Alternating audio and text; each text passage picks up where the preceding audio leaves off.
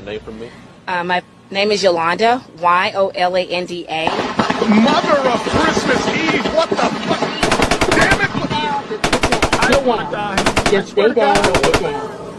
That's okay. Thank you, Lord Jesus. Just stay down and get down. It's now they're coming back. Okay. You okay, Jay? Thank you, Lord, for the blood of Jesus that cover us. Thank you, Father, for the blood of Jesus. Thank you, Lord. All right, we should be all right. Is that nigga? 𝘾𝙤𝙎𝙃 in the cut, rolling up, nigga. You already know, nigga. Smoking lounge. You already know what it is. You already know how we do it. Man, that nigga hit me up. It's on my video. The nigga hit me up. He's like, I'm gonna swing through, nigga. That part. What's That's that? how we do it. Fuck all that Adderall. What's that, brother? For 20 hours on YouTube. You know, a man's a man. A man's a man. You already know what time it is, bro. Brother, what's that?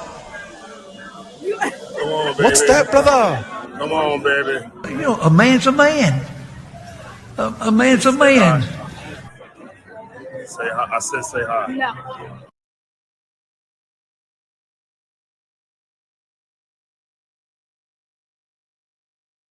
You know, a man's a man. A man's a man.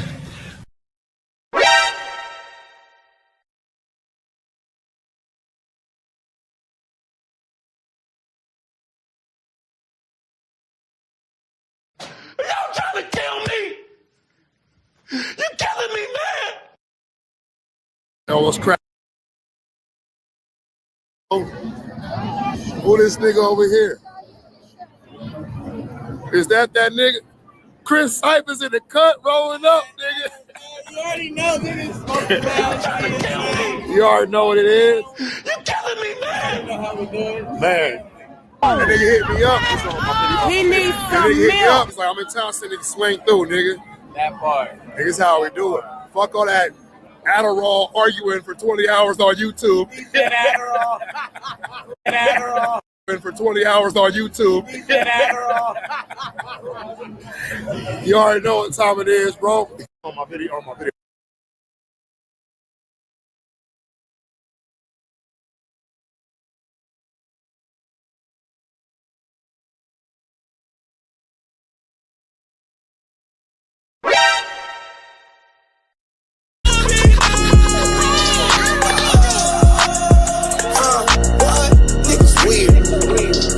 Talk about shit you hear.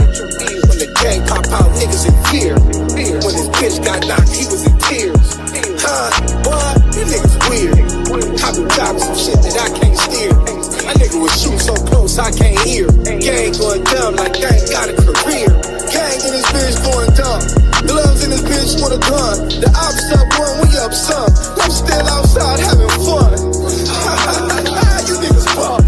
Weird ass nigga in your feelings by these bitches. Weird ass niggas off that perk and you tripping. I'ma tell you about yourself and your weird ass gon' listen. You be on that bullshit, Scotty Pippen, you a weirdo. You fucking on weird hoes, nigga weirdo. We don't go near those, nigga weirdo. Your whole life a limbo. You bitter ass niggas be sweet like Cheerios. Weird ass nigga, you niggas lame. When it's smoke, don't ever mention my name. You gon' have me jeopardizing my fame, jeopardizing the game, jeopardizing when you hate, nigga. What? Niggas weird. Walking around talking about shit you hear. When the gang pop out, niggas in fear. When his bitch got knocked, he was in tears. What? You niggas weird. I been driving some shit that I can't steer. My nigga was shooting so close I can't hear. Gang going dumb like gang got a career. What? Niggas bitches. Disrespect as fuck, I'm crossing limits. No motion when y'all pop out as crickets. Coming up short in life, niggas snitchy. I don't wanna hear it, not even a snippet. You ain't Pyros, I'm talking Pyro business. Fucking on your bitch. If Pyros did it, we ain't never gotta be cool. I'm bull with it. Niggas weird, equivalent to bitch. Niggas weird, take that as a diss. Niggas weird, they ain't on shit. Put the 40 at a nigga till it kick. Niggas weird, pillow talking to hoes. You don't support the bros, you ain't living by the code. Niggas weird, acting tough, that's bold. When shit got active, that bitch nigga froze. What? Niggas weird. talk about shit you hear. When the gang pop out, niggas in fear. When this bitch got knocked, he was in tears. What? You niggas weird. I be driving some shit that I can't steer. My nigga was shooting so close I can't hear. Gang going dumb like gang got a career. Weird. Malfunctioning property or suspected unstable broken ass nigga.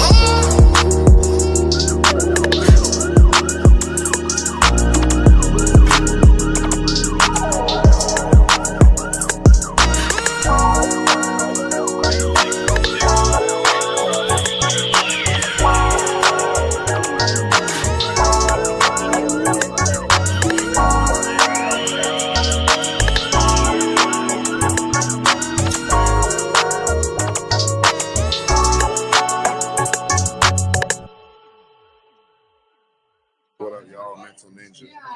I'm out here. I'm in a sunken place. No, I'm joking. I'm joking. Maybe I'm not. Maybe I am. But look. What up, y'all? Mental Ninja. I'm out here. I'm in a sunken place. No, I'm joking. I'm joking. Maybe I'm not. Maybe I am. But look, here you go. I would have showed last time because we got initiation shit set up in here. So this is this is the temple. Boom.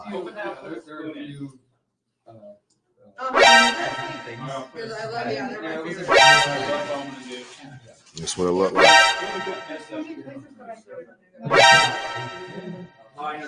at the tone. He needs some milk. Have your passport? Did you get your job? Who wants to come back with us? Y'all trying to kill me? You killing me, man? Being honest, somebody sent me something on my phone and it said that a hog-tied her. Assistant principal. I don't have a hog-tied people. What would I hog-tie? My kids is listening to this.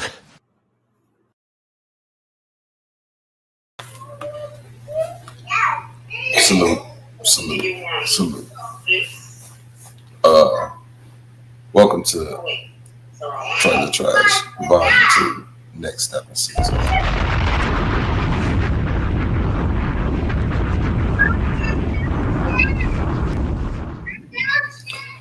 Don't tell no lies about me, and I won't tell truth about you.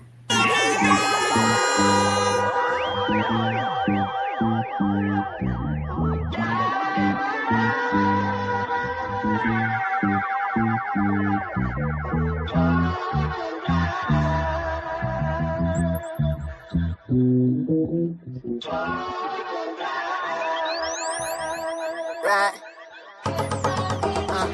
First name Marlena, last name Evans. Underappreciated, but I'm still the most respected. My insecurity is the fear of being rejected. When you this raw, they listen with an erection. Niggas pull the Drake before they rap about affection. There I go, hard to rap without a message.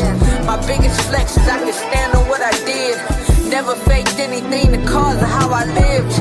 I ain't no millionaire, I ain't no bitch. Real niggas don't shoot, they talk with they fists. Lose some, win some, live another 10, 20, 30, 40, 50. It ain't worth doing the bid. Advice I give, how I'm underpaid when a motherfucker like me is nice like this. Body right my shit, I should wake up and Jacob make what they make and drive a 4.6. I went rock boy to hot boy to hit boy to big boys. Y'all threw some rocks at me, I threw back asteroids.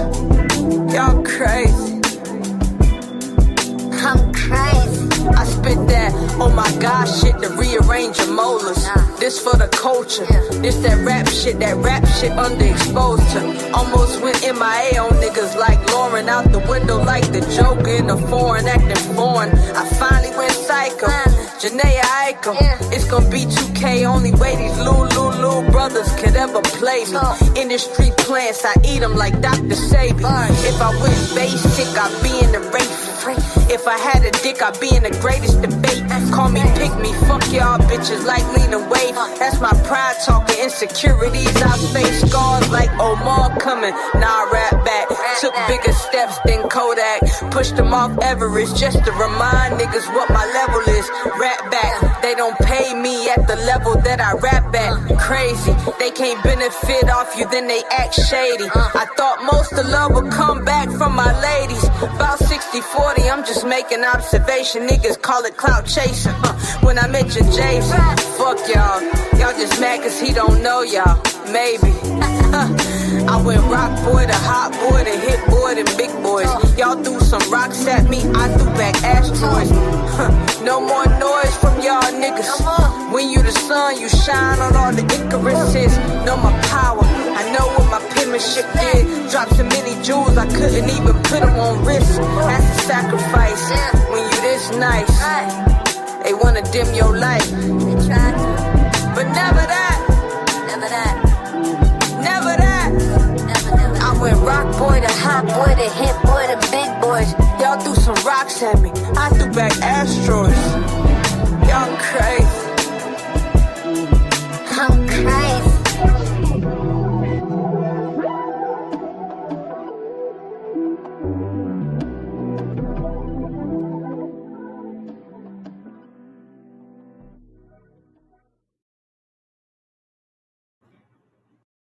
What up, y'all? Mental Ninja. I'm out here. I'm in a sunken place. No, I'm joking. Maybe I'm not. Maybe I am. But look, here you go. I would have showed last time because we had initiation shits up in here. So this is like this is Yes. Jesus Christ. Yes, God. Hallelujah. Yes. We don't want no devils in the house, God. Yes, we want the Lord. Yes. That's it. Yes.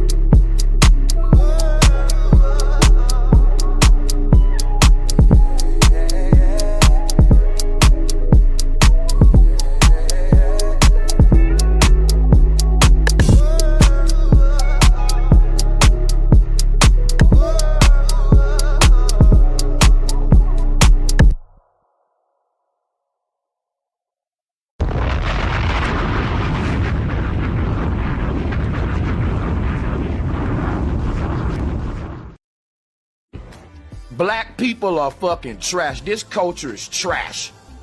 It's fucking trash. Garbo. And you can put coon on my tombstone. I don't like this black shit. I don't like black culture, man. Oh, I don't like black culture. I like making beats. I like hip hop. But nigga, I don't like soul food. I like ramen, motherfucker. And I'ma stop eating chicken because this chicken got you niggas changing.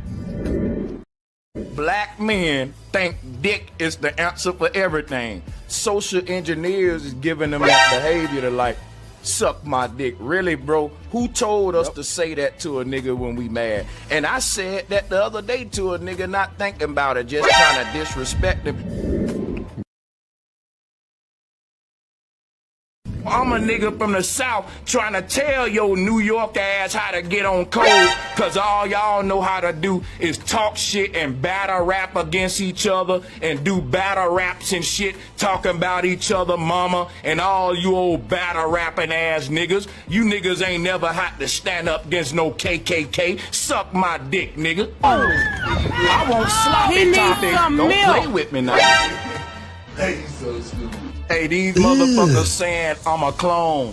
No, brother, nigga, if this my goddamn clone, what's nigga, that? then my clone more realer than the old me, bitch. What's that, brother? Then my clone more realer than the old me.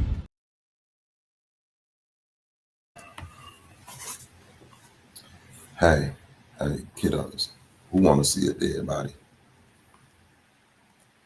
It's like I should ride niggas out of school all day. I'll still do it. Wait, let's think of the one. Oh, they pulled the video down. Oh, say it ain't so, Mental Ninja. Say it ain't so. They pulled your video down, buddy.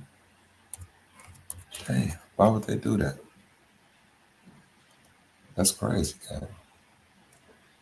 I was looking forward to reviewing your content. Niggas.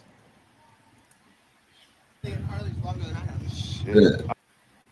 I was looking forward to reviewing the crackhead content. You know what I'm saying? I guess we can't get no crackhead content today because the video has been stricken from the record. Okay.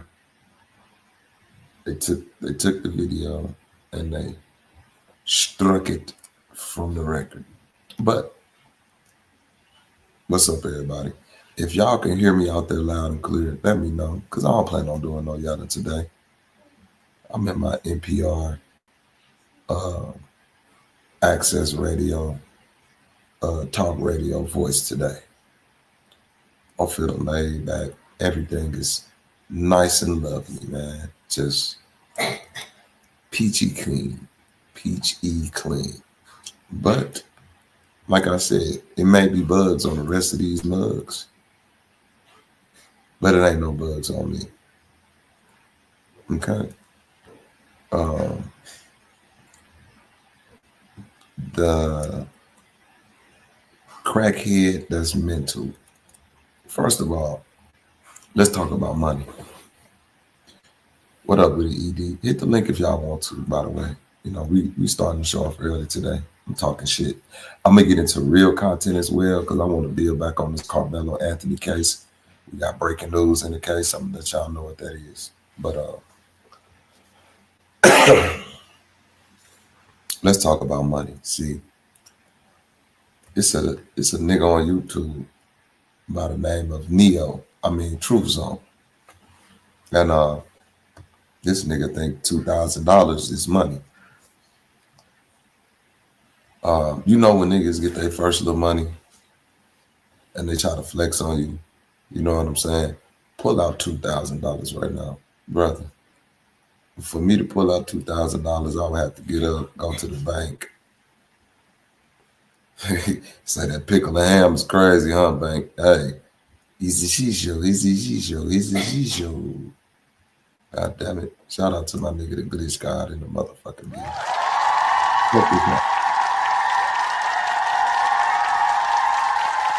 I'm not sitting up here stunting like I'm just some ballerific ass nigga. But I'm not doing bad for myself. And at the nice old age of 43 I'll be, it just seems so niggerish to me to carry around a pocket full of cash, $2,000 to be exact. Now, if you get paid in cash, I will hope that out of that $2,000, you know, let's just be real. Are you deducting your taxes? Are you deducting the money that you got to put on insurance? Are you deducting your eating expenses, gas, electrical, water, heating and cooling? Are you deducting all of that out to $2,000?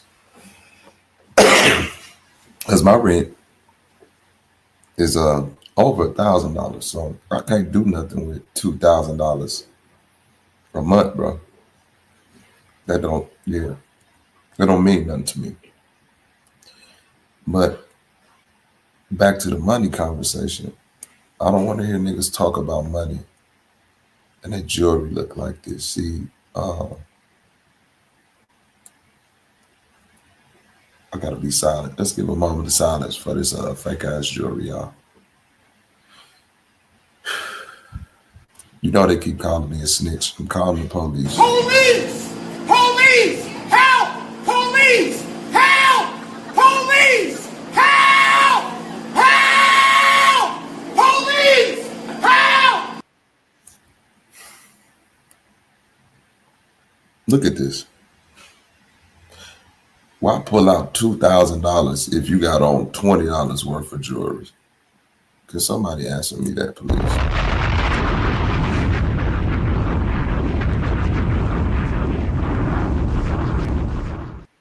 Why pull out Truth Zone? I told you, you can't do this with me, gang. Just leave it alone. Let me continue to do what I do. And you go on your dimensional journey and your little fabricated stories and all of that. Don't tell no lies about me. And I won't tell truth about you, Truth Zone. See, you got on micro anal beads, black micro anal beads, a Gucci Man fake iced out chain. This other shit looked like Jesus at the Last Supper, maybe. I don't know. Some more fake shit wrapped up in there. Yeah. Yeah, bro. You should be wearing that around your neck. I know that smell gotta be horrendous.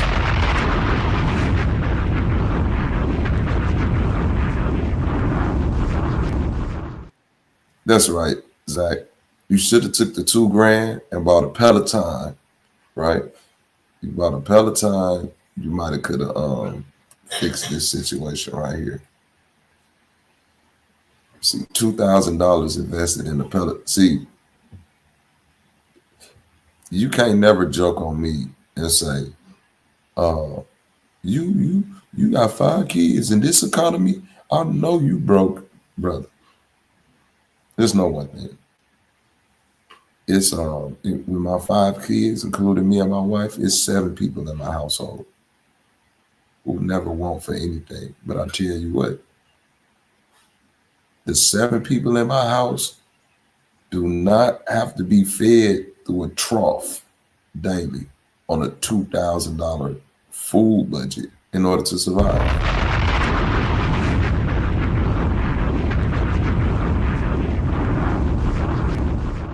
Brother, you talking about 5 children. I guarantee you this monstrosity eats way more than 5 grown men put together.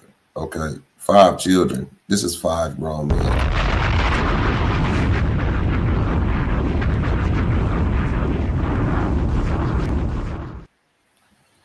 Back to the ice cream paint job, or whatever the hell you want to call this bullshit you got around your neck.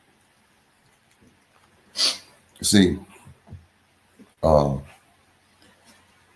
been trying to give you niggas a second to process the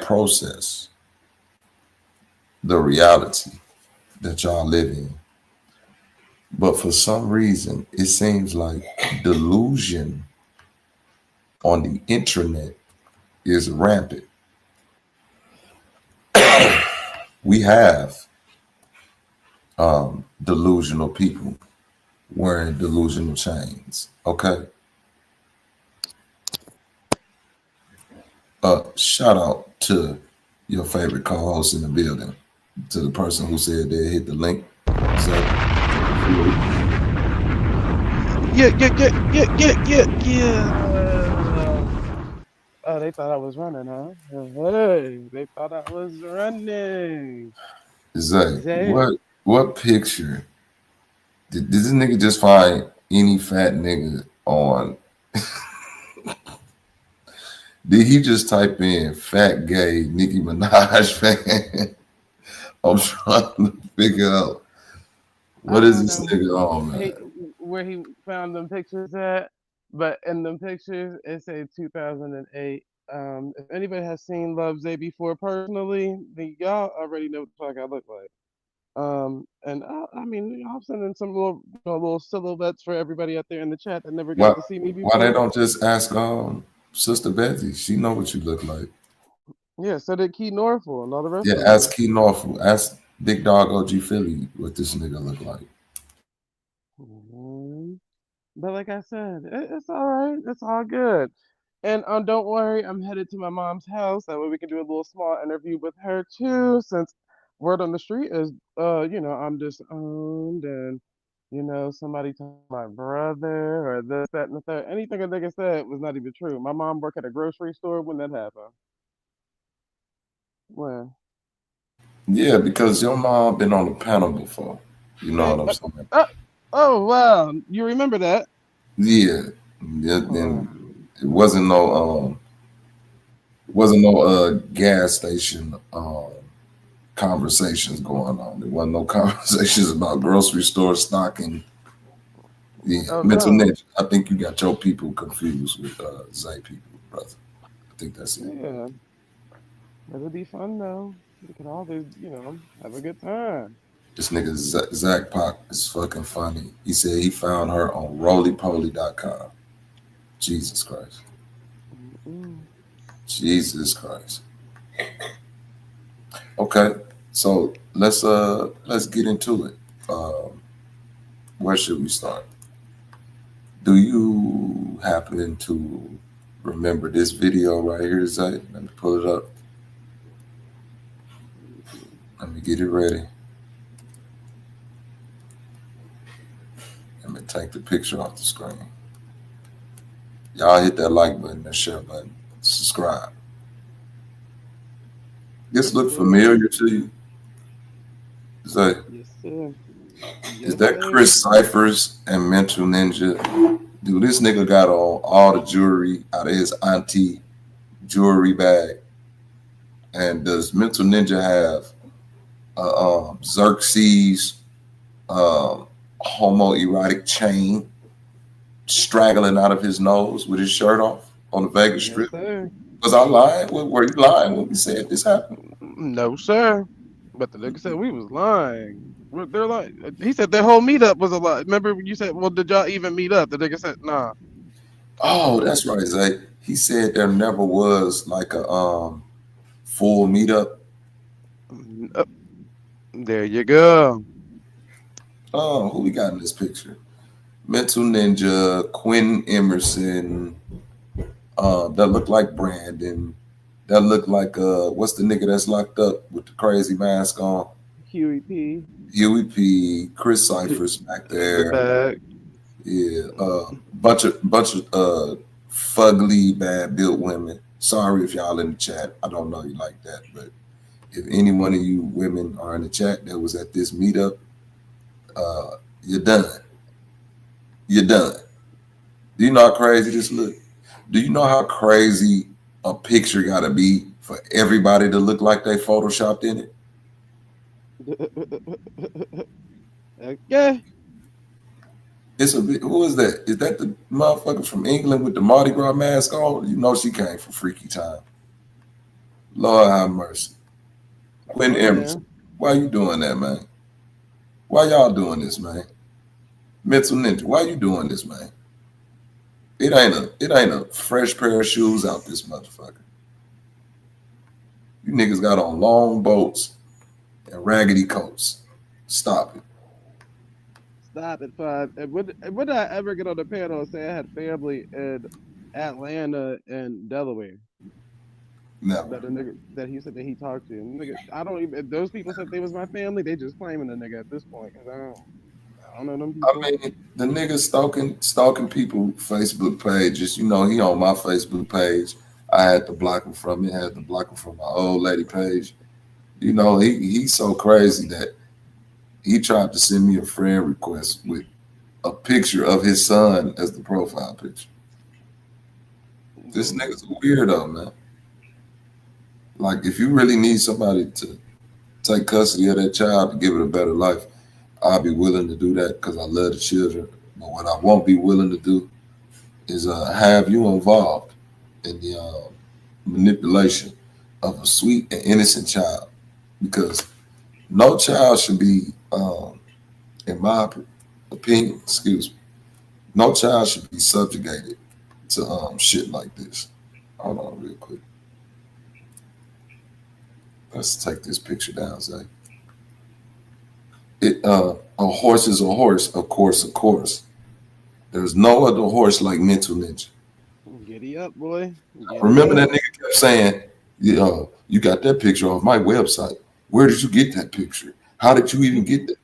He said, He said the nude picture that Zay had came from his website. Today he said that nude picture is a picture that now is a picture he sent out to auditions for pornos and stuff like that. And wow. So why you sent it to Zay? He said me or somebody from the shit show zoomed in on his camera roll at the bottom and got the picture out of that. So can you please find that video, brother? Because you told us yesterday it came from a website. So now it came from the camera roll. Which one is it? Bro, listen. How can a nigga zoom in on your camera roll? Snatch a pic. Do you know how blurry and pixelated that shit would be? Okay.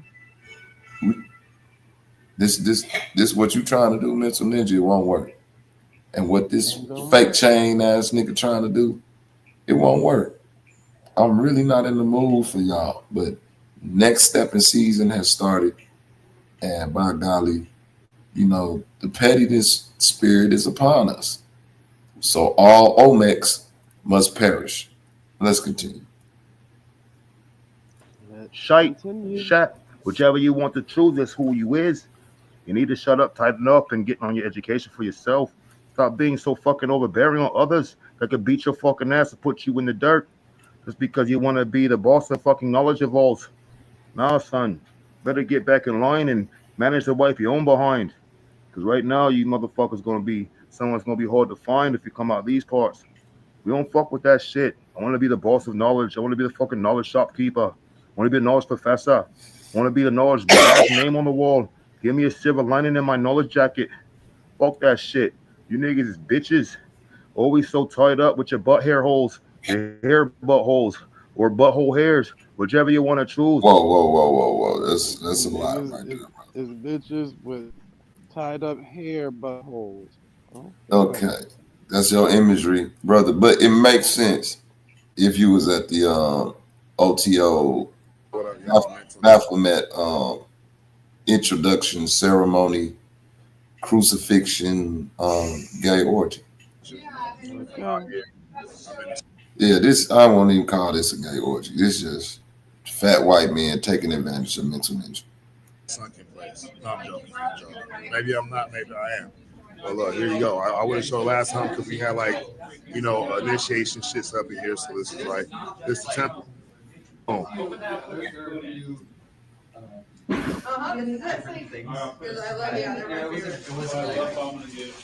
That's what it looked like. Now wait a minute. Truth Zone. I thought y'all niggas be going in on these Mason checkerboard niggas. What type of ritual you got to do to get inside of this little fraternity here, my brother? What type of ritual is that? What type of ritual? Come on now, brother. Yeah. No, cause you gotta ride that horse, right? Yeah. You put that horse mask on and went and did some nefarious shit. Okay. I'm sorry, brother, but this is nasty work. You got the checkerboard floor on top of the horse mask, on top of the OTO meetup, orgy, white men, Chris Cyphers, and you can wash all that down with a nice shot of the Baphomet. Oh, look at The that. Leather Boys. What the hell is this on this Baphomet? Y'all see this, right? Man, now y'all know the Baphomet is a deity. Now, why they don't never talk about this, Zay? He worshiped the Baphomet. Ain't the Baphomet a bisexual deity? It is. But that's why the brother kept saying, well, I really don't care about who he's sleeping with and this, that, and the third, and da. Again, if you have Zay's personal information, can you please pull up domestic violence, child predator, or anything negative? I'm wondering. You feel me, Blue? Niggas is on this bitch with Baphomet altars, bro. We not the same, brother. This look crazy. You got a man standing in front of a man/woman, Baphomet, praising it with a sword and a staff. You got your candles burning. I'm pretty sure you got your goat mask on. You got there go your little Indian feather. You know, there go that feather. You know what I'm saying? What that wax melting off represent? Take a good guess. Come on now. Come on now. Hey, you know you in the bushes, brother. Why we gotta play, baby? What's the name of this? What's the name of this video? Altar porn. Altar porn. Yikes. Imagine. Now, my nigga. Yes, he's the Baphomet sex slave, brother. That's why I didn't want to do this, because I figured at this point in time, all them niggas would know who Mental Ninja is, but a nigga like Truth Zone is such a goofy, and it's indicated that he's a goofy because he thinks showing $2,000 on the camera is something, and he also think having to feed this fat bitch or something. Yeah, and how many times have niggas got on the panels? It wasn't Truth Zone, but other niggas got on the panels. They always want to play Big Bank, take Little Bank.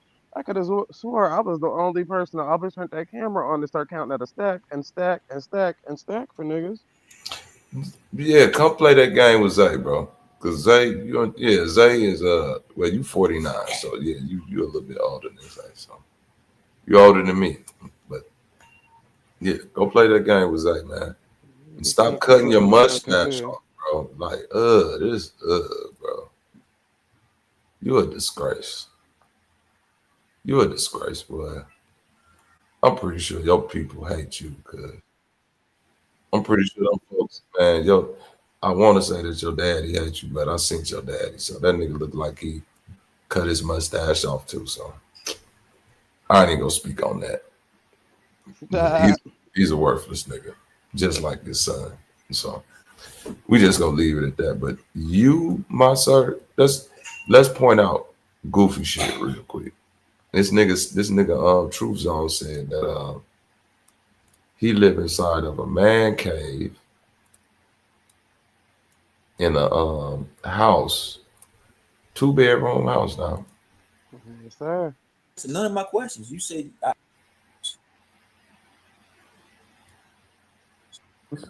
we just gotta let Exhibit number 1. Bed sheets on the window. I didn't want to do this to you, brother, because you know some of us have been there.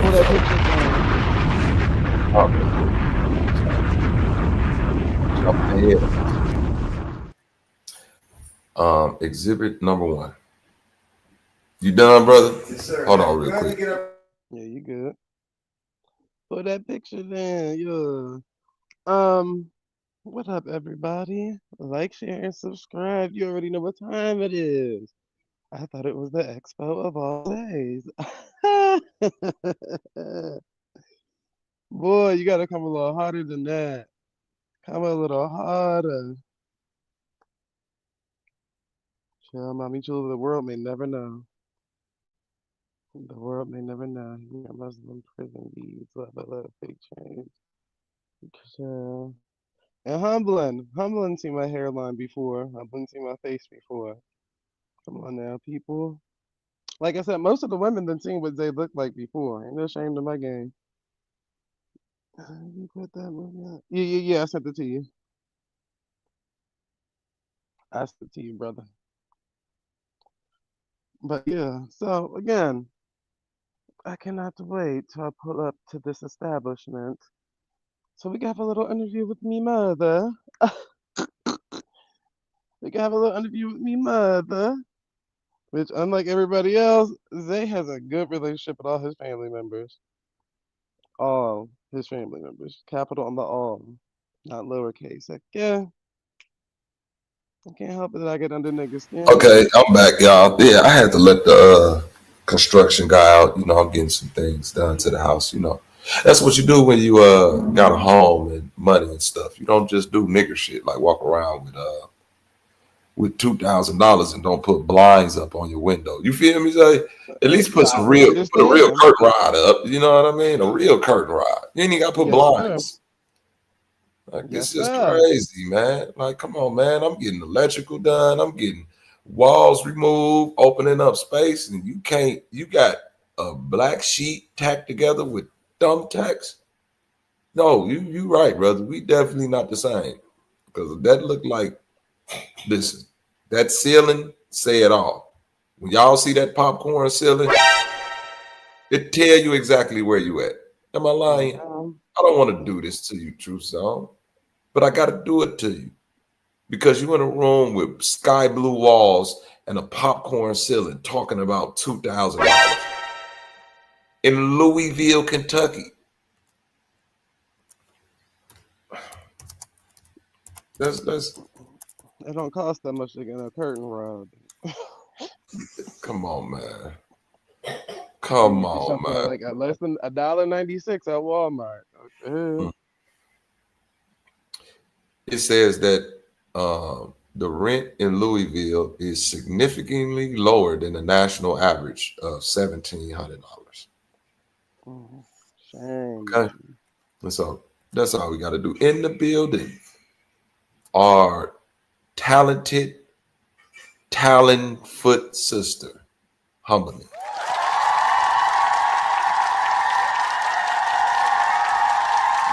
Go.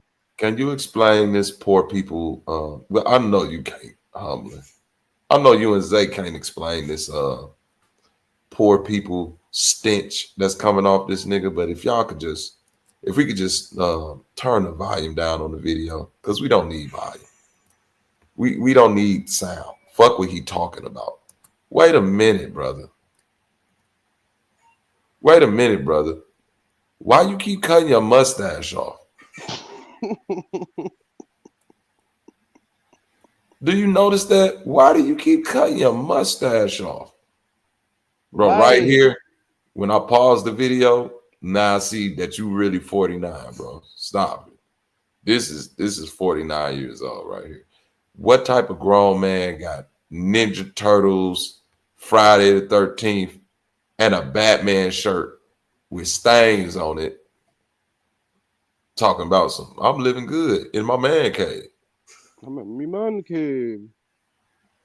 This a man cave. He told me, listen, Zay. I told the nigga, you know what, bro? I don't do, and this is my real reality. I don't do flat screens no more. I got little babies. And two 60-inch flat screens have already been destroyed on the watch of children throwing Hot Wheel cars and other shit, right? So I said, I'm just going to get high-end projectors. And now I got a 100-inch screen that I can project anywhere. I got 3 of them, matter of fact. Do you know what this Negro said to me? You can't afford the 60-inch screen? Bro, a 60-inch screen at Target is like $200, bro. My projector costs more than that, brother. Come on, nigga, I got projectors. The fuck? That's what I'm saying. Even in the guest rooms, projectors. I think he lazy. I think he don't know that moving forward, we all flat screens. We on projectors, brother. Yes, Yeah, that sir. flat screen shit dead. I'm watching movie style shit in the house, brother. Only. Yeah, I'm not. Yeah, 60 inches ain't enough for me no more. I need the 100. I need my whole wall lit up. The crazy part about it, look at that TV in the back, Hummer. Is that a 60-inch TV?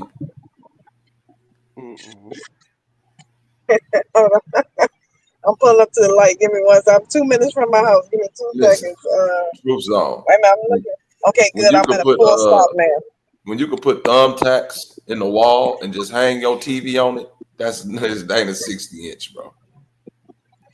Okay, this ain't it, bro. I got okay. Now y'all know I don't never talk about any of the materialistic things I have. Y'all know me. I'm very humble. I mean, I'm saying I live by my name. But I thought a man cave, the purpose of a man cave is not to have windows. Am I missing something? I mean, I'm just saying. Hence I've never been to a man cave unless it's in the garage. But that don't count. Listen to me, Hamlin. You got to have at least 3 stories of house to do what you're talking about. Ooh. Can't do that in no apartment. You see what I'm saying? Because as much as they talk about my little man cave in the basement, it's a bunch of stairs that I got to travel to get down. So you feel what I'm saying? From the top floor to the house to the man cave is a trek. So I'm separated. And I'm trying to figure out in this little apartment. Now, I'm finna show you something else. Let's just deal with it. Let's deal with it. Because I noticed this and I said, I need some more opinions on this. Let's play the video. My nigga E Deep in the building. What up? I want y'all to look at this door in the background. Why is it 2 doors in this man cave room?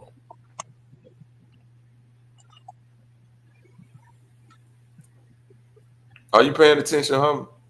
It's a sheet on the window. It's Super Mario Brothers. He just passed by a door, and there go another door with the window. Bro, you in the front of the house. That's the living room. Exactly. Come on, get down the way. Bobby, I'm literally pulling up in my driveway. Okay. Exactly. Come on, let's look. Man cave living room. Super Mario Brothers. Yeah, Super Mario Brothers on the wall. Batman t-shirt on your back. No mustache. Nigga got Friday. Look at that dough. That's an outside dough, brother. That dough is for you to look. That dough is for you to look through that window and see who's knocking at your fucking man cave. You got that's at least a house that was built at least in the 50s. Now 80 is pushing it. So if you balling, shouldn't you at least have? I mean, at least a 2000. I'd say even a 90 to be fair. At least a 90s house with triple pane windows. Because I can already tell those single pane windows. I can just look at that house and tell. You know, hey, you can blow them out.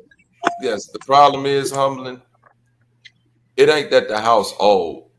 It's that you making money. My house old. My house built. We talking specifically his shit. No, we talking about, no, let's deal with it, Humbling. It don't matter how old the house is. Do you got money for updates, my nigga? Okay. Why is your ceiling still popcorn, my nigga? You got money for the curtain rub. You definitely got money for the update. Why did this house? Do you hear me, Humbling? Why this house still look like when a nigga stayed in it and he was a slave? It looked like slaves stayed in his house. Then niggas fighting Jim Crow stayed in his house. Then this nigga moved in. So that tells me one or two things. That's either a duplex or suplex. Now, I will be the first one to say, you know, I totally understand, you know, life happens. Everybody has their time, their seasons, whatever you want to say. But if I'm going to be on the internet bragging about shit, the least I could do is make sure anything I post is consistent with what I'm bragging about. Look at these nasty ass ceilings. Dog, you can't say nothing to me. I can't get in the house fast enough. Bro, if you throw some, that's ED. That's Hot man. Look at that ceiling, ED. It ain't a nigga. Bro, if he stand up, he can put his hand up and scrape that ceiling. Exactly. That's a duplex, a 1-bedroom, or an efficiency. It's one of the three. Mobile home. You can just I got say you. No, this is a mobile home. I get it now. Yep. This is a mobile home because look at that door. It makes sense. It's the low price point. Yep. And I can tell by that ceiling it's a single wide, and that door is a single wide. Why did I say single wide? Listen to me. It's a single. It's definitely not a double wide, and more than likely, it's not on a stable foundation. He's sitting on cinder block. But I digress, and ask me how I know, because that's what mine and them live out in Brunswick County, like 6 hours from the city. I'm just saying, won't he do? Won't he do? But they own 105 acres of land that they actually farm on. They actually have rows and rows and rows, but I digress. Let me get my ass in the house. Green said that's a mobile home. That's a mobile home.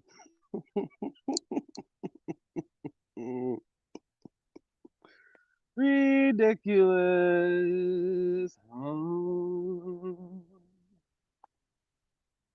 Gotta do better, single man house. Lord. I was on Red Squid channel yesterday, and he came up there talking about, yeah, I know you be on Bobby Knight's channel. I looked at him like, okay, but in my head, I was like, man, that dude really got you strong, don't he? He did that. I told you that's what he used to do whenever he saw me on different panels. The nigga would pop up and be like, oh, I've heard of you, the infamous, the one and only Love Zay that everybody talks about. You're from Bobby's page. Bobby talks about you, and woke is the new sleep, and this person and that person exposed them. Like, brother, who are you? The nigga who are you? Listen, this picture that he got above this flat screen. I had this picture in my first apartment when I was like 19 years old. This flat screen, bro, this flat screen is from the first editions of flat screen. That motherfucker fat as hell. That flat screen ain't flat. That motherfucker got backside. You know what I'm saying? Got some density to it. Yeah, it's some density to that flat screen. This nigga got Dragon Ball. ED, I like Dragon Ball Z. Do you think I could sit in a room with a nigga who got Dragon Ball Z posters, Super Mario posters on the wall with a Batman t-shirt on? Nah, especially not at that age. Nah. Bro, and then not only could I not do that, once you show me that this your baby mama, now I know why you watching all that. Now I know why your personality is the way it is. You the lame guy. You the guy that didn't get no action in Mississippi, boy. Niggas treated your ass. You had to move to Louisville and marry sloppy trash. Halloween, bro, this nigga got 2 front doors in one room. How you got the front and the back door in one room? A shotgun house. You come out the front, leave right out the back. Jesus Christ. The hell? Come on, my brother. Keep talking about your man cave. That's the living room of a refurbished mobile home efficiency. And you, what the hell, 𝘾𝙤𝙢? What the hell, he Celtic cross on your face? You got a Celtic cross on your face. You live in an apartment, my guy, and ain't nothing wrong with no apartments, but trust with the plug. When Zay was even in college, my guy, I had a whole house. Okay. 3 of them. It ain't nothing wrong with you living in an apartment, mental nigga. Nope. It definitely something wrong with you living in an apartment and you ain't got custody of your children, though. That's trash. I stay with my mammy. You might want to keep searching, brother. Find some real information. Find some real, when you see, oh, there's a rental company I got, posted stuff about that before on Tour Road. First car you gonna see on there is a Maserati. What you think, I'm renting out somebody else's shit? Brother? Another reason why I don't post money, Humna. Remember that picture that he showed to me with the white man, cheese and all big, showing them teeth. What is that? Yes, you can turn it on. What is that? What is that? Bro. You need a dental plan. You might Bro, need to get some state dental. Bro, your gums are attacking your teeth. You got gums on your teeth. You need teeth in your gums, bro. That ain't how that's supposed to work. He got gums on his teeth. The teeth supposed to be in the gums. The infestation right there. Hold on, Bobby. Hold on. My mom, I'm right here in front of my mom now. Mom, can you please tell the people, is I disowned by anybody in the family? Disowned? We don't do that type of thing in our family. Okay. Do I get an SSI check? SS, we get too much money for SSI, huh? Oh my God! Don't we have businesses? Businesses, yes, in plural, yes. Many business, land ownership and everything with us. One of our biggest is we own a cleaning company called Janny Cleaning. That's a corporation. That's bigger than a business. Probably need to hire him. And another thing, when I was 15, 16, fresh about to be out of high school, was I not working with Nicki Minaj and running Safari's page? Yes, you were. And wasn't I traveling the world at that time? Yes, you were. You're also on 106 in Park and all. Do I look fat to you?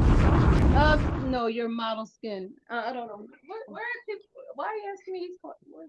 Well, you know, just somebody on YouTube, little crackhead, thought he knew something. Better call NSA. No, you need to call Crack Anonymous. Thank you. Again, they ain't got no shame. Nigga, mama just went in on you, dog. Crack Anonymous. Disownership in a family. You have to be less than to disown anyone, even the crackhead that you're speaking of. If his family must disown him. Oh, talk that shit, mama. We are Christians. We are spiritual people. We have all sorts of things that we believe in a higher power. There's no reason to disown anybody. You just say you disagree. You don't disown. You were birthed. You were put into this earth. You have a purpose. Who am I to disown a flower, a tree, a dog, a cat? Why would I disown a person? Shout out to Mama Zay. Wait. Am I a tranny or am I a gay black man? You're a man. But am I a tranny though? Do I got Nigga, Mama said he a man. Do I got? Don't ask me no dumb question like that. She loves you, Zay. She loves you. There you go, Mama Zay. You better talk that talk. You about to get me upset. That's a stupid ass question. You look like a man. You talk like a man, you act like a man. Everybody, they've had more females trying to get with you. So what females trying to get with a damn tranny? I do not know, unless something's wrong with Hold on. When I went to prom, didn't I go to prom with one of the baddest females in the county? You only deal with the baddest females in the county. Oh my God. Jesus Christ. And they not crackheads or heroin addicts, are they? You don't know those people. I know those people. Okay. Oh, hold on. You work at a grocery store and you stock shelves. That's what they said.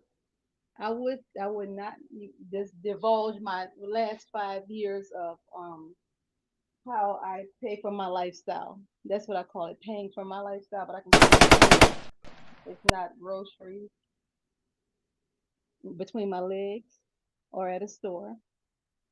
I have a grand position.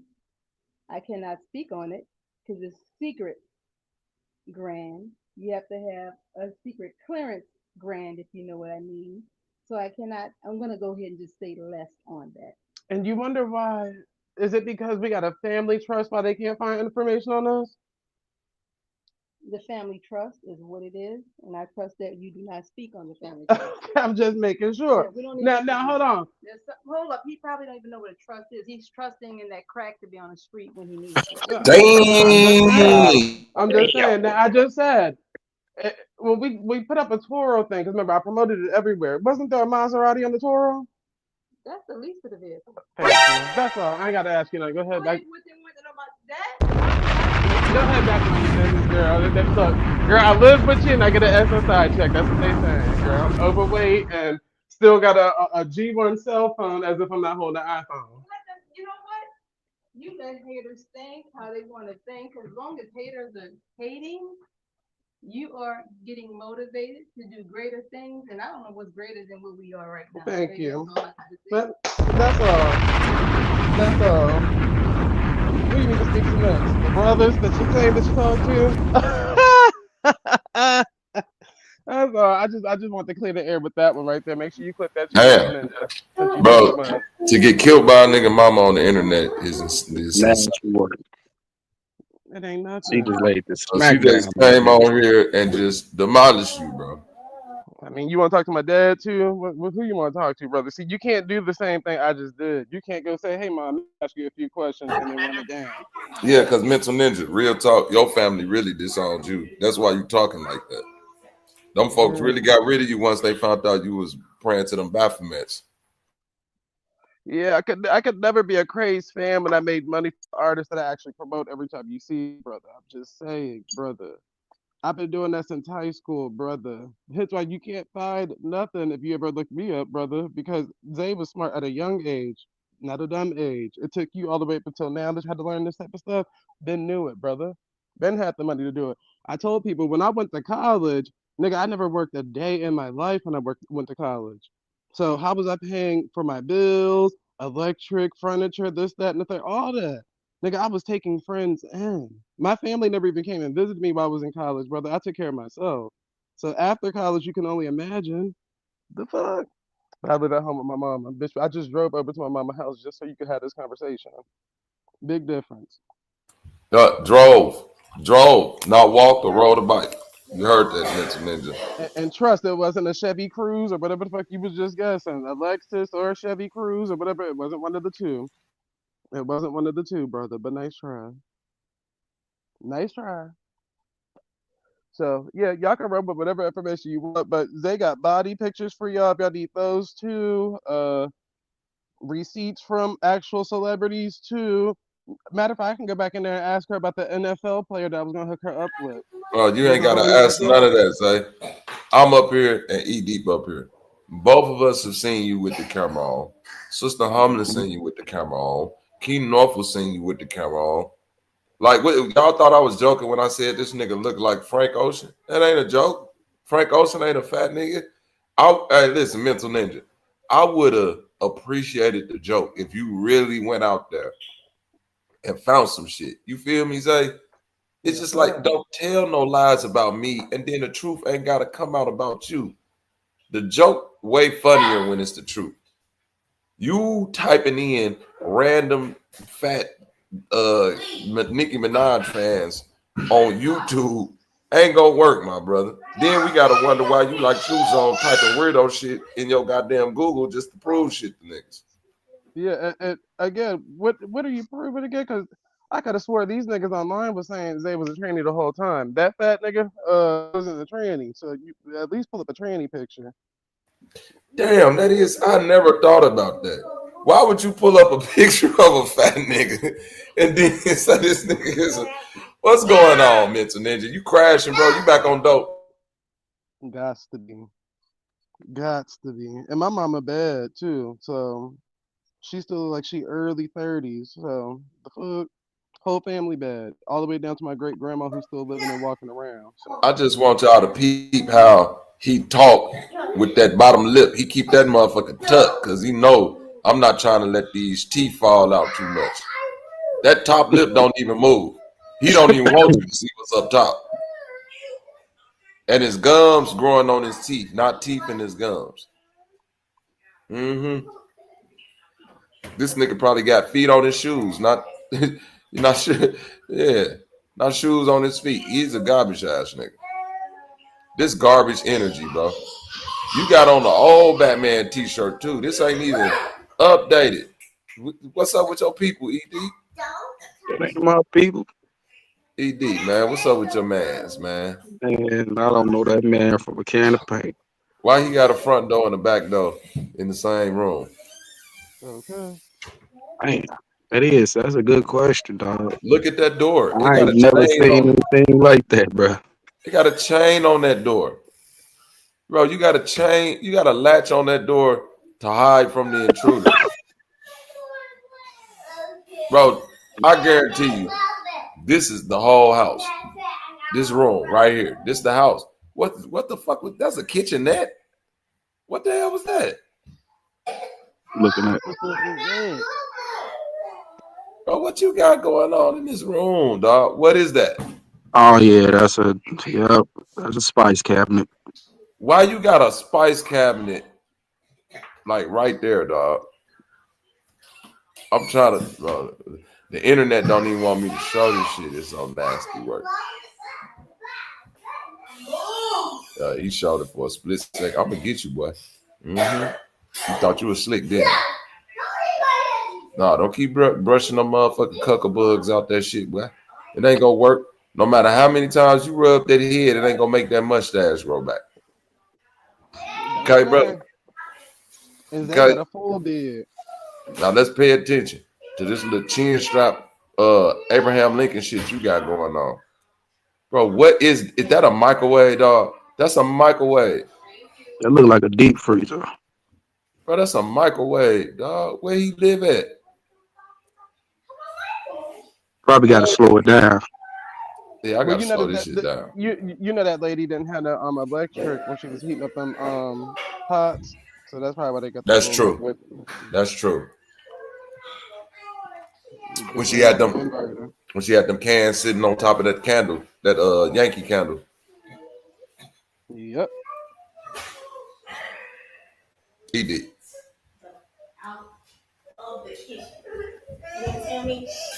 He live in this room. This it. It's dishes up there, dog. Oh, yeah.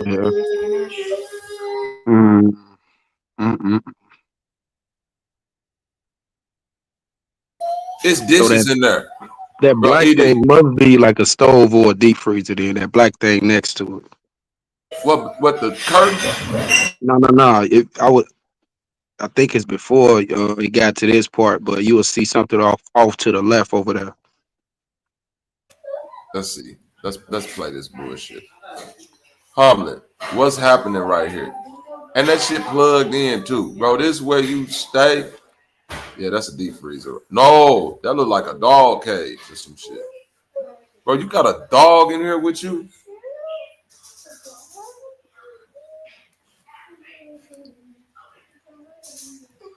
Nah. Everything about this room is wrong, bro. Yeah, bro. Everything about this room screams psychopath, social anxiety disorder. Look at this weird ass nigga with the Abraham Lincoln, cuz. Why is that in your man cave?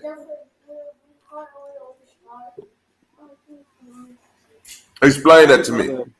Can somebody explain why you got a goddamn attic gear? You know what an attic gear is, 𝘾𝙎𝙦. We used to call it the attic gear back in the day. Why is it 𝘾𝙎𝙦? Why is it a motherfucking fold out cabinet in your goddamn man cave, aka living room, aka whole living space? Is that a curtain blocking another room, brother? Why did TV not flush with the wall? Am I missing something? That bitch got a big booty on it. How many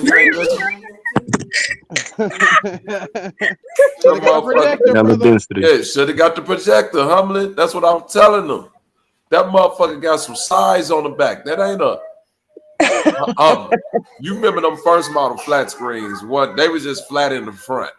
Just flat in the front. Yeah, the back of that motherfucker had gadgets. That's what he got.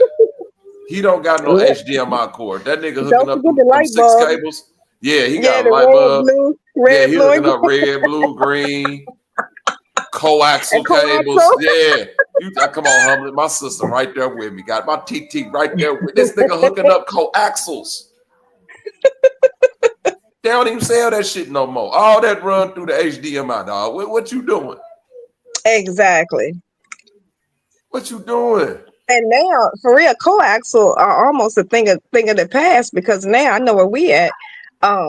Which we just recently they finally extended it further out where we are. Where now the if you have internet, the modem acts as the hub, so you don't even have a coax from the wall to the cable box.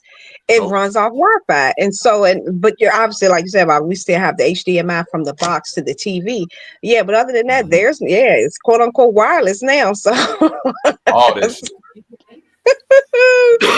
Niggas not coming to your house drilling through walls and shit no more, dog. That shit exactly.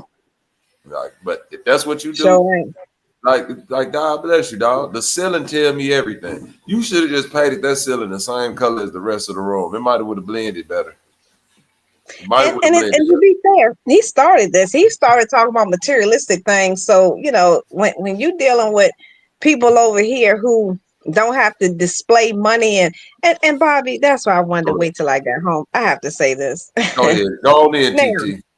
I've never claimed to be a baller, a shot caller, brawlers. Ain't that what they say in the song? Oh, no, by definition, I am. Baller, shot caller. Go ahead. That's right. 20-inch blades on the Impala. Now, I don't have an Impala, but I do have 20-inch blades. Wait a minute. No, those aren't blades. I don't know what they call. They came with the car. But anyway, they about 20 inches, I think. So with that being said, if you're going to post a wad of cash, shouldn't it be your wad of cash? I mean, I'm just asking. Like, I'm just trying to be clear. Like, if I'm gonna say where your money at, get your money up, shouldn't I actually be posting an actual wad of my own money and not a screenshot of something I found, you know, just through a Google search? Or am I overthinking it? Wait a minute. I'm just trying to be clear. So you mean to tell me that post True Zone got on his motherfucking panel page, that shit come from just a random Google search of a nigga with a stack of money? Make the picture big and you can see how, because think about it, you don't have to screenshot your own shit. If it's your picture in your phone, you just upload it. Yeah, go roll that beautiful bean footage. Let's roll this beautiful bean. Yeah, this ain't you, True Zone. I just looked at it again. This ain't you, my nigga. Boy, get your boy this True Zone. I keep a bankroll like this. See, that's why I got to do a better job of reading. I keep a bankroll like this on me at all times. Yeah, but this ain't you, my nigga. This look like a nigga. How much is this? Let's just discern, right? Because that's a $1 bill. So I'm assuming from like right here to right here is $1. No, bro. No, you right. That's a $1 bill. From right here to right here is all dollars. That's a $5 bill. It might be some hundreds in the front. 2 or 3. Bro, this. I see some 20s. It's some 20s. I'll say about 800. 800. Jack Pack 127. Ding, ding, ding, ding, ding. 127. Yeah, that's $127. Cause it's is that $100 bill? Yeah, it's 100 in the front and a bunch of one. I'm gonna give it 227, Zach. I'm gonna give it 227. Yeah, we gonna play the prices right now. But hold on, but Bobby, if I'm trying to present myself as such, you know, if I'm trying to present myself to be this, you know, baller and asking you where your money at, the least I should do, not only just should it be my own money, not suggesting that, you know, I mean, because I understand some businesses do pay in cash. So just because you took your receipts of that day, and I think one of y'all pointed out before taxes and all that other stuff, but, you know, if you want to take your money that the physical cash you earned that day and display it online, okay, cool. I get that. People like to fan it. People like to sandwich it, whatever the case may be. But at least make sure you get a wad, not just a thick wad, but a wad that actually shows hundreds and not just one on the top, but you can fan through them. Because that's we're not impressed. How many times has they made it rain on the panel? How many times has they did that? Plenty of times. with the camera on, not having to do a screenshot. And I ain't never had to ask my mama in the background, hey, mama, where your pocketbook at so I can make it rain for these niggas real quick. My nigga Dr. Famo. No, you know what this is right here? A screenshot. No, it's a screenshot. But I'm saying I've had this knot of money in my hand before. You know what this is? This is the re-up money, right? This is when you like 19, 20, and you done ran through your first pound, and you got all that cash. You hear me, humble? You got all that cash. You hear me? Motherfucker ain't thinking about re-ing up. You just thinking about taking pictures, spread money around. Exactly. Let me put them. Because you're doing it for the women. Yeah, you're doing it for the women. Now, Bobby, now I gotta ask this question. So now, to be fair, I do not have a thing elongated from my midsection, so I'm not in a contest with anyone. However, if you're going to show money online, I kind of thought the point was to, some women, not all of us, and I think I can speak for the ladies of the shit show, and of course the ladies in the chat. Shouts out to Cage and Karma. Money is nice, and we ain't gonna turn it away, but we got our own shit. So if you go try to impress something, when you want to try to impress a woman with the money and not say, Bobby, look at mine, like I keep saying that, humbly. It makes stuff weird when they keep asking me, meet up, fight, turn your camera on, Bobby, show me this, show me that. Like the nigga was just over there on Mental Ninja saying, Bobby, you ugly. You look like a roach with big lips and a big forehead, and you're black as shit, and you're just ugly, and you got, you know what I'm saying? All you see is your teeth when you smile, and your lips big, and your eye. I'm like, bro, are you okay? Do you not hear my content? Why are you judging me on my ugliness or anything there is? Bro, I don't think you ugly. I just think you weird for not having a mustache. I'm like, I don't give a fuck about how you look. Like, and Bobby, now if you're the boss, your hair. Now, to be fair, I understand in certain industries, you somewhat have to conform. I get it. It's unfortunate. I get it, but that's an industry where they don't give a shit what you look like. They just want the best price. Because most of the time, Paco and Jesus and Jose are washing windows. Not to diminish it. It's just what it is. Now, so with all that being said, you can have, even if you don't want to have the Mr. T looking face, I get it. But you can have a nice little, little face, little thin hair, just like the person beside you, little thin line, have a little goatee, just something to say, hey, I'm a man. You are saying, especially. You're not a doctor. Any of those industries where those facial hairs do make a difference because they shed, I get that. We ain't talking about them extremes. We talking just the run of the mill. You got your own business. Why don't you have some facial hair? Because according to most men I hear, they can't trust a man who don't have facial hair, again, based on what you do professionally. So I'm just did not come on this motherfucker. Can't grow it. Not the ones who can't. We ain't talking about those extremes, y'all. We just talking average, regular type thing. Yeah, go ahead, Bobby. Humbly, since my first day on YouTube, I said that in a joking manner and in a serious manner, and I really feel that way. I can't trust no nigga who cut his mustache off. And man. A homie of mine showed up one time with his mustache off. That nigga had to explain to me for like 30 minutes what happened at the barbershop. Like, bro, they fucked this up. I just had to do. Like, bro, you got to explain to me why you showing up to me looking like this. So give it a few days before you come back around until your mustache grow back in before we can talk. Because I don't feel comfortable talking to you with your face looking like this. Why you ain't got no mustache? Why is it a place where a mustache grew, but you keep cutting it off and giving it to her?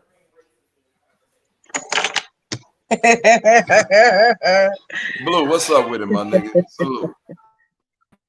Yeah. What's up, good, man? Eric, you came up here to watch the to put your vote in for the best pig at the state fair. Why?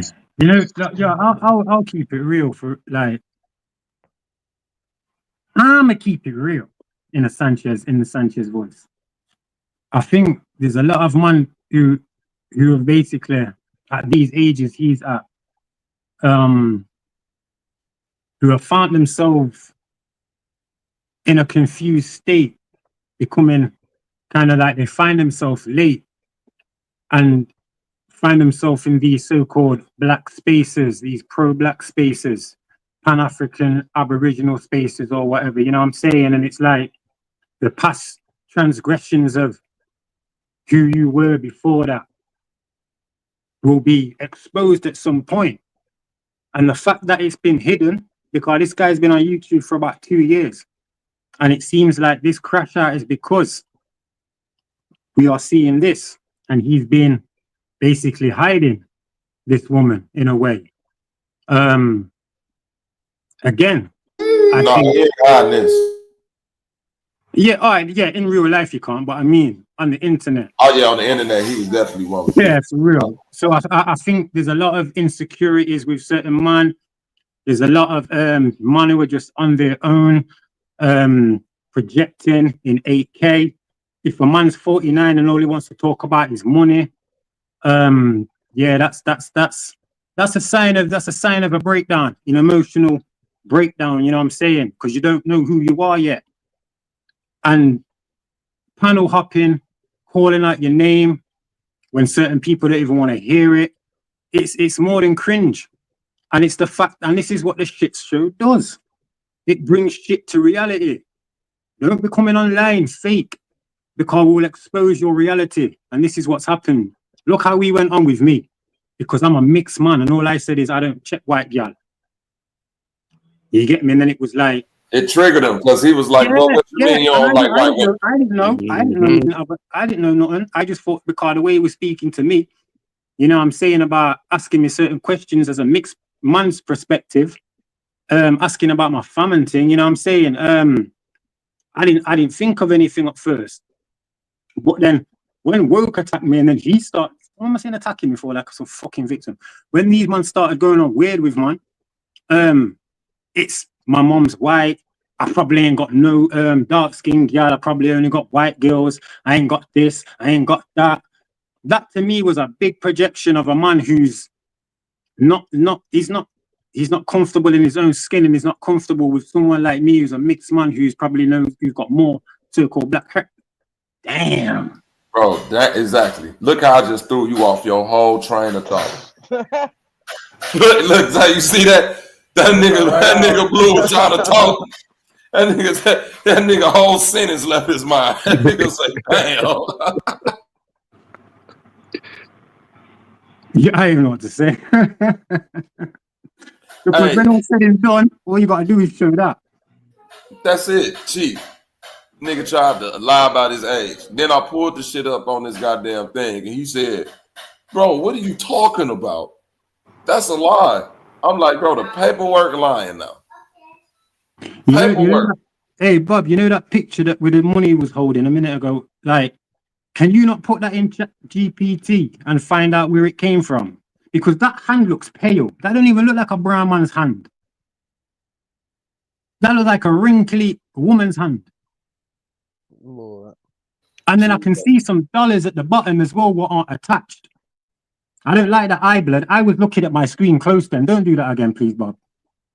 I was looking close at the screen and then you switched it. Yo, why is he got bum fluff under his lip? He's riding a whale in this picture. Yeah, but what's the thing with his lip?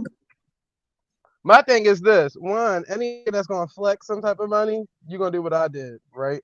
First of all, you ain't seen not no 20s. I counted out straight 100s, 100s, 100s, 100s. I'm not going to knot up a couple of $1 bills in the middle, a couple of 20s, a 5 and a 10, and 100 on the outside, and be like, look, yeah, I'm big stacking it. I'm big. No, brother. Most people know what that got money. You're going to have hundreds. You're going to have hundreds. What did I, yo, sorry to cut you off. Hey, Zay, what did I, can you remember the picture I sent in the Discord chat of my Bitcoin? Right, that's all you've got to do. Like it was like $35,000. Whether if you get cash, whether if you get direct deposit, it don't matter what you get, right? It literally boiled down to what Zay just said. Yeah. Listen, bro. I'm looking at this stack. I've been a nigga outside hustling before. I know when a nigga give you 20. I know when a nigga give you 21s because he want to get a dub. You feel what I'm saying? Like this is mostly dollar bills. Like the majority of the money in this stack is a dollar bill. Probably so you put that 100 over all of them, make it look like it's a stack. That's all you did.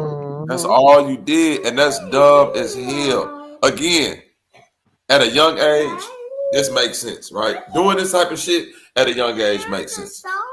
The nigga when I've got rid of my first answer something, and I've got my real and a little profit, I'll put that on you. You get me? You do your little Snapchat picture or whatever. You get me when you're 18, 19, not when you're 40 fucking 9. And again, I told that nigga said, Bobby said he live in the most dangerous neighborhood in St. Louis. No, I said St. Louis is the most dangerous city in America. Yeah. Per person, per death. It's the most. It don't behoove you. It don't behoove you to walk around with a stack of money. You see what I'm saying? ED, you in Chicago.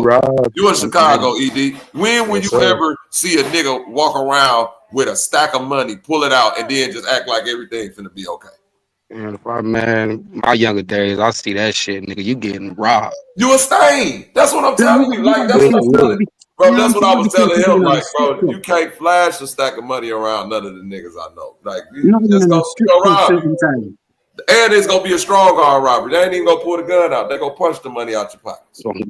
You getting gripped up, taken to the corner, a manager saying, "Yo, give me the money, man. Just make it easy." You get me? Right, nigga in Chicago go hit you with the check it out, Joe. Come check this out. I got something for you right now. With the arm around the shoulder. Yeah, come holler at me. If I go punch your ass out, talking about some, I got a stack of money. Then they go damn near want to kill you when they take the stack and see that it ain't number $350. Like, boy, you ain't out here making like that. Trying to get me lock up fucking $300.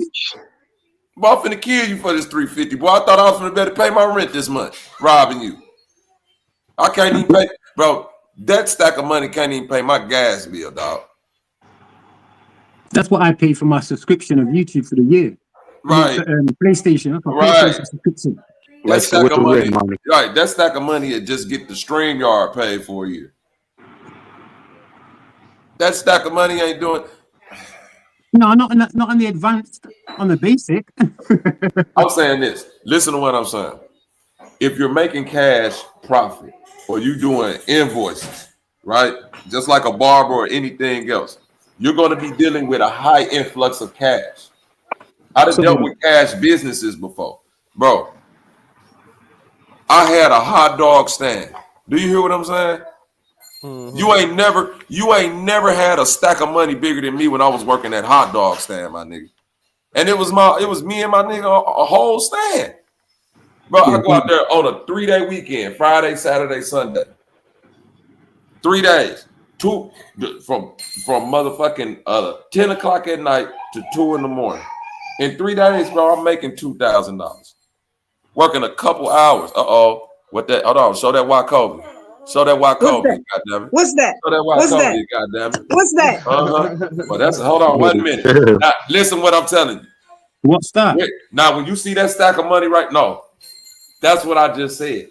In order for me to show you $2,000, I'm finna have to go to Bank of America. Okay. They finna have to slip that money in that little bag like that. Yep. And I'm gonna have to unzip it. All the bills gonna be crisp, brand new. And guess what? Guess what? My stack of $2,000 gonna be in. Hold on. Oh shit. Hold on. Did you say unzip it? That more than 2,000, homie. That more than 2,000. Yes, she got a bit of water. Don't play with it. Yeah, she got rubber bands around her. She got rubber bands on her shit. She got rubber bands on her shit. Stop playing with my TT. God damn it. Hey, I've just started. I can't let y'all see the junkie room because I'm in my office. But now I just wanted to make a point with that. As a business owner, Irene Montana went on you. He say, 𝘾𝐼𝙎𝙃 ain't even around no more. You pump.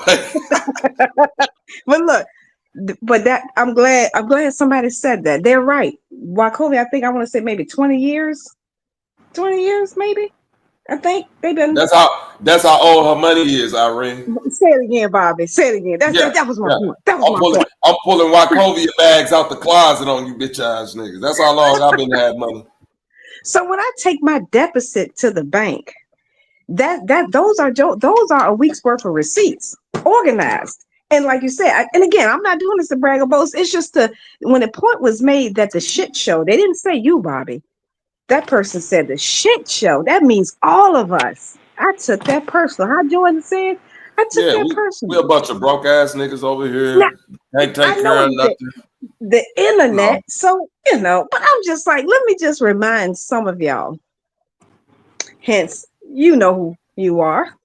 Right. That's why we can be on the internet all day because, Muntu, I don't know if he listened or not, he thought when I said the money works for us in the background, he thought I meant passive income. No, when you're the business owner. You ain't getting SSI like me?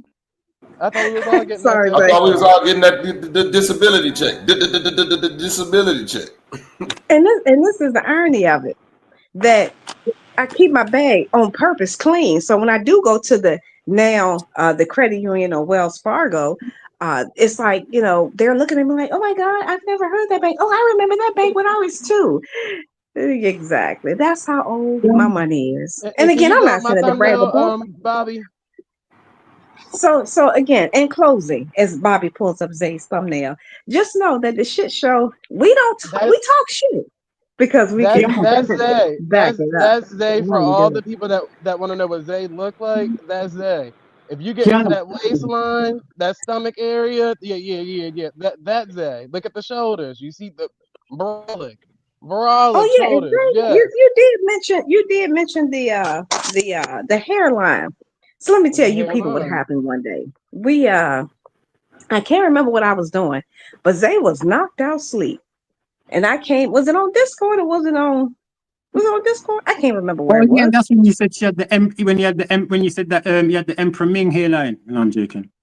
Now I was teasing Zay. I did see the limp balls and all that and say and so I get he was all over the bed. But I was like, damn, I've never seen an actual hairline that looked like literally it was done by the person that created the straight razor. It was so crisp and precise. It won't no white line. It won't none of that. So I'm like, dang, how much they pay for a haircut? That's a straight ass line. And so, yes, I just want y'all to know that I was just like, wow. And it's not receding. And the waves were, what y'all call them, 360? Yeah. Yeah, the wave, whatever that thing is, the waves literally came to the shore. Now, he does have a big ass forehead, but y'all ain't hear that from me. But the waves did come down to the shore. The waves came to the shore. So that's right. That's right. So, yeah. So, again, to everybody, you would never see that again. I just wanted to make sure it was documented on the shit show that we can talk shit all day because guess what? That's right. Wrong you doing. So, yes, I'm going back to my namesake. And I'm going to zip that up because it's going to be deficit in the bank. Or, as a matter of fact, it's actually going to be put in the night drop. I'm not going to even go to the counter. Won't he do it? Now, let me ask you this, Humla. Sure. When you deal with a cash business, right? Is it wise to put all the cash on the internet without showing the expenses? Never, because I can make my receipts look damn good if I don't consider fuel and diesel exhaust fluid. Come on, Chief AT, what else we got? Let's see, fuel, diesel exhaust fluid. Of course, it's leaving me because I'm trying to name it. What else we have? Water, because we do have one truck that does have a water line that we have a little small water tank in. Let me see what else. You say one of your trucks? Oh, I'm sorry. Okay, my bad. Okay, one of the trucks. I got you. I'm my bad. I meant to say a truck. Yeah. Repairs. I'm sorry. Did somebody say something? No, that was repairs, tires, miscellaneous stuff, all that stuff. Exactly. So in closing, it's like, and of course, one more thing. I gotta be petty. Did somebody say petty? Bobby, Petty. now this is discount nothing from Zay and like ED, but I know we're a little older. You remember when we were growing up, there was this thing called petty cash, right? Oh, yes, sir. Yes, ma'am. Yes, ma'am. I Now, mean, yes, ma'am. I know what you mean. I didn't take it personally. Now, that's not to say no one else up here is not familiar with petty cash, but this is the irony of it, is that what you saw just now is actually petty cash. Jesus Christ. That was just petty cash. Now, because the deposits now have exceeded, I have to make deposits because, like you pointed out, bills have to be paid.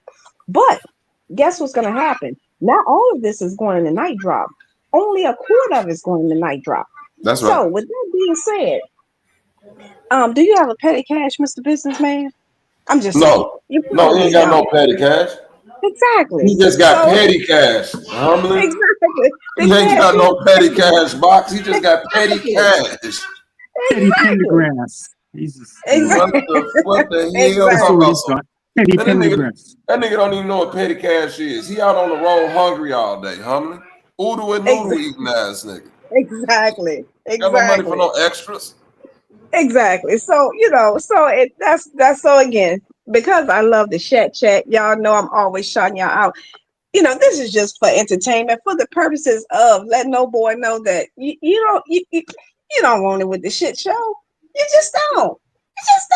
Because any claim you make is going to be rebutted, debunked. We're not broke. Nobody in the chat is broke. Everybody over here is getting and got their money. Money didn't just start coming around because you decided to pick up a squeegee. I'm just saying. And some Windex. I'm just saying. Yeah, so money. I got my children around me. I got my children. That makes me rich.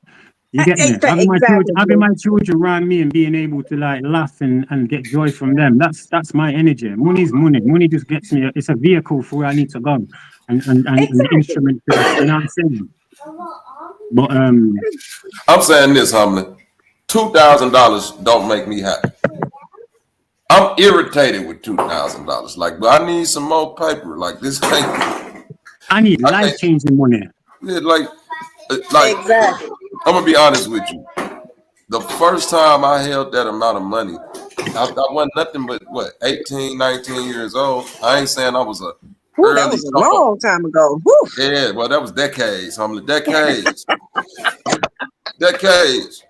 When that nigga put that $3,000 in my hand, a white Air Force One heaven. Do you hear me? I'm a full Negro. I wasn't no regular Negro, but I'm out here stunning. Baby girl, where we going? With the leather 𝘼𝙈. No, not no leather 𝘼𝙈. Boy, I'm from Chicago. I got the Pelly on. You hear me? Oh, the Pele. I got the Pelly on. You hear me? I'm in Atlanta. Look, I'm in Atlanta. Like Benihana's, Copeland's. Where you want to go? What's that other little seafood bullshit that people used to eat all the time when they thought it was hot? I forgot. Papa Dolls. That ain't know what the high end. They know the high end shit. They know the shit that you gotta do to flex. Cajun go get you. And that's cheap. Listen, I ain't saying Papa Dolls ain't good, but I'm saying that's like low level hustle. Like, you know what I'm saying? That's like when all the dope boys used to get their little re-up and they pack money, and then we see each other out on Friday night with our little dates at Papa Dolls and Copeland's and Benihana's and stuff like that. Like like $2,000, bro. $2,000? Dog, if I would have knew the value of $2,000 at 19 years old, I'd be a damn near a motherfucking millionaire. 2,000? Dog, I spent $2,000 in goddamn 30 minutes. That is my lottery ticket budget for a month. Don't judge me, damn it. This motherfucker right here ain't hit yet. Just messing up granny pension fund. It's coming. I don't know why. We gonna hit one day. I like the scratch tickets. I don't know why. I just like scratching them. I don't know why. Oh, you addicted. That's why. Hey, Bob. Yo, you know what I know? Sorry, humbly. You know what I noticed? It's real easy for people to always talk about money. Get your money up, rare. But you see, in reality, You can never find these people with their children around them. You can never call and say, yo, go and get one of your children then. Go and get your daughter from upstairs. Go and get your son from upstairs then. Go on. Oh, why I ain't put him out? Why? Go and get. You just said that she's upstairs. Go and get him. That boy said his daughter. That boy said his daughter living with him inside that little bedroom. That's a lie. Don't nobody live there with you, bro. There ain't nothing wrong with that. Somebody might live there, but it might not be them children. Ooh, the boogeyman. You have a roommate. I'm just saying. You might do got a roommate, Bertha. Okay, I'm gonna go back. I'm gonna go back to being nice now. My inner me, my outer me, has had her fun for the day. No. Black Jesus said that just like David smited Goliath with the smooth pebble, we shall smite these niggas off YouTube. So don't feel ashamed. God is blessed. God has given us clearance for this ordeal. Yes, only do it. Hallelujah. Yes. For this. And just to say, sorry, that's true. I'm just gonna say, like, just to say, like, we're not even like putting down a man who's cleaning windows, because you can create your own business and you can make a lot of money. You can get some good, like, you know what I'm saying, some good jobs from that, certain buildings. But it's more the case of the crash out, what you crashed out for. You know what I'm saying? Like, I thought the guy was a cool guy, you know what I'm saying? I was having an all right conversation with him, you know what I'm saying? Like, if a man's nerdy or you come from a certain background or whatever, you don't have to switch on YouTube just to like try and be somebody. Just be yourself, you know what I mean? And it's just it's disappointing. It's kind of disappointing that these men are this age. And if I was that age going on like that, my son would disown me. He'd look at me and think, yo, Pops, what you doing? You know what I mean? You're moving funny right now. You're running man down on different panels. I mean, he is a cool dude. Don't get me wrong. Shout out to True Zone. You cool as hell for allowing me to get a hold of this for content purposes. Like, this is a gold mine, bro. Like, I could just wake up one morning and just say, I'm finna roast a picture of True Zone and his old lady for an hour. And people will be on this motherfucker hollering. I ain't got to talk about no news. I ain't got to talk about what went on in the world. I could just be like, hey, y'all, come check this out. Look at it. You gave that to me, True Zone, and I thank you. No, like, this is like Christmas, bro. This is one of them gifts that just keep on giving. Yes, it does. And once you start it, you can't get mad how it's handled on the back end. Just saying. He's slow, Hummer. This is the same dude that say, I'm done. I ain't gonna mess with this dude. And then come back 2 minutes later. That man said, dog. Mommy Tula, drop the link in the chat. Mommy Tula, drop the link in the chat so we can see what the Goof Troop talking about, and we can give these niggas the attention that they want. Drop the link, Mommy Tula. Dang, you think you finna run the Marco Power and all these other weirdos? Come on, man. It ain't gonna work, bro. When he brought that shit up to me, I'm like, this nigga is fucking gay. Like, yeah, he has to be, bro. Yeah, that was weird. Bobby, put the link in so I can. I got my computer booted up. I can go on my computer. But yeah, I agree. I mean, at some point, you know, at 𝘾𝐼𝙎𝙃, see me outside. I got you. Forget payroll. Oh, no, mute your goddamn. Forget payroll. Oh, my bad. Oh, damn, I thought it was on mute. See me outside. No, it's catch me outside, right? Yeah, catch me outside. Cash me outside, not catch me outside. Auntie. Don't you got an Epsom salt, baking soda, foot bath waiting on you? Right. God damn. You're like, her pumpkin. No. Louder. I've got Bobby, clap her feet on command, y'all. Don't. No, you're fucking. Yo, I'm not gonna lie. I have to use that for my feet, and I've got these like bags that I put my feet in. You know what I'm saying? I have to leave them on for about an hour. But my feet, mine are like rocks. My feet, stone. Yeah, I put my feet in rocks. Them little white bags, I put my feet in them too. But see, Humlin got cinder blocks glued to the floor. Steel so cool. You really clapping your feet, Humlin. Yeah, it's still. I mean, matter of fact, hey Zay, you know how they clean jewelry? You know how they clean jewelry? They put that little copper electricity in. That's how they gotta clean her feet. They gotta put her shit in that same. All that, rust-oleum, calcium deposits, all types of shit. CLR. Yeah, come on now. Come on now. What's that old shit back in the day? Home the Tarnex? Yeah, Tarnex up in there and all that shit. Clean your silverware, feet ass nigga. Real Jesus Christ. A nigga said I'll be wearing No, I'll find it, Mommy Chula. Go ahead, sir. No, she said they ain't live. She was just saying that's where she found him at originally. Oh, okay. You said that's where you found him at originally. Okay. Yeah. Say that. But yeah, nah, a nigga said I be wearing my mama clothes, the designer, this and the third. Bitch, how first of all my shoes is designer. Bitch, I wear them as play shoes at that. How my mama fit the same shoe size I got? Nigga, I got a big ass foot. 1. 2, any travel cases from Chanel or Dior or whatever else one that you want to run through, those are all my bags. I travel. You should know that by now. My watches, my Cartier bracelets and all that stuff, that's all mine. My mama don't wear my shit. She got her own shit. Kiana, take brother.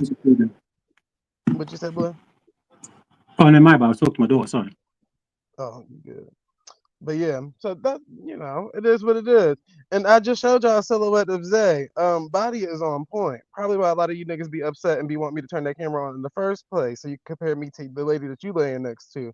Stomach is on flat and waist is on snatch. So I don't really have no issue out here with my identity. That's another part of the weirdness though, Zay. Why if they keep saying all of this shit, then they keep asking you to turn your camera on? Like, I don't get this shit. That's because they really want to see. They want to see if the body matched the voice and the voice matched the body and all this stuff and that. That's what they want to see. But it's all good. Like I said, ain't no shame in my game. I usually do niggas a favor and don't turn the camera on because I am the only gay nigga that be on the panel. So what's the point of me sitting on camera and everybody just looking at me? What's the point of that? What's the point? That's a great point. Hezo. Until you get out that garage with them niggas and that bad rapping, I ain't trying to hear nothing about you, brother. But you still my brother from, you know what I'm saying? You still my brother from Chicago, but you definitely from the South Side like E Deep. So y'all got to settle that. Southside. Now I will say this.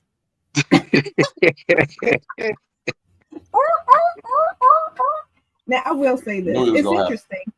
In the 4 or 5 years that we have all been around each other, it's amazing how many times that it's been requested that Isaiah turn his camera on, but not once was I, Pop, Jazz, Star, and all the other ladies. We were never asked to turn our camera on. Hazel, like I'm talking about. Well, I mean, K-Dub has been on camera a few times, but I'm talking about in the beginning. Remember, they were constantly. I used to be on camera, so to be fair, no one really had to ask me because I used to be on camera. But once you people started to screenshot and do reverse Google searches, I realized it was in my best interest to not come on camera. So at that point, for the people that started coming around after the fact, and again, sometimes the other ladies have been on camera and stuff like that too. Don't get me wrong, but it's amazing how when none of us were on camera, and some of these said people, the ninja guy being one of them, hey Zay, turn your camera on. But what about me and Pop? I mean, can we want to turn our camera on too? Now let me be clear. We ain't trying to get no internet, no YouTube weirdo, nothing from them. Let's be clear. I'm just saying the context. Why you want Zay to turn his camera on, but you ain't asking us? I'm just saying. I never understood that. But maybe I'm overthinking, as I always do. But they yes, do for us. Exactly. Yes, it has been That's why they always call Zay trans, so they can feel better about it. With you know what I'm saying? Because he's a female, but he's really a dude, so they really want him. Let me see. Turn your camera. Well, I'll turn mine on. They know I'm not checking for them. They know that, so it's a moot point. But I'm just like, how does that work? Hey, humble. And I didn't ask nobody else. E Deep was in the beginning, and Bobby didn't ask none of them. Well, Bobby had his camera on, to be fair, but like some of the other people didn't turn their camera on at all. They never asked them. It was always Zay. Yeah, because people are inquisitive about him. They have this. Yep. Which the fact that they have this vision in their mind, like already, of what he's gonna look like, and if it and then I have to think, well, if that's the case, what if he looks like something that you're hoping that he does look like? Which is weird in itself. Like, what are you actually trying to get? To see if he's got eyeliner on a mascara? You know what I'm saying? Like, I'm not gonna lie. Like, I ain't got nothing against Mental Ninja, but he wears more jewelry around his face than women. And hey, that's a fucking fact. That's a fact, bro. And furthermore, I wish I kept certain comments that I had when I was doing my gym, when I had my body out car. I don't even want to say like two people who put fire signs, fire comments about my body. Cause they were men. You know what I'm saying? And even that's, yeah, I had to unsub from one of them. Yeah, and it ain't Zay. Cause Zay put a fire sign. Call him out. No, I'll do that on Discord still.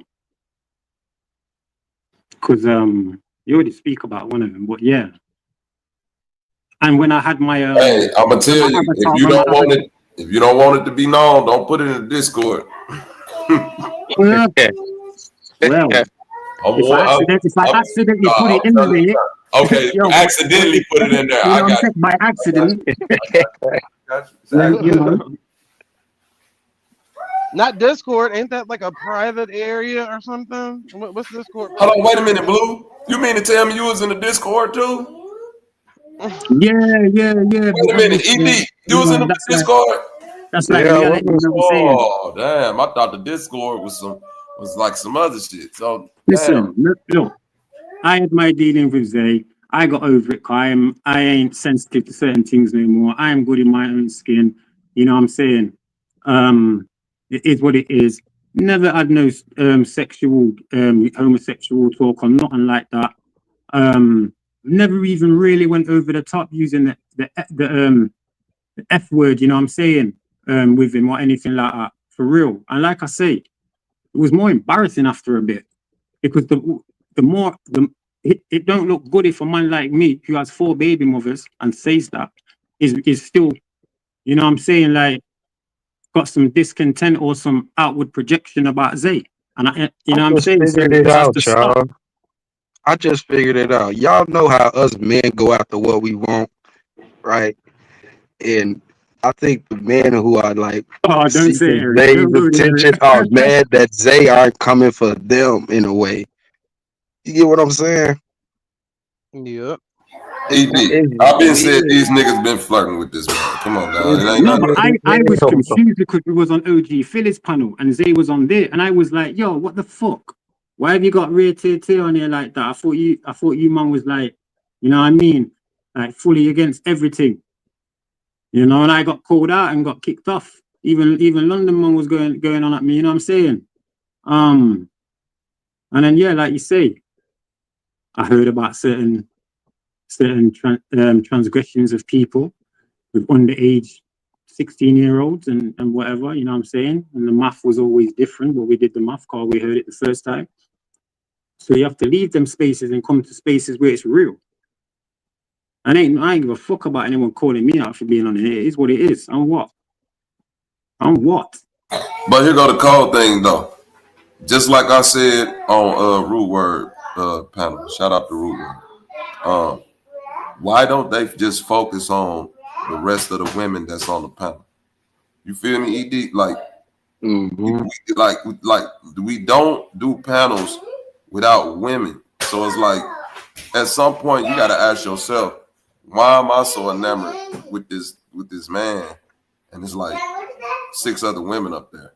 It's 7. It's more women in the chat. Like it's a bunch of people that you can engage with of the opposite sex instead of keep talking to this, instead of keep trying to like figure out what's they on. And it's crazy that then y'all go to the Aboriginal community or the flat earth community or some other weird shit, and it ain't nothing but you and a bunch of weird niggas talking. Just talking. Like, and this for years though. Like, ain't nobody antennas kicked in yet that said, man, this kind of weird. I don't even like being around these niggas like that. And another thing I figured out being over there on Root Word panel. You know what this all boiled down to, ED? What's that, brother? Niggas really meet up with each other off of YouTube. I did not know that. I did not say. Didn't that nigga say that shit over there? Like, these Aboriginals really be meeting each other. So that's why they look at me and Zay and all of this shit over here funny, because they think we move like them. Oh, okay. Do you understand what I'm saying, ED? They really go out of their way and be like, yo, call my phone. When you go be here, when you go be there, I'm gonna fly down to St. Louis. I mean, I'm gonna fly down to Atlanta and see you. I'm gonna come out here so we can all meet up. I'm gonna do, and I'm like, bro, I don't want to meet no niggas. So then Root Word was like, no, that's just, we just don't Aboriginal business. And I say, Root Word, what are y'all doing though? Right. He say, no, we just meeting up. I say, but what do y'all do when y'all meet up? You know what he said? Smoke and chill. I said, bro, that's what I do with females. Why? Like, that's weird. Weird. Wow. He was like, bro, I can't even, like, Bobby, I can't lie. You got me on that one. Like, you finna make my whole perspective on this shit change. I'm like, bro, how you not seeing that? Like, y'all grown. Why are y'all still meeting up with people off the internet, dog? That's not women. Find niggas out. Just do you feel what I'm saying? My mom always warned me about meeting strangers. Meeting men on the internet just to pull up and smoke. Do you know what I'm saying? Like, ED, if I came to Chicago and we happen to bump into each other, me and you can't do nothing together unless it's a proper woman ratio.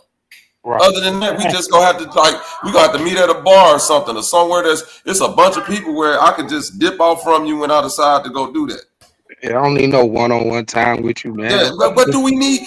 That's what I'm saying. What are y'all doing on a one-on-one? He said, yeah, you know, people just hit each other up and they go meet and they smoke and chill for the Aboriginal progress. And I'm like, man, bro, that's why I really be over there. Like, that's why I gotta get Q-Butter his props. Because regardless of how you feel about that Pan-African shit, they really build. They not building, they not reaching out to each other just to be reaching out. They got business to do. They got schools they trying to build. They got, like, this dude got computers, this other dude over here got this, so it makes sense. What are y'all doing? Smoking and chilling? Hanging with the homies. Yeah, but they're a bit more grown, like, mentally. Like, they've got things established already. You know, when you've already got like a business or however big or small, once you've got that established, you're comfortable because you've already done it. You know that you've done it yourself personally. You're not interested, and then not only that, you can show it. I can show business plans. You know what I'm saying? Some of them I ain't done, some I have. But I don't need to argue and then start showing bands of dollar bills. You know what I'm saying? But again, Q-Butters, I don't really listen too much, but I've seen you over there though. You know what I'm saying? And they give you respect, for real. They do. And the fact that, like, I'm not gonna lie, I like when you're over there, it's better because I hear more, it's more constructive. You know what I'm saying? Again, this is what you're doing now as content, but when I've heard you over there, you're talking business, you're talking housing, economy, you know what I'm saying, the environment, community, and you're getting a response back because you're talking to man who've already done that and got it going, you know what I'm saying? On most other panels, man ain't got nothing going on. Nothing going on. Yeah, they fake, man. Real recognize real. A lot of these people come up here trying to be something that they not, trying to prove a point when nobody even asked you for that shit. You know what I'm saying? As a man, you don't gotta prove nothing to another man. Like, this ain't no fucking dick measuring contest, nigga. You Now, do Bobby, didn't I say that Exactly. multiple times yesterday? Didn't I say that multiple Facts. times yesterday? Facts. That's a fact. I said I don't know how too many straight older men at that still got to do things to appeal and appease other grown men. right. I got to kiss Shit, ass to be weird. accepted, and then y'all Right. get upset with me because I ain't got to do none of that. These niggas will still give me the attention, and I'm talking about all these niggas that so-called hate Zay. I ain't never been on none of their panels before, but yet my name is ringing bells on every panel. So I ain't never had to do all that. I ain't have to fake Aboriginal and fake Indian and fake black and fake Moor and fake this and fake that. I ain't have to do none of that shit. Nigga, I just kept being myself. That's it. Niggas. But they can't say Yeah, the same. and it's kind of mad as well. Like a lot of these guys supposed to have women and wives and whatever, and it's like, well, my any of my baby mothers would ask me like, why are you constantly on YouTube? Like, if I said to one of my baby mothers like, oh, I'm gonna try and like start a YouTube channel and talk about business and that, she'd be like, what? Why? Why don't you just go to like LinkedIn and look on something on there? Why are you doing this? What are you doing on YouTube for? You know what I'm saying? And I feel stupid. You know, so again, I don't think some of these guys are with their women or with their children. Hold on, wait a minute. Do I mind? Come on, Popcorn. Put that link in the chat and let's give let's take a quick pause for station identification. Real quick. I need everybody to click that link in the chat. My little brother Buck's going up. He's in the competition to get the verse on motherfucking Timberland, and then he gonna win. God damn it. Win. You got a link in the chat. Put y'all I'm finna drop this link and I need y'all to go vote for Lil Bro. You hear what I'm saying? It's on Orbits. Go vote for Lil Bro. You hear what I'm saying? It's a free vote. It's a free vote. He's in, let's see right now where he at. Currently in that group. He's in the group finalists. Man, my man, he finna win this. He finna win this. So I need all of y'all, let's take a pause for station identification. Well, when Popcorn put that link in the chat, I need everybody to go over there and hit it. $30,000. He's currently in first place in his group. Big bomb drop for bro. So that is him. Counted up Zoe, right? That's him. Hold on, real quick. I'm gonna show you. Yeah, that's him. Because that was my confusion too. I was like, well, who this? I'm gonna show you. I don't want to place my vote for the wrong nigga. Yeah, that's right there. Yep, count it up Zoe. Yeah, don't place nothing for the wrong nigga. Count it up Zoe. There you go, right now. And I was like, I remember when Pop showed him once before, I was like, that stuff like you're from his song, but I don't want to assume it'd be wrong. So I was like, Pop is this. There go Lil Bro Bucks. You see what I'm saying? This is what we need to. This is the type of shit we utilize our quote unquote internet power for. You hear what I'm saying? Because when you really got a diverse community, you could show something besides fake unity. Only did you say diverse? Diverse community. You heard what I said. And real quick, for all the broke ass niggas out there, for all the people that didn't think we'd do it, I just need y'all to know my little bro Bucks made this song for y'all. He made it for the shit show, just to let you know nobody broke around here. Energy made this one. Oh, this my shit. We getting money now. We getting money now. You guys, nigga. We getting money now. Whole time I probably ran through 100 miles. On the road I probably ran through 100 miles. Man, I'm in the studio, I'm probably locked in this bitch for a couple hours. So what I'm doing, I'm getting racks and getting to it. In the booth with Lil Bro right now, making music. Love when the money counting beep, I swear the sound so soothe. You ain't focused, you gon' get an opportunity and lose. Going against the 10, you know my niggas ain't losing. I'm sitting back counting up racks, just coolin'. I swear getting money, only thing bring me amused. Put a bag on this top, they come and get it while they snooze. I could teach you how to get it, cause I see you niggas clueless. She came with a nigga, I could see the bitch choose. She gon' let me get inside and I'ma beat down the dune. If you let a bitch fuck your money up, then you a goof. We getting money now. Whole time I probably ran through 100,000. On the road I probably ran through 100 miles. Man, I'm in the studio, I'm probably locked in this bitch for a couple hours. Still the same nigga, but the bang roll different. I'm a hustler, you a leech, nigga, you can't tell the difference. Ballin' so hard, you like how I switch out the pivot. Broad day up in traffic, catch a fuck nigga slip. Cuz put a beam on it, you get hit from a distance. Bro moving weight, but he wasn't never in the lifting. Started off rapping, niggas saying that I'm gifted. I need 100 billion, bitch, I'm focused on the mission. We getting money now. Whole time I probably ran through 100,000. On the road I probably ran through 100 miles. Man, I'm in the studio, I'm probably locked in this bitch for a couple hours.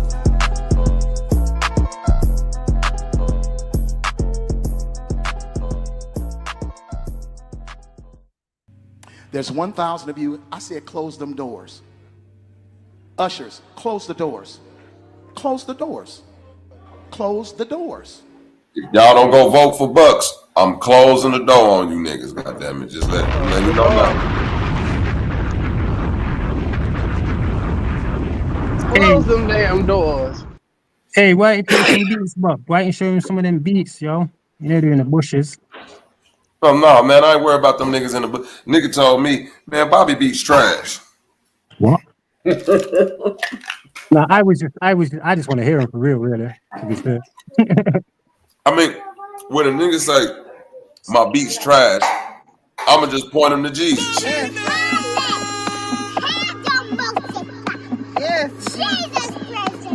Yes, God. Hallelujah. Yes. We don't want no devils in the house.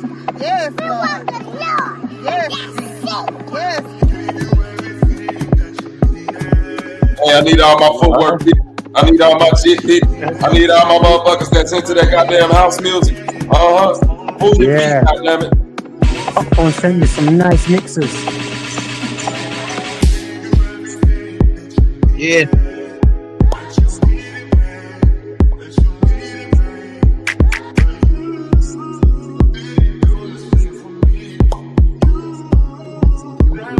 What's the sample? Party Next Door. Oh man, it's gonna be as fine this sample. But I do know one thing. I'm gonna get the greatest female rapper all time to rap on this motherfucker. As soon as I find the right verse.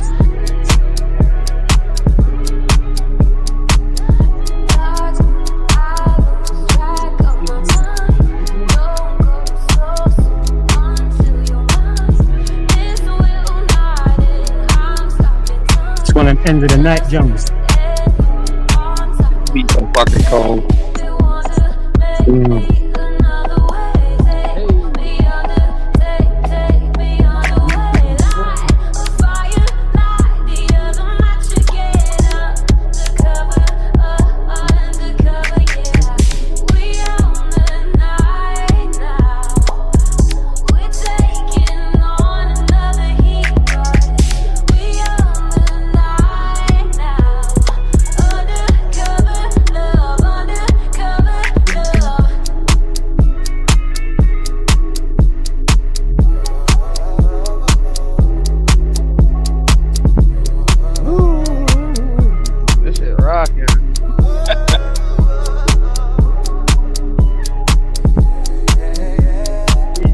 Hey, just one of them beats that I wanted to Bucks on. Popcorn. Say less. He'll kill this shit.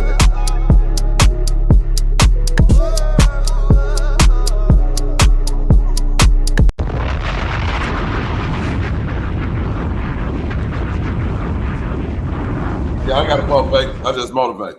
God damn it. We here. I'm gonna send that to Bucks.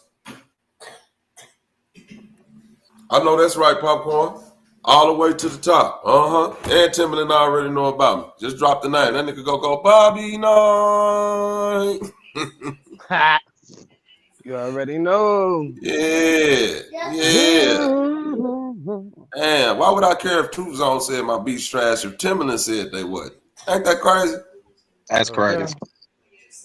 Remember they said you're faking that too. Remember earlier they said, "Oh, you faked that Timberland thing and all that." They said all that. Timberland never looked to them beats. They did say I faked that Timberland stuff. Hold on, wait a minute, baby. Do you remember that night that we was up in the house and Timberland was doing that live? And he said, sending anybody in the chat, sending your beats. And I sent the beats in, and that nigga said, I sent 3 beats in. Hold on, come over here, baby. Now, what did Timberland say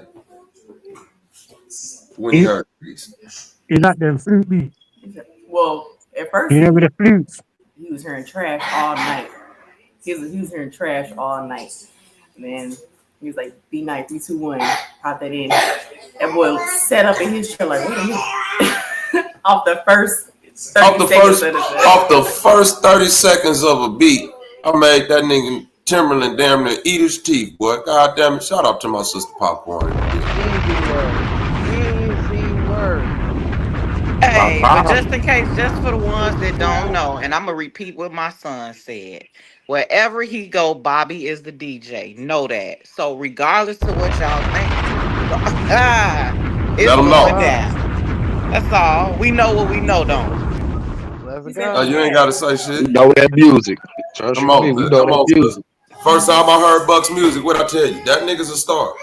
Yep. He's a star, superstar. He need to go ahead and put his jet boots on so he can go and blast off into the atmosphere. Yeah, I know them ones when I hear them, but obviously y'all ain't never been them ones, so you wouldn't know nothing about being that one. You feel what I'm saying? It's all good. We ain't real talent don't have to prove nothing. No, I just prove it to the people that's real talented. There you go.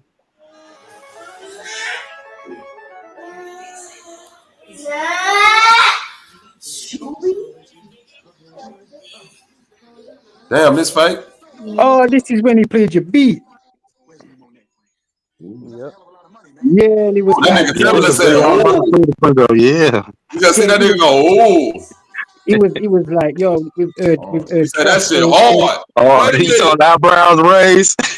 Yeah, Wait a minute, ain't that what my wife just said? Like that nigga sat up in his seat. Wait a minute, ain't this a multi-millionaire producer for some of the top people in the industry? No, but this is fake, though, you know what I'm saying, Bobby? This is fake. Yeah, this fake, man. I your beats are trash, you know what I'm saying? Yeah, they trash. You know. That's laughable.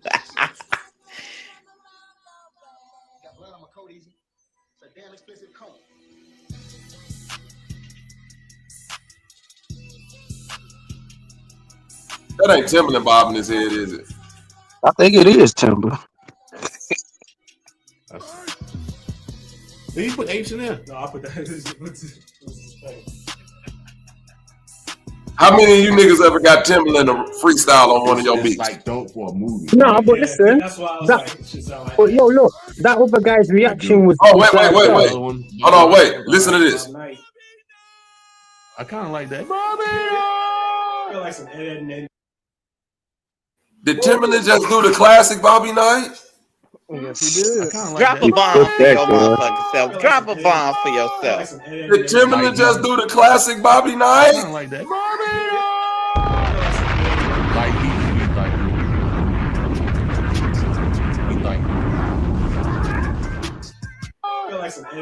Like he be like doing movies. He said you should be doing movie shit. Oh, then he said, "Oh," when he heard this. I'm gonna bitch a bitch. So I'm gonna sing in the rich. I'm gonna sing in the clown. I'm gonna sing in the ditch.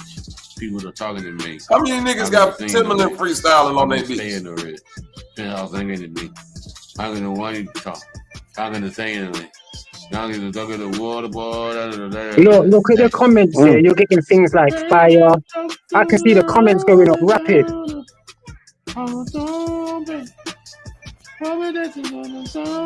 Rapping and singing on them.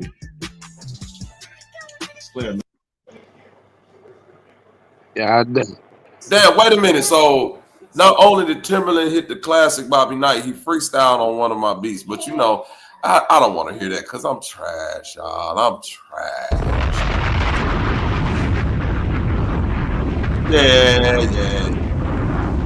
I'm sorry, y'all. I'm only good enough to get niggas like Timberland to say I'm good. That's all. One more.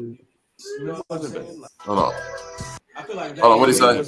You sit on that bench. But man, for somebody who's just in chat, hanging out, vibing with us, I would say that was not bad. At the very least, you know what I'm saying? It wasn't bad. Bob Knight 321. He wasn't bad, Bobby.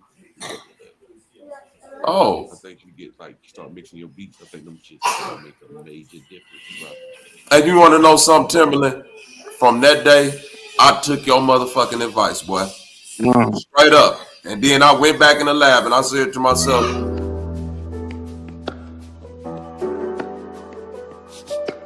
Yo, on the real, feeling a lot of motherfucking heat coming off that couch, man. Real.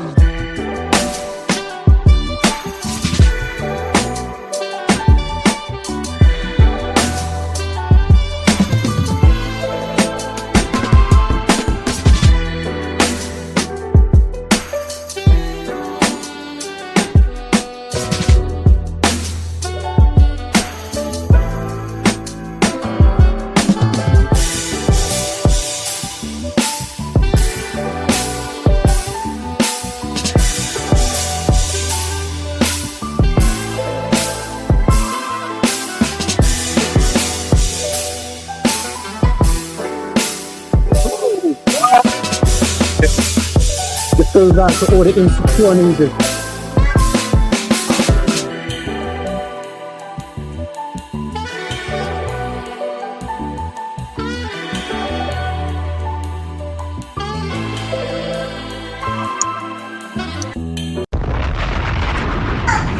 I took your advice, Tim. I ain't even gonna lie, guy. I had to hear what you was hearing. And I said, you know what? I can tighten these motherfuckers up. I can mix them better. And that's what I did. Appreciate it, Timbo.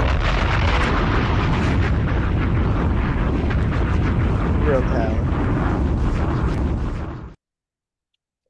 Real talent, motherfucker. Others can't quite say the same. It take real talent to wear this type of stuff and don't stain your neck green. That's talent. That shit's fake. And why has he got Muslim prison beads? Those are not Muslim prison beads. Those are micro. Yeah, those are micro. Yeah, analyzed beads. Micro analyzed beads. I like that. Blue. Those are the analyzed. Micro. Hey, yo, and you warm around your neck too, freak ball. Where you from? That's not Mississippi culture, bro. That's you learned this in Louisville, boy. On everything I love. You had to learn this when you was with this. And I just want to know who using the beads on who. That's matter of fact, I don't want to know. Keep it to yourself.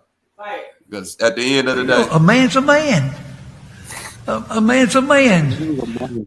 There you go. You know, we got She said, I hog-tied her. I never hog-tied her. My kids gonna see this. Being honest, somebody sent me something on my phone and said that I hog-tied her. I don't know how to hog-tie people. What would I hog-tie? My kids is listening to this. 𝘾𝙎𝙎, my nigga, Dr. Famo on the bill. 𝘾𝙎𝙎, I need you to stop challenging me on this music thing, brother. I love you, my nigga. Like you got a lot of what's the word? Confidence. Not a lot of skill, but you confident in a motherfucker.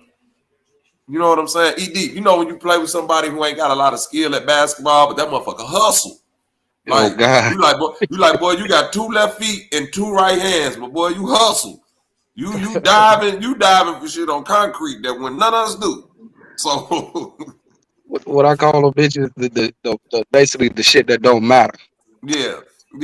So like your hustle, 𝘾𝙎𝙎, outstanding, brother. Like your confidence is off the chain, but when it comes to actually the beat, yeah, brother, it's night and day, man. It's night and day. You know what I'm saying? It's like a off what chain?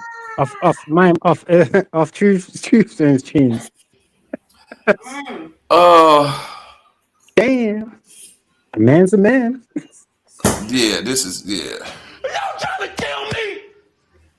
You killing me, man?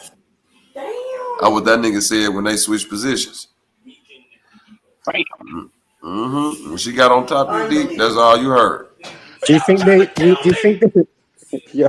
You killing me, man?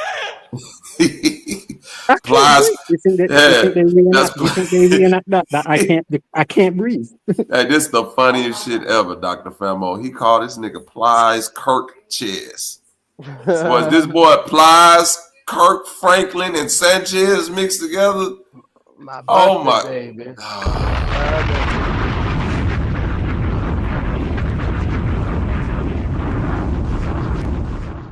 Oh, that shit just made me. Oh, that fucked up my head when you said that shit. Now that we done dealt with the trash, y'all want to get into some semi-real shit?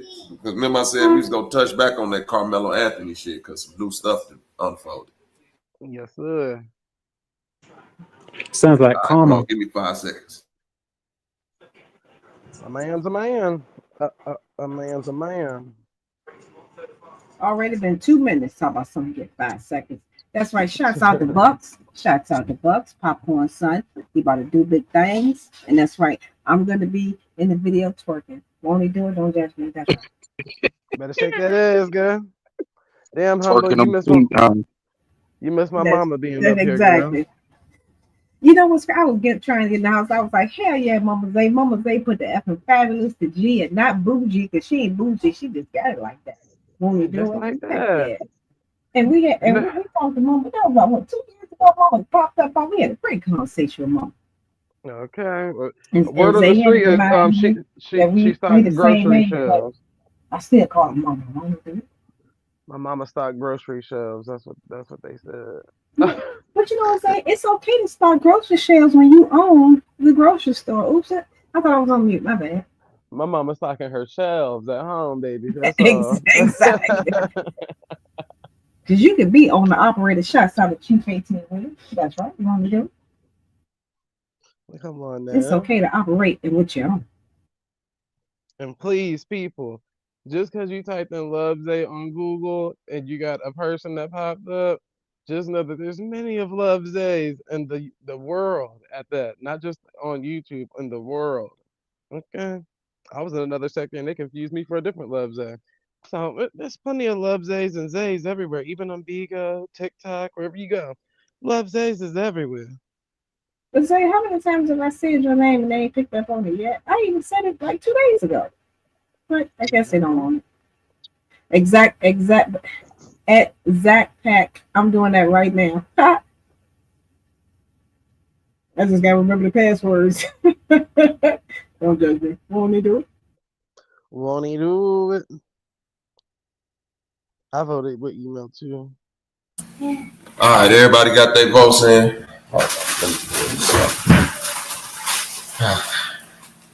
Take this weird ass nigga off the screen. This goddamn pig farmer. Yeah, this is. Oh, the devil ain't even approved of this shit. Satan went to prayer class after that. God damn it. Hold on.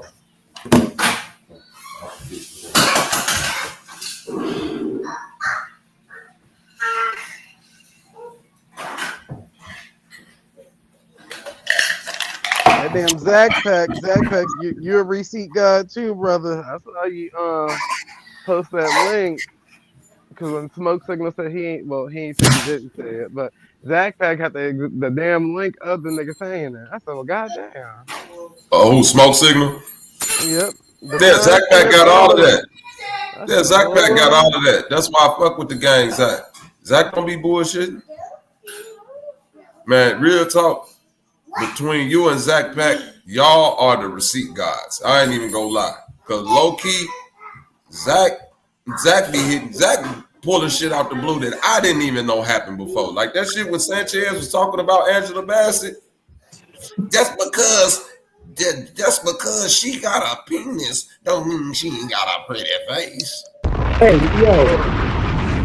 You ain't never heard Sanchez say that?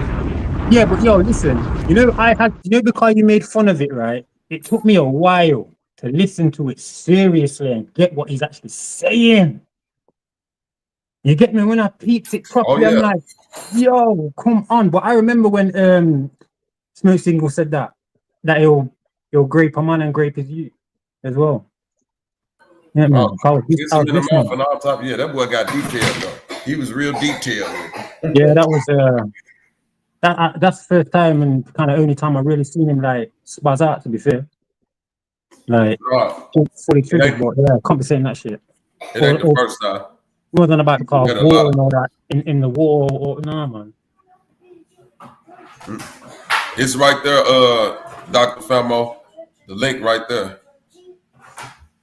Chevy writes, "You're like root words. You'll cash out a little." So I'm pretty sure that's Mental Ninja. Shout out to you, Mental Ninja. It's like you tried to get me over there on that struggle stream. You can hit the link. We could talk about the topic at hand, or we could talk about your chewed up leg.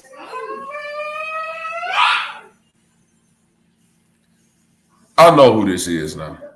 You talking about Chevy Wrights? Yeah, I know who this is. Boy, you so dumb. Chevy Wrights, aka Red Squid. Why you playing in my chat like that, guy? Why Red Squid playing like this? What's wrong with this? Chevy Wrights or Red Squid? What you doing, cuz? Why you doing that, Red Squid? Come on, cuz. Like, you know I'm good. You know I'm good at this internet thing after these years now, bro. I used to hit Mental Ninja's panel certain time. It was just, well, it was no one really there. So Not you, time. Bobby. That's a bar. I used to have a lot of conversations with Mental Ninja about Freemasonry and things like that, to be fair. Quite good conversations. Never had no weird conversations with him. You know what I'm saying? But, yeah. Hold on, but Chevy Wrights, are you Red Squid, though? I know you might not be talking about me, but you definitely might be Red Squid. Well, salute. All right, now let's get into this new information on Carmelo Anthony.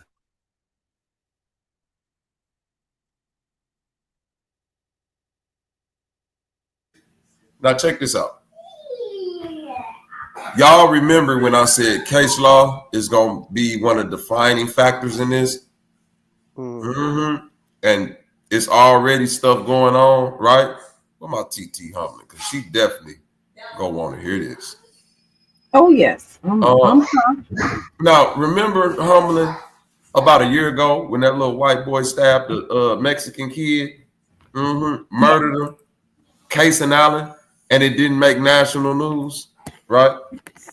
Don't you know Casey Allen had a bond of $1 million as well? Yes. Do you know his bond got reduced to $175,000? I knew it got reduced from that. I didn't know that. Okay. Oh, yeah. It got reduced to $175,000 for the stabbing death of his classmate, Joe Ramirez. Now, here go the cold part. The trial just went on, right? Watch this. A jury has decided the fate of a Texas teen who is charged with allegedly stabbing his high school classmate to death in a bathroom in 2022. Finding him what? Not guilty of murder and guilty of what? Criminally negligent homicide. After being able to reach a verdict on Monday, blah, blah, blah, they announced they did not find Casey Allen guilty of murder and the stabbing of Joe Ramirez. They found him guilty of criminally negligent homicide. Now, I know y'all saying, well, he still found them guilty. Brother, the last person in Texas that stabbed somebody in the school and got charged with criminally negligent homicide did 30 days in jail. And due to the fact that he probably already been in jail 30 days prior to this, they're going to consider that time served. Not only did he agree to the fight, there was a heated argument between Allison and Ramirez at a prom night after party, according to Biddle's previous account. Text messages reveal Allison, the person who was doing the stabbing, sent the text to Biddle after the party asking, bro, bring me a gun. So he was finna shoot him up. He was finna shoot him up, but said, you know what, knife will do. And still only got criminal negligent homicide. Was it because it was a Mexican he killed?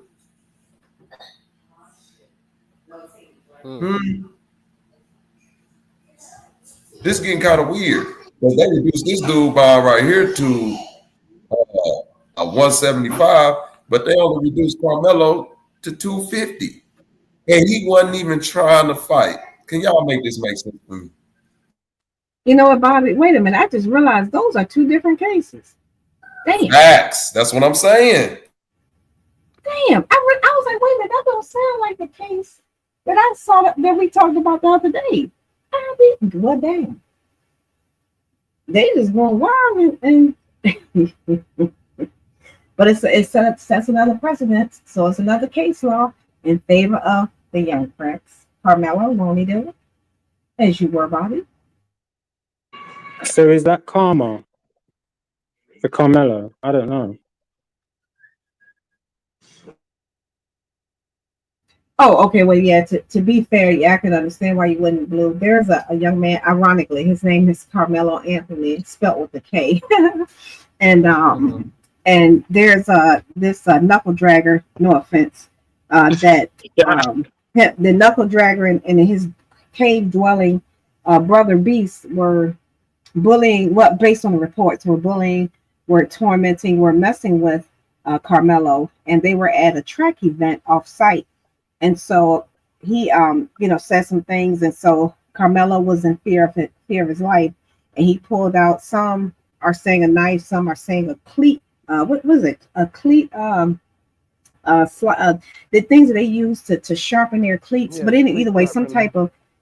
Thank you. Some type of knife type thing. Yeah, exactly. And he stabbed him one time in the chest. And of course, people have been saying all types of things from the heart to the lungs, blah, blah, blah, but no official medical examiner report has came out. But the knuckle dragger wound up dying as a result of his injuries. And so Carmelo initially was booked on $1 million bond. And then that bond got reduced down to $250,000. And at that point, he was able to bond out. And to Zay and Edip's point, the victim was white, obviously, as evidenced by knuckle dragger, and Carmelo looks like us. So that also happened in Texas about a month ago now. Yeah, it's been a month ago now because it happened in early April. Yeah. So I take it there's been a lot of persuasion and pushback on that 1 million, which is kind of high, but always high for so-called black people. But him getting an ankle monitor and being able to be out on home arrest or whatever, or maybe with what's it called, curfew, that kind of it kind of obviously narrows the amount of time it's going to be given if he is given certain time, and depending how long he stays out, that time can be taken on for remand or whatever. So I don't know, for him to be out like that, it's a good thing for sentencing also. I'm saying it puts things into different perspectives. It gives different aesthetics then, I'm saying. Yeah, this boy isn't a violent, murderous Negro, I'm saying, how they like to be portrayed, because obviously now he's out on bail. So the narrative. Correct. And he's 17, and of course this is his first type situation dealing with the law. Now, as far as the bond is concerned, now when we first started talking about it, unlike all the other shows we have seen 17 on the YouTube streets, he's 17, and the other person, I've been hearing 17 or 18, but either way, they both were in high school. So no matter what, they were of high school age. Yeah. And like I said, it was an off-site track meet. But with this particular situation, with case law and Texas laws, $1 million it may seem high for some people in some states, but that's actually consistent with Texas law for anytime someone is charged with anything that falls under the umbrella of unaliving someone. So that $1 million was consistent. But once they're able to pull evidence, when they're looking at any type of evidence that can be associated with it, then the bond can be reduced, not just because of the evidence, but also because, like to your point, a danger to the community, a flight risk, and things of that nature. And he posed none of that. So consistent with Texas law, and of course other case law situations like Bobby pulled up, and one that we talked about the other week. His bond is consistent with that. So he's not giving nothing special, nothing different. So that's the great thing about the situation. And in Texas, like most states, the bond is based on your affordability. So it's kind of like if they couldn't afford $250, it could have even gotten dropped down. I mean, the 10% of that, but still, it could have gotten dropped down even more to make it viable, because your bond has to be viable for your income or your resources. Again, if your crime is included. Right, so they're treating him according. So it seems like they're treating him accordingly to the actual, the context and narrative, because he's a minor. He probably won't get charged as an adult now because of this, unless, well, no, because the actual offense took on when he was still a class as a child. He wasn't of 18. So yeah, that's it. Yeah. Get some of that white privilege, you know what I mean? Yep. Oh, track star. He killed a track star. Was the guy good that white people in track stars? So yeah, so that's initially, of course, the abuse was horrible, the things that people were saying, and I mean, even though the Twitter sphere is still divided, there has been some people that look like that are white that look at it like, oh wow, based on the evidence and based on what they're saying, he's not guilty, so it's even divided some of them as well.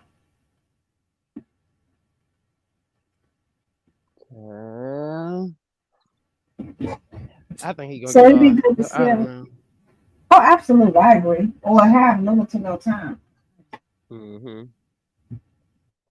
Yeah, he's definitely not going to get no high stuff. Get no real time.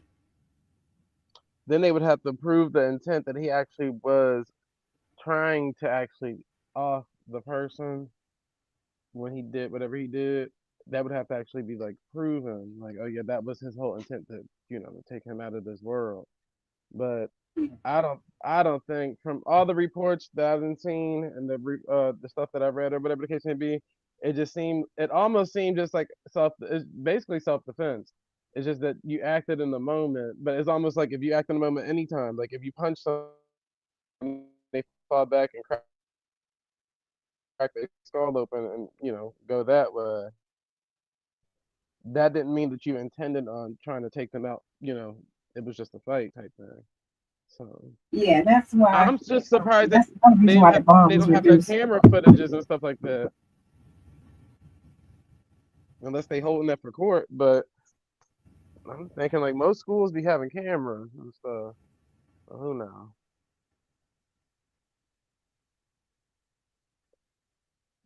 The bully. But yeah. And yeah, We shall wait and see, shall we? Okay. That bond was ready. I missed a little bit of what you were saying, Humlin, but you didn't know that this was the Allison case and not the Mello case? Yeah, I thought it was Jesus's case. I literally, when I saw it, I was just like, oh, wait a minute.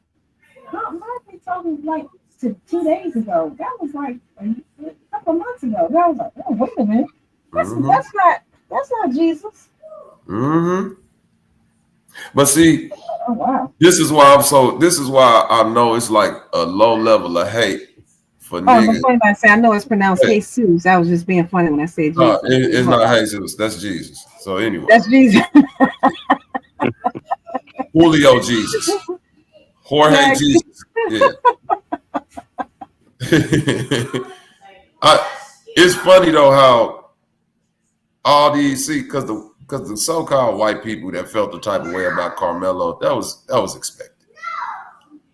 all these hateful niggas that just came out with the ghetto talk and the, oh, he's some type of hoodlum and all of that. Once the actual facts came out and we saw who was from a one family home and who was from a destructive past, it was like, well, wait a minute. Are y'all describing Carmelo Anthony or the dude that attacked him, Austin Metcalf? Because if anybody ghetto, it's the motherfucker that's walking up to a nigga that's not doing nothing, trying to fight. That's some ghetto shit. Mm-hmm. And obviously, you niggas that live other places, I told y'all don't know nothing about Texas law and school stabbings. It happened all the time. At least from my little fringe research, this is like the third person in a few years that it got stabbed and murdered at a school. All of them have been negligent homicide for the most part. And the reason why the ones I believe got hit with the negligent homicide is because they agreed to fight. You know what I'm saying? But the fact that you agreed to fight this man and met him in a motherfucking bathroom and then got the stabbing, multiple stabbing slashes. Multiple. Not I stabbed and ran up the bathroom. No. He poked cuz up. Neck, chest, legs, arms, back. It don't seem like if you get to stabbing a motherfucker and they get to jumping and you get to hit their legs, arm, and back, wouldn't you say that motherfucker trying to get away now? Why you keep stabbing? Why you still stabbing? Mm-hmm. The first stab, you let a motherfucker know, like, hey, he trying to get away. If he slashed on his back and legs and arms, that nigga wasn't trying to. What they say, a large puncture wounds, not one. The wounds to the chest. Negligent homicide. Egregious. Detective also snapped photos of Allison's white shoes being covered in blood as he told investigators what kind of knife he used to kill Ramirez and where he had dumped the weapon. So this nigga stabbed, fled, and dumping weapons.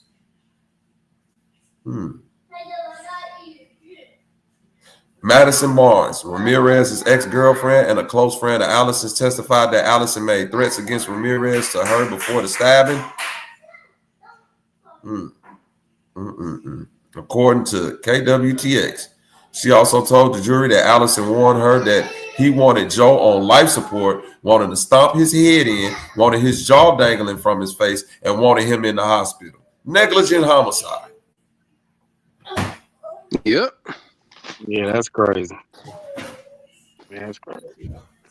So when these niggas get on here and talk about, oh, look at this unforgiving killer, this nigger, this black man who just stabbed this innocent white man. What about this white man that stabbed this motherfucking Mexican and said, I want his jaw hanging from his body. I want to stomp his head in. I want him in the hospital. And then proceeded to do that. And they said he's in a fight for his life. Allison's defense argued he acted in self-defense in a fight for his life after he was attacked by Ramirez in the school's bathroom. Don't that sound familiar? Mm-hmm. Sound like somebody else was attacked.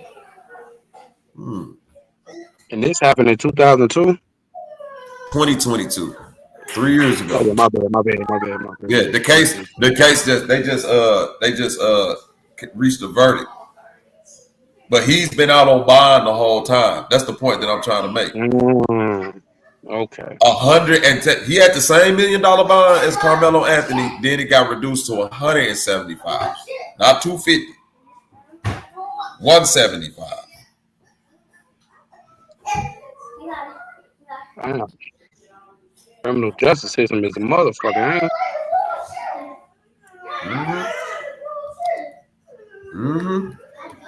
This story right here, this shit right here is sad. Not this story, but how they doing Carmelo. Because they ain't even like.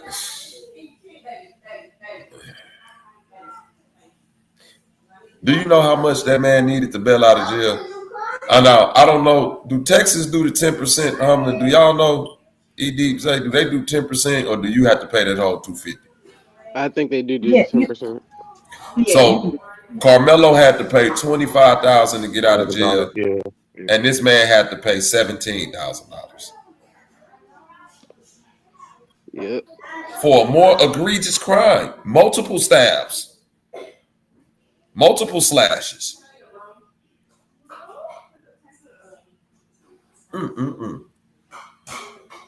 So the case that they reduced it to, what is that? Is that still a felony or misdemeanor? 12%. Oh, it's 12%? Mm-hmm. Okay.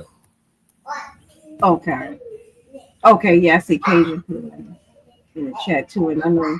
No, $21,000 is what he had to pay. That's crazy, bro. He paid $21,000, and Carmelo had to pay how much? $30,000. Look at Bobby using his calculator. I'm so all over here using this calculator. Ain't none of you niggas. Ain't none of you. Listen, the 10% part I can do without the calculator. Once they add that 2 in there, I was like, hold on, man.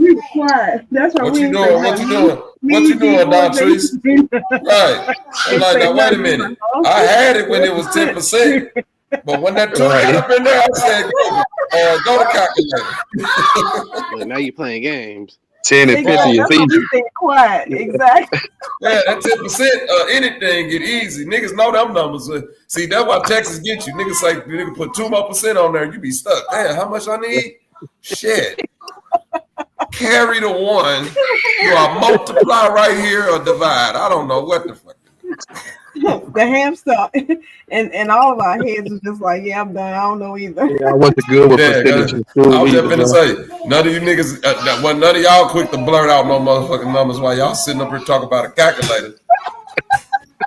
And you know, Humbly was counting her toes and shit, and the nails. She counted the nail on the toe separate from the toe. So it's 10 toes and 10 nails. That's 20. She got a 20 piece. 20 piece on her motherfucking feet, goddamn it. That's what we talking about. That's crazy.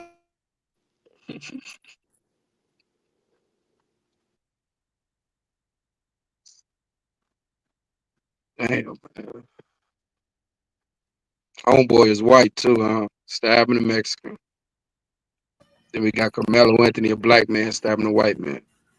I'm saying, so when they say the racial element don't matter, you gotta ask yourself, why y'all keep calling this little black dude that got damn near a 4.0 GPA is the captain of 2 separate sports teams at his school?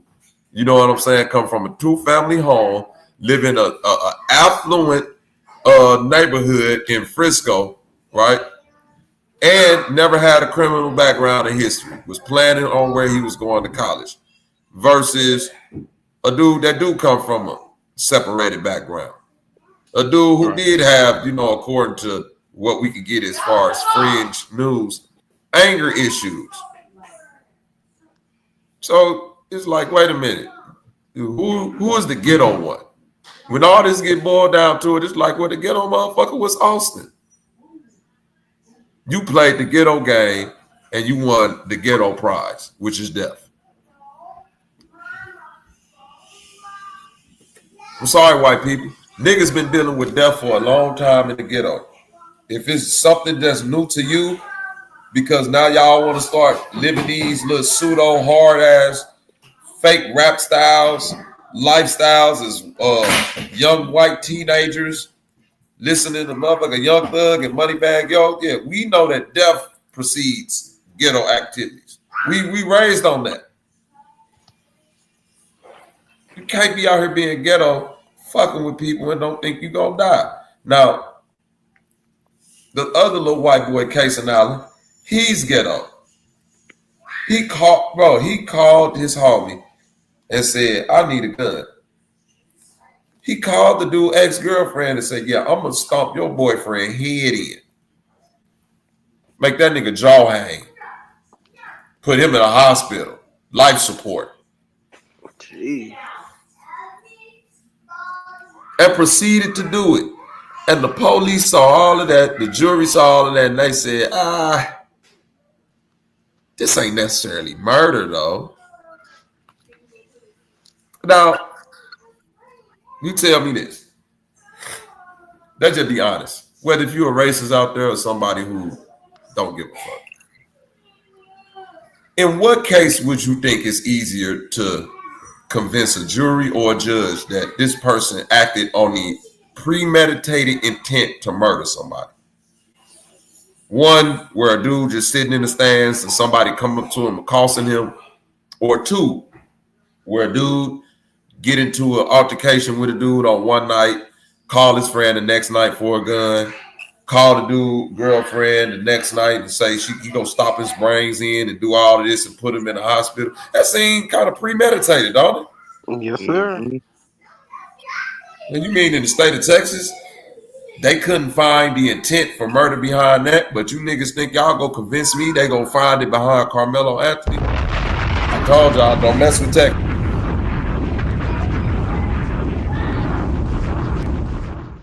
And I've been sitting back watching this case in Allison case closely, because I said the verdict of this case is going to be a large determining factor in the verdict of the Carmelo case. And now we see same shit I've been telling you niggas. Texas is not coming up off their laws for nobody. Kid stabbed in the school, old lady pushed down the steps. Texas ain't changing their laws. Deal with that. Now y'all got to deal with a young white man who tragically lost his life because he wanted to play stupid ghetto games and won the ultimate stupid ghetto prize. Thank y'all. Absolutely. Absolutely. You got a point with this case. I ain't gonna lie to you. That's a good ass point, bro. ED, when I telling you this weeks ago, when I saying that at the most negligible homicide, and this dude got negligible homicide when he had all intent to murder this dude, and they still didn't hit him with no murder. So you think Carmelo finna get him murdered? He finna walk free, bro. I told you what I told you. And I'm standing on it again. He gonna walk free. They just gotta stretch this out to 2027, ED. We won't be getting a verdict in this case probably 2 years from now. I'll be honest with you. I believe you. Just so the hype around it can die down. He already out. He on the ankle monitor. And once they actually drop his shit, then it won't be that big of a, you know what I'm saying? It won't be that big of a uproar in the so-called internet spaces and all of that. Because now we got all of this shit.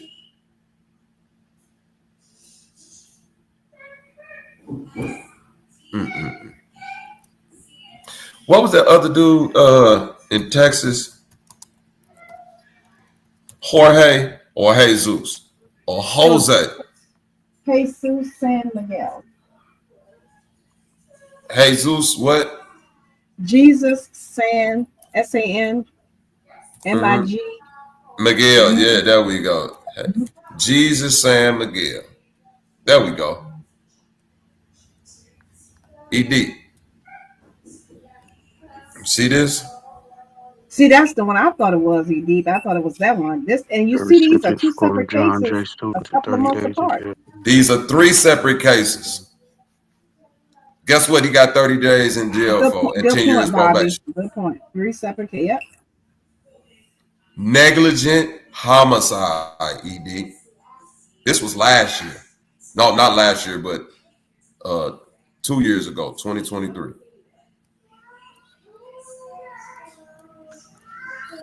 Damn. Right. Emotion aside, we just got to look at what these folks do in Texas. You feel what I'm saying, ED? In Chicago, you can't get away with none of this shit. You know that, ED. That's why I kept trying to tell you, turn your Chicago mind off for a second and realize what niggas in Texas is on. They're killing kids in the school and giving niggas 10-year probation and 30 days in jail. Now this was 2023 when he got charged, right? Mm-hmm. Guess what he did? He agreed to the fight, ED. He walked outside to fight the dude. And when he didn't want to fight no more, he pulled the knife out and got the stab. They said, I'm scared. And guess what they said? That makes sense. He was getting his ass beat. Dude was whooping your ass even though you went out there and agreed to the fight. In both of these cases, ED, in both of these cases, this case and this case, young 𝘾𝙤𝙤, guess what I ain't heard from all these internet people? Why they got a knife at school? Yep.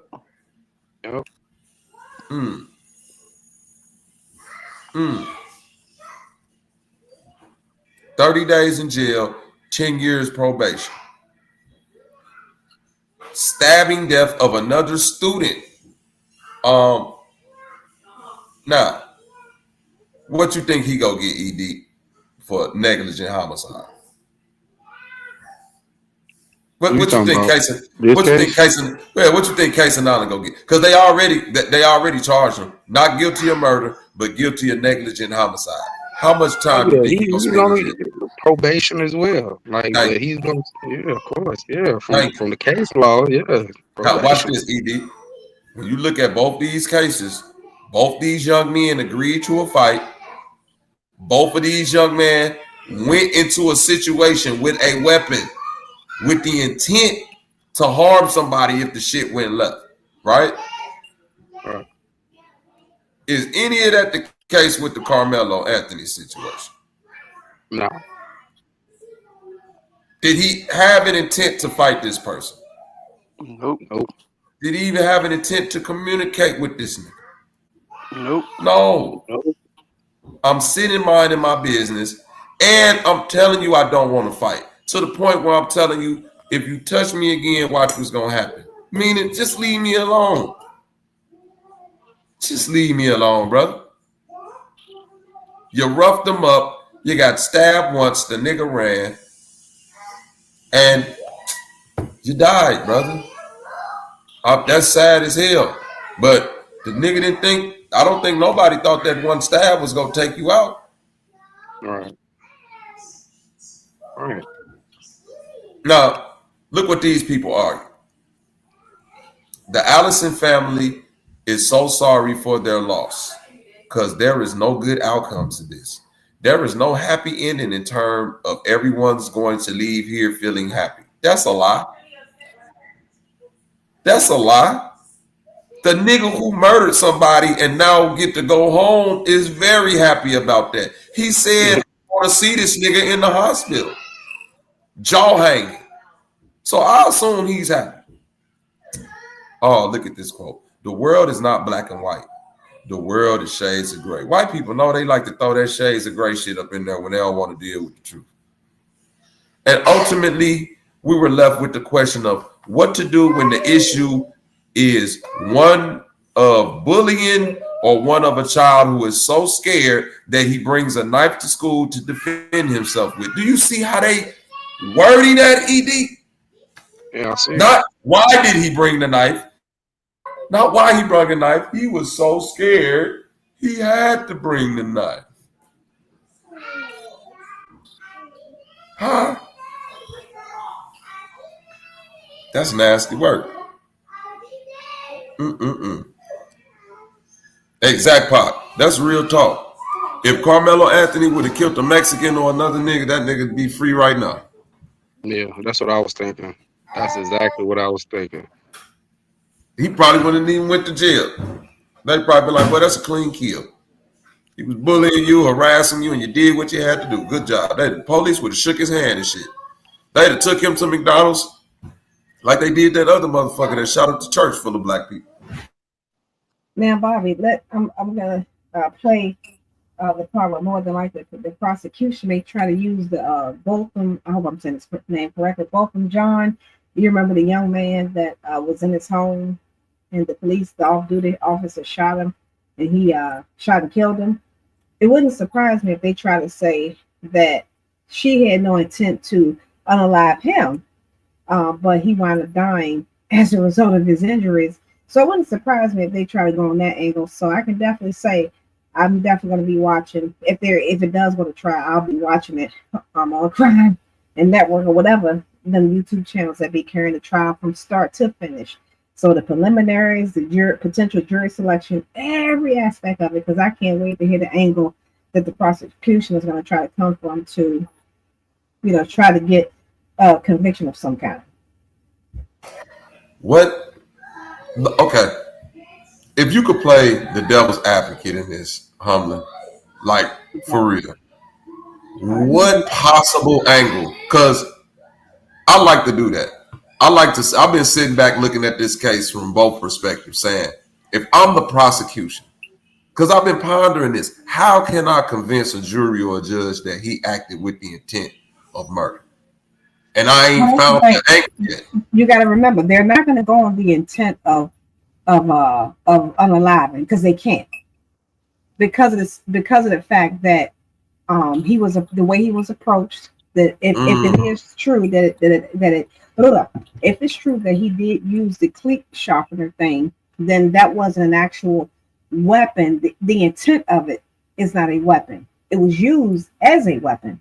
So they will have to distinguish the difference between the intent of that device, versus, because to be fair, even a butter knife can still be considered a weapon, because that's in Canada got stabbed with a spoon, so you ain't lying. Exactly. So in that scenario, if that part is true, which I hope it is, that's going to be even better, because you have to get away from the intent, and that goes to the negligence of it. Also, too, they're going to try to say that although he's only 17, he can still make adult decisions, because the adult decision was that even though he did not intend for him to be gone from here with that interaction, he should have known that even piercing his skin with anything could lead to what ultimately happened. So that's the angle they're going to try to go from. That will more than likely, at least if not give them the conviction they want, which would be ultimately the DP. I'm not sure if Texas has that, so correct me if I'm wrong, somebody. But to ultimately, at worst, 25 years minimum is what they're going to be going for. But the thing is, they're going to have to really get some deep case law that opposes that, or get some attorneys and judges retired who have been seeing these type cases at nauseam and can give them a better angle. Because other than that, they're not going to win on intent, because they will have to prove intent beyond a reasonable doubt, and they will not be able to do it. And to the point, mens rea, criminal intent. That's the Latin term used in court. Mens rea was not present here, because he didn't come to that place intending to kill him. Now, if he was just randomly, showed up there and he was looking for, they could potentially argue that, but he was where he was supposed to be at that time. So there is nothing nefarious about his presence there. So, that's why the prosecution being real quiet. Usually by now we would have seen 1,000 press conferences from the prosecution. That's a fact. But they don't have none, especially with him being white. We would have definitely seen the prosecutors saying, well, this is what we're going to do. We're at the office, we're working diligently, and they're like, dang. So they in that law library deep, for not just Texas, but especially the surrounding states, and of course across the entire United States. But they're hoping they can come across something. So all of them, junior attorneys, associates, law students, they trying to find something to give us a little bit enough that they can at least argue intent. They can actually submit a criminal complaint for intent. So definitely. And I'll throw this one more thing in. If they're able to argue enough to get a criminal complaint for intent, then they deserve to be the damn world attorney, because that's what be good. Facts. Especially if the judge accepts it. So, so they got their work cut out. They definitely got their work cut out. Yeah, they definitely got their work cut out for them.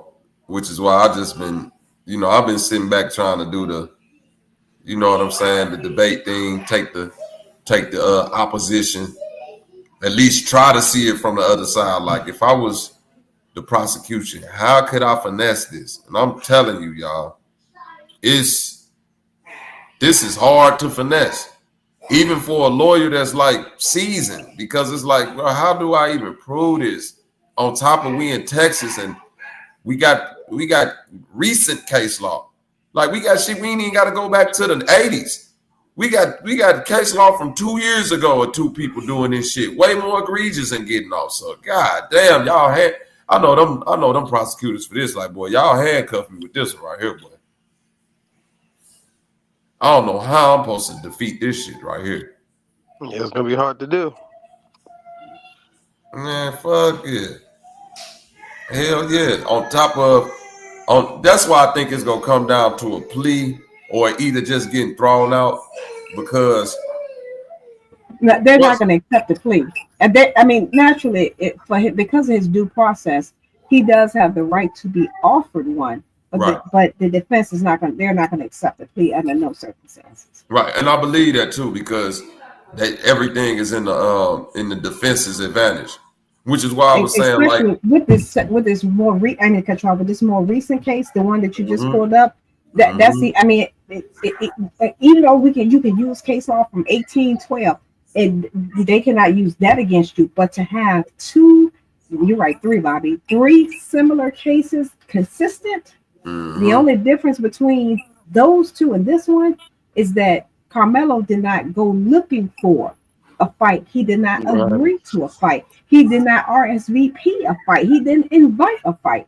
So no matter which way you try to look at it from either side, he was not a participant in a fight.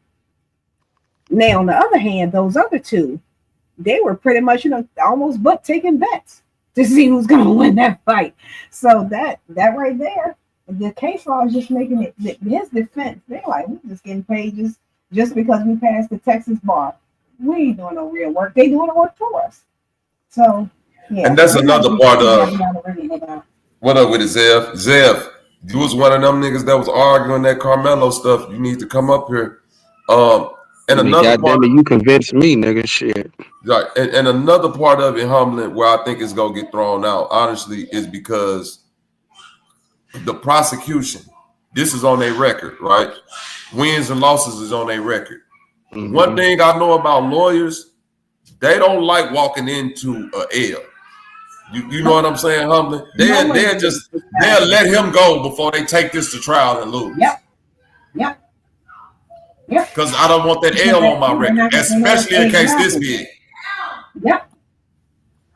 And they know that in a die down over time, there's going to be people mad, threatening you, calling your voicemail. I'm unalive you. Respectfully, they've been doing that to even regular people like Jamel Hill constantly get death threats. Not to say nothing can come to fruition, but if a former ESPN reporter is still getting death threats and nothing happened, the judge is used to that because she's put plenty of people behind bars. The prosecution has ineffectively presented cases and people, so they get it all the time. So they're like, okay, whatever. Y'all go, rah. Whatever. We've been through this before. 2 weeks from now, it's like it never happened. So yeah, they're not gonna. It's exactly, Dean. Yeah, premeditation is out the window. So yeah, they whatever law school the prosecution team went to, they better hope that because they gonna be like, damn, we went to law school for nothing. Yeah, this is all playing at Carmelo's fan. Carmelo's it's benefiting him through every which way. And for the record, no matter what county it was in Texas, it still become Texas's case law. So it don't matter if it was in Houston, Dallas, San Antonio. It don't matter. It's case law across the board. So yeah, young King, he just sit back, greasing his hands like this can't get no better. So I'm happy for the young man. Yeah, man, it's like, they in the bushes, Dean, but it's like, now that this information has come out, I guarantee you all these motherfuckers that was loud on this case at first, especially niggas like Angry Man, that other black dude I be seeing that's like the ex-police cop that's always arguing with motherfuckers on the college campus. A lot of them, yeah, Tatum. You know exactly what I'm talking about, ED. A lot of them went out of their way to just go in on Carmelo from a moralistic standpoint. And I hate that. I really hate that. Because anytime it's on the opposite foot, they not looking at morals. They looking at what you can do from the law standpoint. Yeah, so that's the way I was looking at it. I ain't gonna lie to you. From a moralistic standpoint.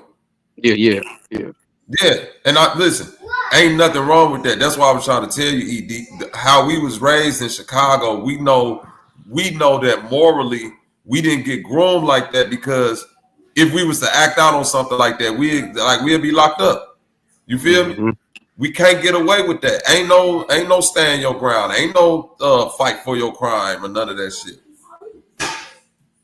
You gotta run away. But in Cali, don't you know they just passed do you know they just passed something in Cali, Humboldt, called you have to flee?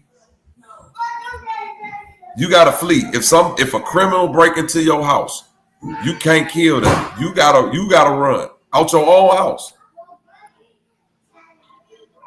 Yeah, unfortunately, quite a few states don't have the castle doctrine or the stand your ground, and I know some people think that they're the same, but they're actually mutually exclusive. So some states have one though, and not the other.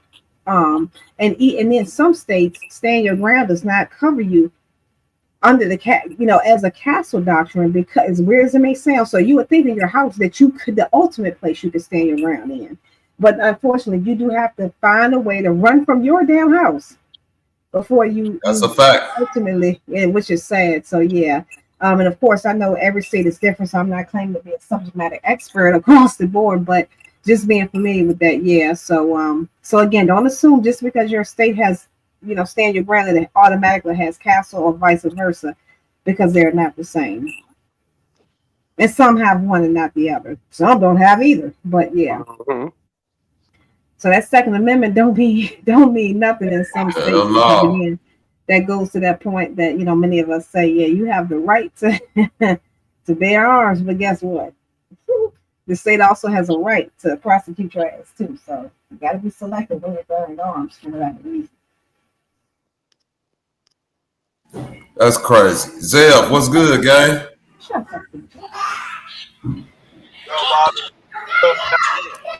Driving right now, so I can't talk too much. But what's up, man? You hear me? Yeah, I hear you, gang. Go ahead. I just joined. I see y'all talk about Carmelo. I mean, I don't know what's really going on, so y'all will have to like. Okay, I'm gonna fill you in.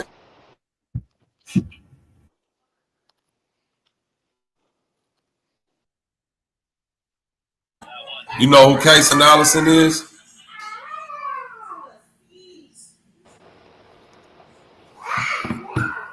𝘾𝐼𝙎𝙃 is a teen who murdered another teen at his high school in 2022, right? He had $1 million bond. His bond was reduced to $175,000. They just reached a verdict in his case to where he was found not guilty of murder and guilty of criminally negligent homicide. Now, he was a white dude that killed the Mexican dude. He agreed to a fight. He also threatened a couple of people and said that, I quote, I'm gonna get the exact quote of what he said, because it's crazy. It's some crazy shit. There was a heated argument. He asked his friend to bring him a gun before he came to him with the knife, right? The ex-girlfriend said that Allison warned her that he wanted Joe, the dude that he eventually killed, he wanted him to be stomped. He wanted to stomp his head in. He wanted his jaw dangling from his face, and he wanted him in the hospital. He made all those threats, and then when he saw the young man, he stabbed him up multiple times and still didn't get hit with a murder. Negligent homicide, right? Now, in 2023, this young man, 𝘾𝐼𝙎𝙃, He was found guilty. Same crime. Stabbing in the school. From agreeing to a fight. He was getting beat up in the fight, got scared, put the knife out, and got to stabbing. Negligent homicide. You know how much time he got for that negligent homicide? Not guilty of murder, but guilty of negligent homicide. 30 days in jail, 10 years probation. That's why I was trying to get the people to understand, take your emotion out of it, and let's just deal with Texas. It's case law for people who agreed to fights, agreed to the melee, still ended up killing somebody and not getting hit with the murder. Whereas we got this young black man who is just minding his business. Stabbed and ran away. Not multiple stabs, not large puncture wounds in the chest, stabbed and ran away. Yeah, that's crazy. That's crazy. The first dude, this Allison dude, his $1 million bond got dropped to $175,000. Carmelo's, he got dropped to $250,000. So you see what I'm saying? Where it's precedent for this, where people like, well, they dropping the bond. They will. Was people calling the courthouse threatening the judge who dropped the bond in the case in Allison case? Not, I'm sure not one. Right. Not one Jesus or Jorge. Right. Yeah. Was Mexicans in front of the motherfucking courthouse with the Mexican flag going crazy? Mexicans got on Austin. Right. I'm just saying though. Were they sad and disappointed? I'm sure, but you're right. Mm-hmm. Facts. So all I'm saying is that this case, Carmelo Anthony, has already been decided, in my belief. But I definitely believe that they gotta wait it out, go through the, you know what I'm saying, the public rigmarole, probably stretch this out for 2 years because the prosecution ain't got nothing. Let's just be honest. They don't have nothing. They probably just gonna stretch this thing out to save face and eventually end up saying, all right, let's go and let this nigga go. Yep. Yeah, because of course, everything that they present, the defense is going to issue a motion on injunction to dismiss, to suppress some kind of way, because they're going to be stretching to the most part. And to those who are in the bushes listening, understanding when you hear the term homicide, that does not equate to murder. So, because I noticed that when people hear negligent homicide, oh, that means he murdered. No, that's not the same thing. The manner of death, because the medical examiner has to identify the manner of death. And of course, anytime you unalive someone else, that is a homicide. But that's why they have murder, manslaughter, murder one, depending on where you live, felony murder. It's such a broad category to determine, going back to y'all point, the intent, going back to the manner. Because if you hit somebody with your car, that's technically, but did you intend to? So again, that goes back to why he would probably not be charged with actual murder, but if anything, going back to the negligent homicide because of the manner of death. Also, I want to throw in, when it comes to morals, and this is not diminishing anyone or suggesting there's only one way to think about it, but we have to remember our morals are always consistent with our environment and our upbringing. And if I lived in Texas, I'm not going to have the same morals as somebody, for example, who lives in New York or who lives in Mississippi or somewhere else, because my morals are consistent with my environment. And if my environment say I don't have to, I can stand my ground. I don't have to retreat. I don't have to bow down. Then that's where my morals lie with that. Again, I'm making nothing right or wrong, but I was having that conversation with a couple of family members, and I'm like, again, y'all went to Southern Baptist churches where y'all were in churches for 10 hours a day. Y'all morals are naturally going to be different than someone who may not have attended church or may went to the mosque or went somewhere else. Again, not saying anybody's is right or wrong, but I can definitely say his morals are definitely consistent with his environment. So shouts out to Texas. I'm pretty sure them Texas preachers keep the shotgun up underneath the pew. Right. Exactly. They will close the door. I'm just saying, Right. tell them much as close the door. Close the door. God damn it. Y'all ain't, man, come on. That's a great point that you brought up, Humlin. That's the point that I was trying to. Go ahead, Zeph. My fault. Go ahead, gang. Yeah, that Texas preacher, he might keep the shotgun, but he's not really he's not really following his the verses, you know what I mean, he preaches. Yes, he is. Yes, he is. Because guess what? That nigga gonna say, remember when David put that little smooth rock in that sling? Yeah, this is my sling. I got 5 of them. Shout out to Eddie Long. You know you wrong. Yeah, I got Eddie Long wrong. Let me say this, Bobby. Humlin is completely right. Your morals switch within your environment. You know what I mean?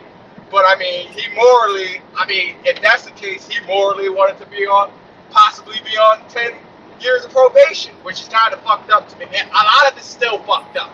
All of it's still. You missing the point though. Wait, you missing the point, Zev. He's not going to get 10 years probation. I don't think you listening. The 2 people that got charged with a negligent homicide went to these fights with knives. Nope, in this white dude case and the other Mexican case, guess what you never heard, Zev? Why did they have a knife at the school?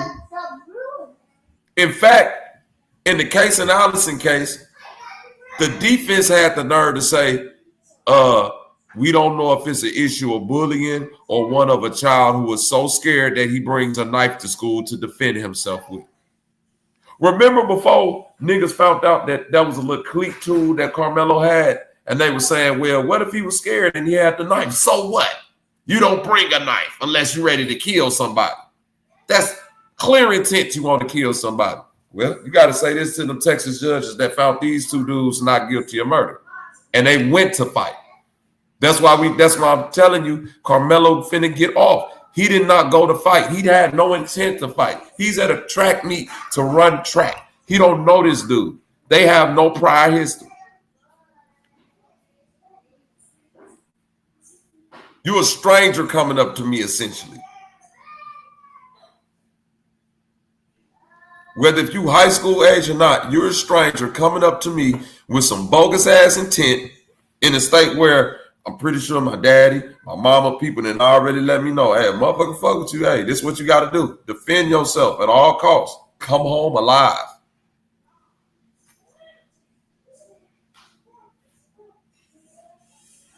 So morally, the point being that Humlin was making, your morals are definitely tied to your environment. You know what I'm saying? Chicago niggas got a whole different set of morals from New York niggas. You'll never catch no Chicago nigga just using SMD as a random threat or just a talking point with another Chicago nigga. Motherfuckers will think you trying to die that night or get into a shootout, a fist fight at the least. But morally in New York, that's not immoral to them to talk like that. They'll do that.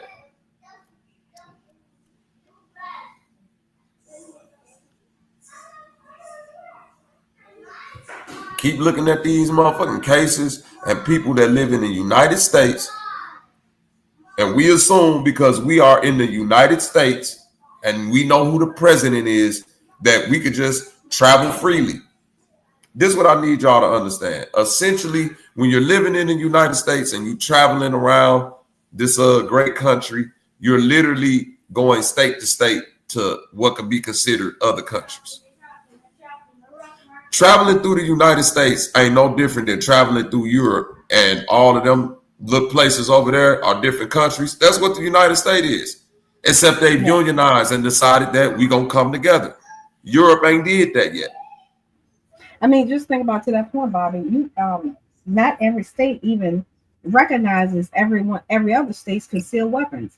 I know that I know even where I am, I can take it down to North Carolina concealed, but I can't take it up to Maryland concealed. Can't take it to New Jersey concealed. And of course, ain't like I'm gonna be waving like anybody gonna know. I'm just saying in the context if something were to happen and I get caught with it, that even though, yeah, it could be dismissed and all that after the fact, at the time of transaction, I'm duped because the first thing they're going to say, oh, this state, it's no reciprocity here. We don't recognize your concealed weapons permit. We don't recognize your designations. We don't recognize nothing that you have on you. It don't mean shit. You got to go back to where you came from. So, you know, that's why so many people do get hemmed up in New York when they do have their weapons on them, because they didn't check out the laws there first before they went through LaGuardia. I mean, that's y'all, before they went through the airports. What is it? JFK and I forgot the other airport in New York. But yeah, they get hemmed up all the time because they don't know the law. So same thing with speeding, tent. You can get pulled over in some states for having tent, and you can be registered in California, but you in Nevada. Well, now that's too close. You know, Illinois, and they'll still pull you over. So yeah, it's just crazy. Yep, they're gonna lock you up. Yep, they'll lock you up. Yeah, but you'll be cited for it. Absolutely. Disagrees with you guys are saying. You know what I mean? I'm currently driving. I drive around the country. I'm currently driving right now, semi trucks, and there's no federal regulation against keeping a concealed weapon in a semi truck. There's no federal regulation. Now that's because that's not a federal law for concealed weapon. Yeah. That's a state law. State law. Well, that's what I'm saying. So I could travel nearly freely with the weapon I have in my vehicle. You can't. You can't do that in New York. Even though it's against compliance with some companies and some carriers, I mean, there's still no federal regulation. No, you keep saying federal regulation, and I'm agreeing with you, but I'm saying each state. Okay. We go by the FMCSA. That's who regulates us as drivers. I got that, but when you're talking about a semi truck, what your job allow you to do and what a state allows you to do is two different things. You can't drive your semi truck into New York City or state and think that if you get caught with a concealed weapon that they go recognize federal statutes. They going off of what the fuck New York say you could do. But respectfully, that's a moot point. Case in point, that's why CDLs are to your state and not federal.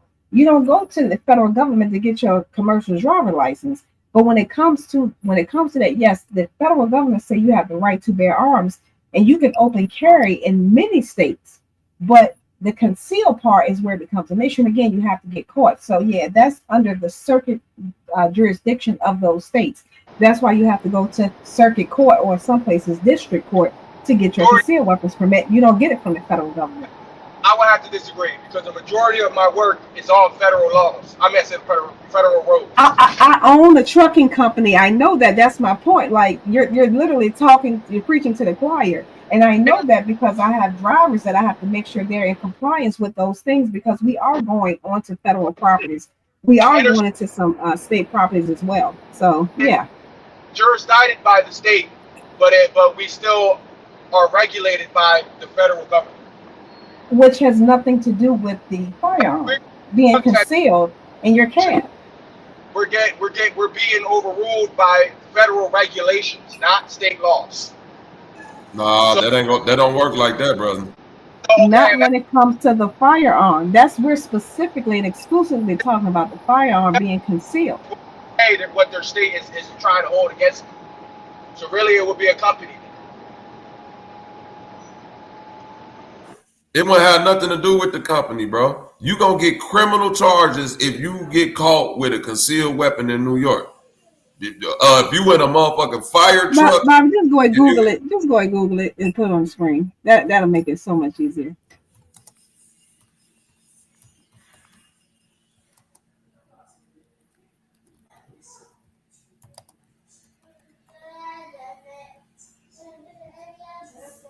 I know one thing, try to go up in the Library of Congress with any weapon.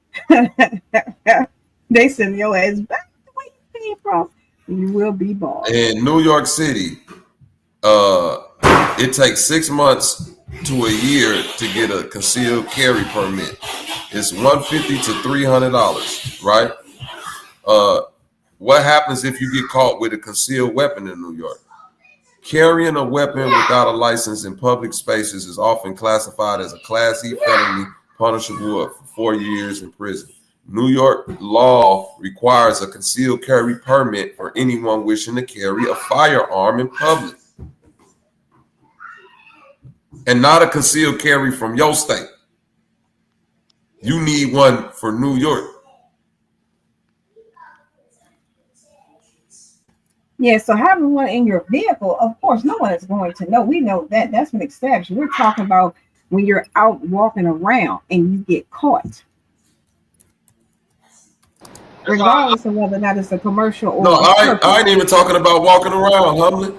If the police happen to pull him over and, you know what I'm saying, say, hey, let me look in the truck or something like that, and they find that weapon, boy, that's 10 years. That's true.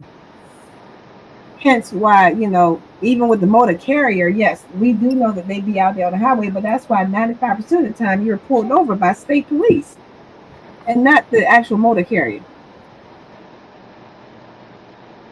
Yeah, the motor carrier would never get pulled over. They're just, those are the laws you're being regulated by. Now watch this, Humlin.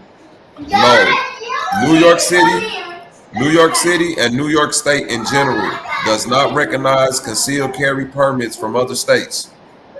To legally carry a concealed handgun in New York, including NYC, you need a NYPL or a NYC endorsement. No reciprocity. New York does not have reciprocity agreements with any other state, meaning permits from other states are not recognized. Obtaining a concealed carry license in NYC involves a rigorous process, including training, background check, and meeting specific eligibility criteria. Now, Bobby, just for the sake of argument, go ahead and Google: is there a federal concealed weapons permit? I'm gonna look that up, but I just want to get to this part right here. Sensitive locations, which is key. Even with the NYPL, and I've said this before about New York, they make you keep your gun in a crazy way. Even with that, carrying a concealed weapon is prohibited in sensitive locations, such as schools, government buildings, and public transportation. So that means if you out on a train, if you in a government building, if you in the school, if you just out and about and they catch you with that weapon, boy, it's donezo for you. You said federal concealed weapon laws.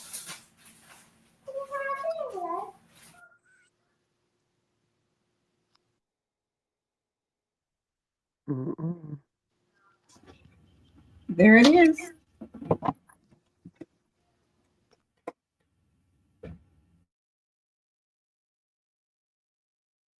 Shouts out to the chat. I see y'all. I'm about to have my dinner, y'all. And guess what? Your girl not eating no kale or sweet potatoes tonight. Handle me? Who gonna handle me? That's just tonight, though. Check with me tomorrow. I'm gonna have my kale and sweet potatoes. You want me to do?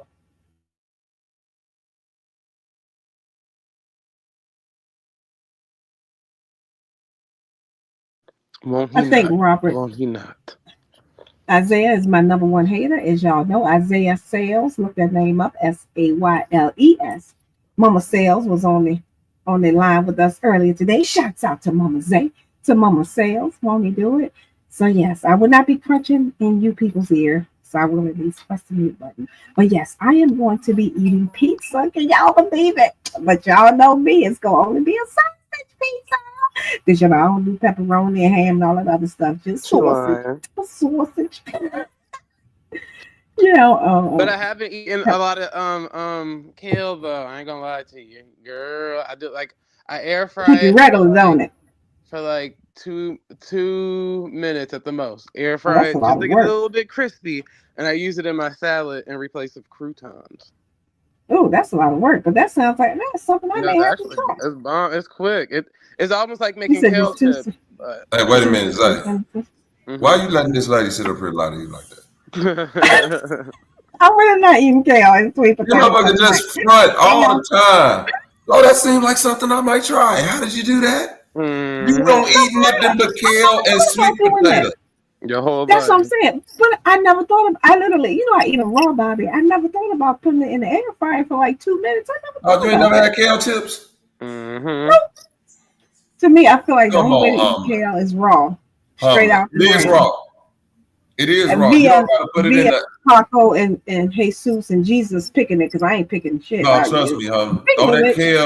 Throw that kale in the little air fryer. It probably don't take nothing but 2 minutes, a minute, maybe. Yeah, a minute. Really. Okay. No, I'm serious. That's what I'm saying. As soon as they No, for real. Do a little olive oil on it or something and some salt. I'll be putting that nutritional yeast on mine. And it's just like yeah, come on, man. Pork grease, you know how we get down. Bacon fat. Okay. All right. Yeah. Okay. Yeah, I'm trying to help you out. Sweet potato shavings. I can do that. I can definitely do that. And let's not forget right quick down in Louisiana, back down there, in Louisiana, they're hiring people to pick blueberries 9 to 10 hours a day for $11 an hour. So all you people that say there's no work out there, just go down Louisiana. Hold on, wait a minute. You mean I go to Louisiana and pick blueberries and steal blueberries at the same time? Well, I'll sign up. At the same, Bobby, that's a win-win for you. That's what we know that you're a stay-at-home dad that's feasting off your beautiful wife. So we already know that, Bobby. But now you can help her around the house. Right. Exactly. Because all you do is sit around and make beats and talk shit on the internet and exactly. What they say, babysit your own children. You are the living babysitter. That's right. This way AB can take a break while you picking blueberries. And that means next time you take her to a concert, as reward for babysitting your kids, you can actually take her with French fries. I signed up to be a stay-at-home father, and I'm sorry. That's what I'm saying. But now you can actually take her out on a date to a concert and pay for the French fries and the wine and leave a tip. Why would I do that when I could just be a nigga who mooch off his lady like the rest of you two? I could do that. I could just be the moocher. Well, I can mooch off my mama. Listen, if Zach can mooch off his mama, I can mooch off my wife. God damn it. But see, when she come home, the dishes be washed. When she come home, the dishes be washed. The floor be mopped. Baby still be crying, but ain't much you can do about that. Can't do too much. Yeah, exactly. Let them kids cry. They eventually stop. Yeah, they let them cry. That's what I say. Exactly. Yes, that's a great idea. Sweet potato pizza. I'm gonna have to try that. No, Naganese. Don't make me block you up the chat. Yeah, I am Scorpion. That's right. Don't make me block you. Hating on the pizza, on the cheese. I'm such a basic person when it comes to pizza. I don't like a bunch of toppings. Give me now. I'm gonna add onions. He got Bobby, you. I need you to mute your mic. I need you to mute your mic. Got you, add sweet potato. Listen to me. Green peppers and onions. That's it. So sausage, green peppers, and onions is the most I'm gonna do on the pizza. That's right. And yes, LeBron's pizza joint is stupendous. That pizza is great. That's right. Won't he do it? Yeah. Mr. Spirituality also says shouts out to the baby, to the daddy of the daycares. That's the way I read it. He's a dad, shouts out to daddy daycare. Bobby, with 5 beautiful goddamn children, right. You definitely that's a tax write-off. You know what? You need to go ahead and incorporate that part of your business too. I'm broke. Make himself. No, wait, hold on. I'm broke, honey. I ain't got no money. You ain't heard what Truth Zone said? I couldn't even afford to pay my wife drinks, man. I'm fucked up out here. Oh, and you know what, Robert? Let me say one more thing before we get back to these weaponry things. Now, I don't know if y'all remember about maybe 2 years ago, and we were up here, and my spouse called and was like, "Baby, did you load some more money to the gas card?" I was like, "Oh, I forgot to load money to the gas card." Now, the way that the gas cards are set up, it's not as simple because you have to go through the vendor to do them. And let me say it correctly, the vendor that we use. Now, that was then, so I decided to make the gas cards personal. So that's not an issue no more. So then I was like, all right, so I'm going to put the money on your debit card so you can go ahead and fill the truck up. Okay, cool, no problem. I'll work the books later, blah, blah, blah. So then, while we were still there, he was like, "Wait a minute, that ain't going to leave me no money." So I was like, "I gotta go ahead and give you $20, maybe $30. He was like, all right, that'll be enough, because he wanted to get something while he was out in Ohio. If Bank was up here, he didn't know what it is, but it's something that they have out, some kind of sandwich in Ohio that he likes to get whenever he go through there. I can't think of what it's called, a grinder or something. I don't know. Anyway, but and so I didn't realize I wasn't muted, and the person that heard it was like, man, he is. Why he asking his wife for money? And I'm like, what part of the conversation? So you only heard the part when he asked for $20 more to get something to eat because he wanted to get something specific to that state while he was there. I'm like, that's how married couples do. And when your money is together, that's exactly why it's together. And you don't have to be married. Let me be fair. You don't have to be married. But people that decide to co-op, that decide to put their monies together so they effectively work together, you can get whatever you want whenever you need it. But my husband is y'all think I'm frugal. Huh? No, he's very thrifty. He's very tight on the dollar. So yes, he does not like to go over budget for nothing. But after 21 years, if he wants to ask his wife for $5, he can ask his wife for $5, and she's going to give him the $5. Won't he do it? So shouts out to AB for funding Bobby's wine drink that Bobby gave her the money for. Because if you watch the video, you actually would have saw that exchange. But we know we got to sensationalize the little part because we want to make it bigger than what it is. So yes, that's my ramble. That's my moment. Shouts out to the chat. And Dean General, I'm coming for you. And I am Scorpion. You better watch out. I'm on a mission. I'm about to go heat up my pizza. I had a nigga tell me earlier that it's diabolical that Nicki Minaj would use a cash app to give money to people. Yeah, the last time I saw to write the checks. When would sister transfer money from her bank to my bank? Wait a minute, people do that? What? Wait. I'm just saying. That's why that 𝑾𝐼𝐻 bag got to go to the bank. I'm just saying, won't he do it? Last time I checked, didn't Cardi B and Megan Thee Stallion run a whole cash app campaign? Okay, wait a minute. What you not gonna do? Didn't Kai? It ain't been that long, Zay. It ain't you ain't been on a boat that long. What you not gonna do? Yeah. Shouts out to the chat. What you not gonna do? I am Scorpion. Shouts out to the chat. Shouts out to the chat. Oh, and I just want to say one more thing too, and then I'm gonna stop rambling. You know, it's amazing to me how hard that a said person has came at karma. Not once, not twice, but probably 30, 40, 50 times. Where is that energy for the men that laughed you off the panel? I'm not saying you're supposed to go there and beat your chest. I'm just saying, if you got the energy for our beloved karma, where is that same energy for the people that use the bathroom just like you? I'm just asking. I'm just saying. Okay, I'm going on mute so I can heat up my pizza. What are you doing? Shout out to the It ain't no facts, I am Scorpion. It ain't no goddamn facts. It is, because it got cheese on it, and a crust, and marinara sauce, and cheese, and sausage. Won't he do it? Is it in the bowl? No, it's on the plate. Look, on the plate. Okay. I'm just making sure you ain't eating no piece of pie or piece of soup. And I'll make sure that when I bite into it, I'm gonna do that cheese pull as long as my arm. And it's actually New York style. That's right. Ain't the nasty shit. Today.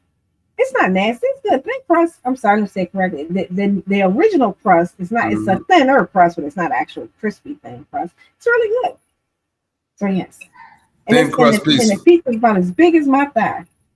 It's a thin crust, but not the actual like thin crust. You say the pizza big as your thigh, so that means that motherfucker fading away. That what you trying to say? Yeah. It's translucent. Is that what you trying to say? Just a little bit. You know what? If this what makes the pizza really good, because it got the orange grease in it. That's what makes it even better. You talking about did they get that from the Chinese people? 10 minutes. I cook for you. 10 minutes. I cook for you. So the Italians is going over to the Chinese restaurant and saying, "Give me some of that orange chicken grease so I can put." Orange chicken. Lord, have orange chicken. Number one for you. Number one, I cook for you. Did be 10 minutes, okay? 10 minutes. God damn, pineapple and pizza. I never had pineapple on pizza, but yeah, we can get back to that. That's on the screen. Okay, now let's deal with it. Okay, now Zev, when you were talking about federal, right? It said federal law generally sets basic standards for who can own a firearm, but doesn't regulate the specifics of concealed carry.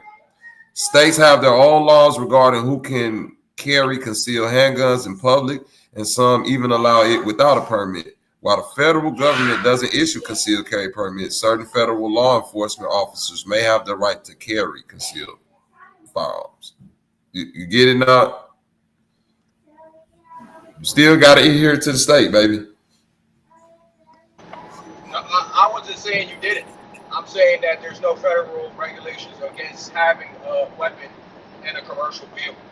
So even if my company doesn't allow it, it would be the company saying, "Oh, we don't want you as a driver if you're going to keep one in our trucks." You see what I'm saying?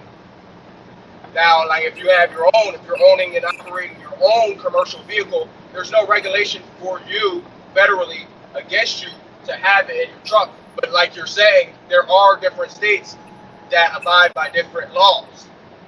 That's all I was trying to say. That I mean, I can still have one in a vehicle, in a commercial vehicle, but different. No, you can't. Yes, you can. Yes, you can. No, federally you can. Statewide you can't. That's what I'm saying. Like when you listening to the laws, they're saying that federally. Listen, in general, there are no specific federal laws prohibiting the carrying of concealed weapons in commercial vehicles, but state and local laws can vary significantly. Some states may have regulations that differ from or conflict with others.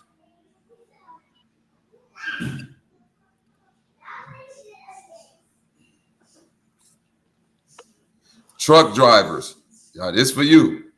Truck drivers may need to understand and adhere to specific laws of each state they travel through, as these laws can vary widely. That's what I've been trying to. Some trucking companies may. Hold on, real quick.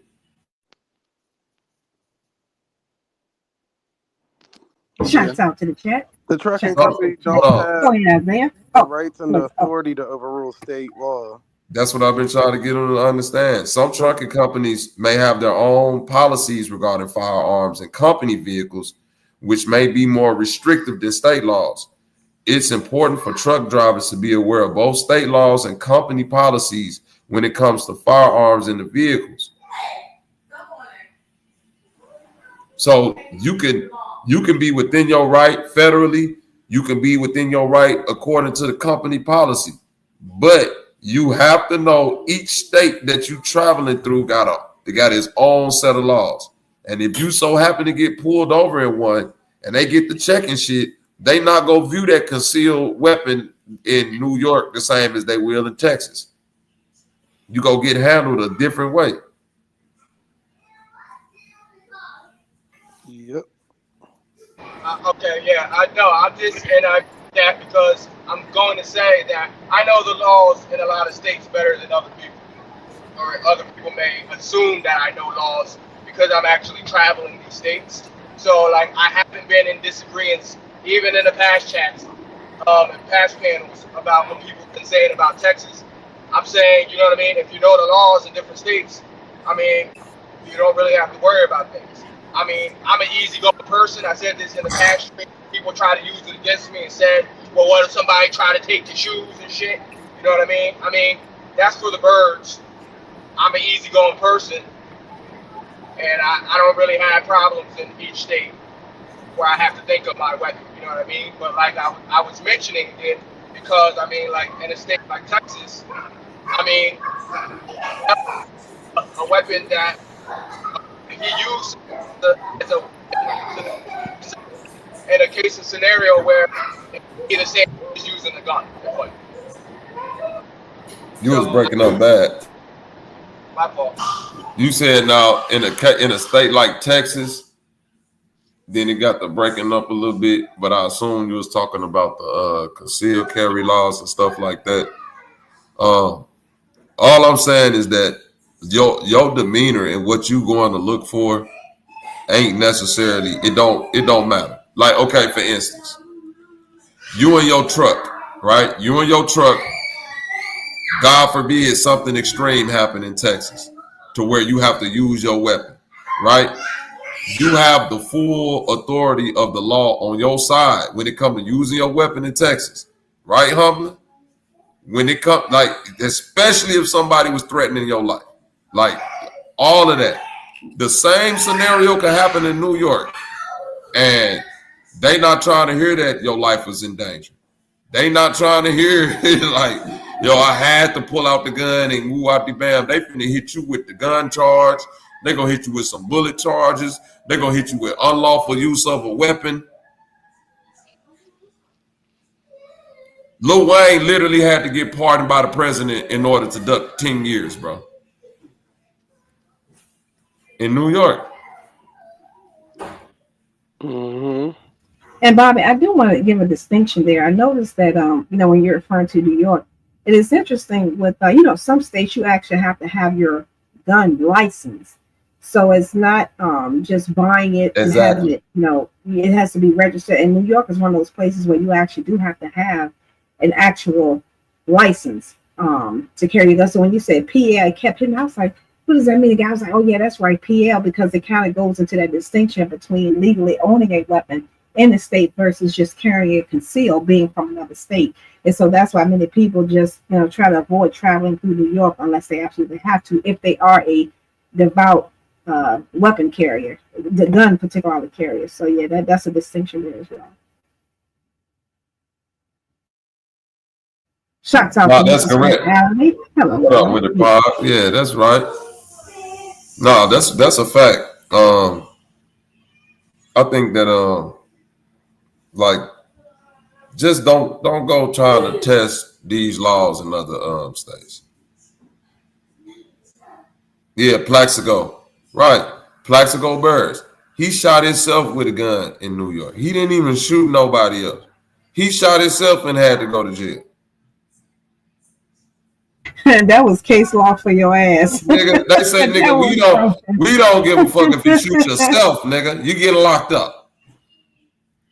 So shoot yourself and survive and watch you don't go to jail. And still went back to the NFL. Right. Oh, he still went back. And still won them goddamn Super Bowls. But boy, it wasn't the same after that. It was not the same after that. Okay, now we finna get into some ratchetness.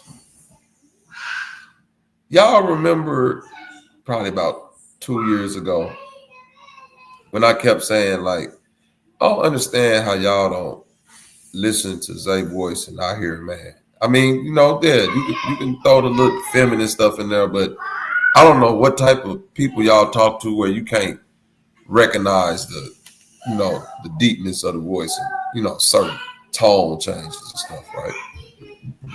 I also remember a few years ago, we was on this panel and I was saying that when it comes to this conversation that y'all keep trying to have about transsexuals, truth be told, the most unrecognizable trannies are the women who convert to me. I've been saying that. Nobody listening. Yes. So watch this video, y'all, and give me your thoughts. I gave birth to my son and transitioned 10 years later. My mom became my dad. When I was younger, I called him my mom. I started calling him my dad when I was probably in middle school. He's always there for me whenever I need something. When he went through his process, I was 11 years old.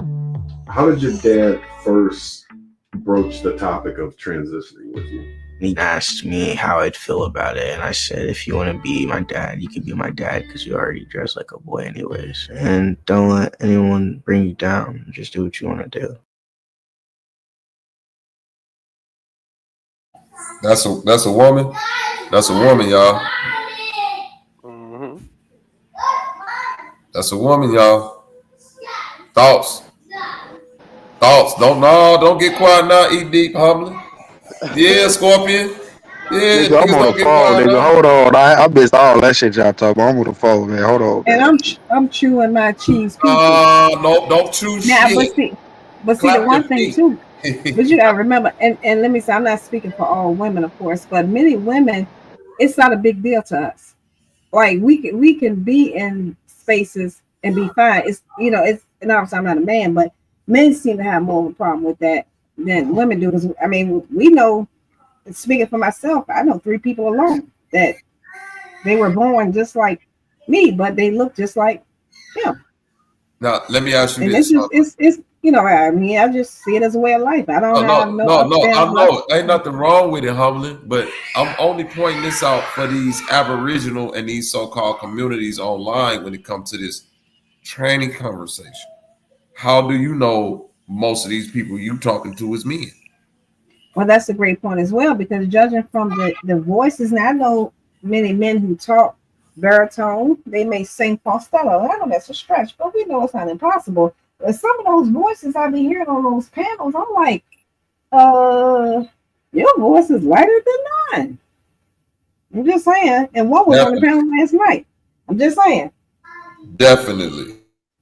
It's definitely been a couple light voice motherfuckers. And I've never smoked. Exactly. So my voice isn't raspy, but it's not, not the lightest voice ever. Hi. No, not Michelle, of course, but I'm like, oh, that's a dude. Oh, okay. So you say, but you're right. You're right. Now, remember when? Go ahead. Oh yeah, go ahead. No, go ahead, Bobby. No, I was going to ask Zay. Remember when I was just over there on BAP channel, right? And remember, I said to him, "Wait a minute. If y'all got this big problem with homosexuals, why y'all not addressing none of the homosexual women and studs and truck drivers?" And that nigga said, "Hey, that's gonna be a good topic, Bobby, because you're right. It's a lot of them in the community." Yep. So I'm saying, if you like logically, this is where my logic go. If you talk transsexual talk, and you in a community where it's already a majority of women that are either on the other side, acting like straight men, truck drive, and all of that stuff. Some of them even got mustaches and shit. I've seen some of them. They look crazy. It would behoove me, if you're talking about that, I would think that you meaning more of this type of transsexual. Because a nigga turning on his camera or a woman turning on the camera and looking like this, I don't assume the general populace of YouTube is going to be able to discern that. Yeah. And I've said this for years. I always stood on like them women who change into men, I can't tell.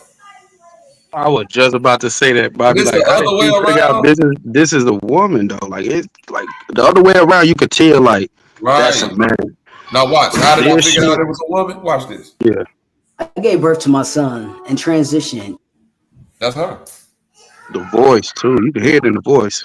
See, and don't a lot of these niggas on this YouTube sound like that? Yep. A lot of Aboriginals got that voice. Yeah. Yeah. As a matter of fact, that's why I got beat. I'm like, I don't have no more accounts I can use, but because when we was in the chat in Q-Brother chat, I was like, damn, they don't block my ass again. And then yesterday in that power, I was like, why y'all getting mad because I'm telling the truth? I'm like, y'all got one more time to block me. That's why I personally don't use the main account for that purpose. But yeah, I'm just like, what are y'all talking about? I'm like, what? Huh? And then when you think about it, with some of these people, they go to so many different panels. You can hear the difference in there, not just the tone, depending on who they're talking to, but the content of their conversation is different too, depending on where they go. So I'm like, yeah, we see you. Damn, this a mega stud. This ain't a stud, man. What a mega stud. Yeah, this mega stud. Okay, what you're not gonna do? Okay, what not gonna do? Mega stud the stallion. That ain't funny. Oh my bad. Let me mute my mic. That's right, mute your mic. And Zay, you ain't on the boat no more. Don't make me send you back on the boat. So that's right. But no, that's the boat, girl. They do live amongst us, and like you said, Huh? Jeez. I said I can't even afford the boat no more. Them SSI checks ain't that big. Oh yeah, Zay done used up all his cool points. Yeah, my So yeah, disability checks and all of gotta that re stuff. gotta Can't afford to do nothing. And the crazy part about the females that turn into men, a lot of them still sleep with men. Boy, it's 10 years what later. 𝘾𝙤𝙎𝙃 told y'all? What 𝘾𝙤𝙎𝙃 said? No. Became my dad. No. That's what he said. When I was No. younger, I called him my mom. When I was younger, I called him my mom. Look. Look at this. I started calling. That little boy had a smile on his face since 2 years old. Do you hear me? With him, my dad, when I was like probably in. He probably ended up transitioning. He's always there for me whenever I need something. The little boy? When he went through his process, I was 11. I hope not, but damn. How did your dad first broach the topic of transitioning with you? What's crazy is if this little boy want to be a girl, I guarantee you the mama be on bullshit. I ain't raising no punks. Man up, nigga, man up. Man up like I did. That's why I'm your daddy now. Right. I got rid of all the bitches in the family 10 years ago. You ain't noticed? Okay. That was the last bitch standing. So now watch this. Watch this, ED. Now, Me you how see I niggas feel built about like it. this, I right? said, if you want to. Because I've seen niggas built like this. No, ED, listen to me. Dad, you could be my dad. I've seen niggas built like that, right? And And don't then let anyone. I've seen a skinny nigga, probably the son size, wash a nigga this size up. And I'll be saying to like, I done seen some fights where I'm like, this nigga big as hell getting worked by this little ass nigga. Like, motherfucker look like they don't know how to fight at all. Now I'm playing it back. I'm like, is these trans the whole time? Like, was that a woman who just became a man with some synthetic muscles and just like pump faking? Because think about it, ED. If you fought this nigga, you'll whoop this nigga ass. Oh, yeah, that's a female, bro. Like it don't. You can't get no different bone density or muscle density just because you took some hormones. Right. Yeah. You see what I'm saying? Like it just is what it is. When Clarissa Shields go in there and spar with the just like underling boxers, the niggas who like rookies, they wash her ass up. She can't take them hits, and she swole as hell. Back muscles and everything. She can't take hits from regular skinny boxers. This nasty work. Bring you down. Just do what you want to do. I gave birth to my son and transitioned 10 years later. Let's see what the chat say. Let's see what the comments say. I'll be back, man. I'm finna run to the store, dog. This shit just got me. Look, everybody in the all discombobulated. When will this stop? This goes against God. This is so terrible. Mental health is real. Does the dad still get a period though? Oh my God. Confused family. I feel sorry. Most moms are already dad. This mom just made it official. See, anybody who know this lady right here, get away from her. She's poison. She's still your mom. You need to look for your real dad, young man. That's sad. The kid seems perfectly happy and well-adjusted. The love of any parent is what's important. No, it's not. This is the best comment. The demon within. Your mom is possessed. Lord. Hey, damn. I can't imagine calling my dad my mom after all these years. That's got to mess with the kid. That is crazy. Wake up one day and your mama be like, I'm your daddy, boy. Deal with it. Jesus. I'm your daddy, nigga. How you feel about that? I thought you was just joking. That you wouldn't get the whole surgery done. That's diabolical. Yeah, that was his mom. Now it's his dad. Yes, folks. The mama and it's the daddy now. And with the type of surgeries, she probably got a male part down there now that actually functions. I'm just saying.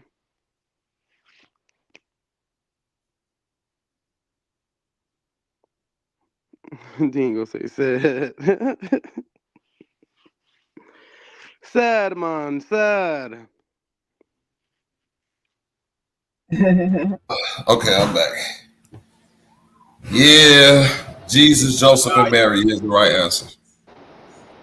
Yeah, they said Michael Jackson beat up Tupac, and that nigga had the highest voice in the world. So you know what I mean? Anything's possible. Michael Jackson was a man.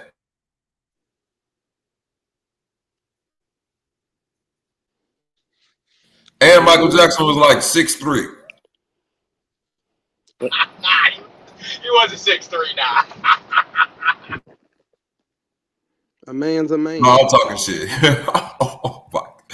Hey, a man's a man is the perfect motherfucking. You know, a man's a They man. did say that he whooped on Tupac, though. That's A what man's they a man. said. They said they fucked him up. Yeah, they said that. They said that. In the building, the one and only glitch god, Bankbone, nigga. Boney James in this bitch. What up, though? What's up, my nigga? Did you watch this last clip, Bank? Hell no, I'm just popping on this motherfucker. All right. Are you sitting down? Yes, I am in the car. Ready. Okay. You ain't ate nothing, have you? I don't want to upset your stomach because this might take you there. Yeah, I'm ready. Am I supposed to be ready? What is this? Hold on. You ready? Oh, it's gonna get crazy. Get ready. Before I make jokes like how sad is this? It ain't sad. I gave birth to my son and Who the fuck? Just off the first bar. I gave birth to my son in transition. I gave birth to my son. He looked like a nigga right Just there. listen. That's what I'm saying. She already. Look how buff. Yeah, she about to transform into Optimus Slime. Okay. Transition 10 years later. My mom became my dad. When I was younger, I called him my mom. I started calling him my dad when I was like probably in middle school. He's always there for me whenever I need something. When he went through his process, I was 11 years old. How did your dad first broach the topic of transitioning with you? He asked me how I'd feel about it, and I said, if you want to be my dad, you can be my dad because you already dress like a boy anyways. And don't let anyone... Bank, say it again. Dead on the inside. This nigga's dead. Do you not see this lifeless corpse in front of you, nigga? No, Bank, I said the same thing. I said, look at the beginning of the video, Bank. Wait. Someone bring you down. Watch this. Do what you want to do. If my dad was I gave birth to my son. Nigga, I'd be mad. Look how much he's smiling right here, bro. Look, he's so happy. Even though his mama probably manly here, it's still his mama. He still see some feminine aspects. He still get to call you mama. He's smiling. And Father's Day. Bro, once he say this motherfucker transition, this little nigga don't even crack a smile no more, man. That nigga got heartless eyes, bro. The soul left behind his eyes, bro. He just an NPC now. And transition 10 years later. My mom became my dad. When I was younger, I called him my mom. I started calling him... Bro, that look right there is like, do you know how bad I get fucked with at school for this bullshit? Ain't no school in America where you ain't finna get like white school, nigga. A nigga school, you're done. You can't even go to a nigga school. You better hope you go to the white school, nigga. In the white school, you gonna be done. They just gonna have slightly more sympathy because there's probably people up in there with your same situation. But a nigga school, you burnt up, boy. It's still pockets where niggas get turned like I told you with the testosterone shit. Niggas said, what they trying to check a nigga prostate? A nigga gonna check you about that shit, dog. Dog, the first nigga that you try to beef with gonna look you dead in your eyes and say, shut up, nigga, your daddy got a coochie. Your daddy a pussy. Daddy a pussy, nigga, literally. Hey, man. The jokes would never end. Hey, when the daddy got an attitude, they're gonna be like, nigga, your daddy on his period, man. Yeah, because you only got two choices at that point. When both parents show up to your graduation, it's gonna look like a gay couple. Then the dad gonna have the real the baby daddy's sick. Yeah, the baby daddy, you sick. Yeah, he gonna be like, nah, that she was a woman when I met her. Boy, you gotta do a lot of niggas playing it, ain't you? No, but in this situation, this is where I condone full-on abandonment. I'm not your baby daddy no more. You your own baby daddy. You the baby's baby daddy. Yeah, you your own baby daddy at this point. I can't do nothing for you or that little nigga no more. How can a nigga have two single father parents? Nah, Bobby. Bro, this so nasty. That nigga don't got the urge to do nothing. He got the death urge. Lord. Bro, this little nigga don't like he don't even like waking up in the morning. Damn, bro. My dad, when I was like probably in middle school, he's always there for me whenever I need something. When he went through his process, I was 11 years old. How did your dad first which dad? broach the topic of transitioning with you? He asked me how I'd feel about it, and I said, if you want to be my dad, you can be my dad because you already dress like a boy anyways. And don't let anyone bring you down. Just do what you want to do. I gave birth to my son and transitioned 10 years later. My mom became my dad. When I was younger, I called him my mom. I started calling him my dad when I was like probably in middle school. He's always there for me whenever I need something. When he went through his process, I was 11 years old. How did your dad first broach the topic of transitioning with you? He asked me how I'd feel about it, and I said, if you want to be my dad, you can be my dad because you already dress like a boy anyways. And don't let anyone bring you down. Just do what you want to do. I gave birth to my son and transitioned 10 years later. So, on some funny shit though, I know niggas be clowning like, but you judging the motherfucker, be like, hey, you gonna be an ugly bitch and an ugly ass nigga too? Like, what the? That's crazy. Damn. It's evil. This nigga like 5'4", 5'3". And transition 10 years later. My mom came. That's crazy work. And he's shorter than his son. Than her son. Like, does she not know how bad it is out here for little niggas? I've been saying for a long time, these new parents don't give a fuck about their kids. Hey, man. And when I say new parents, football, he can't do shit. Bro, because if this nigga show up to the football game and a fight break out in the stands, your daddy get washed by regular niggas. You gonna have that pull up to the coach on your behalf? That's your Dion. That's the nigga on TV. Damn. That's your Dion is crazy as hell. Motherfucking, you feel me, though? Yeah, my son ain't playing for the Vikings, and I got a yeast infection.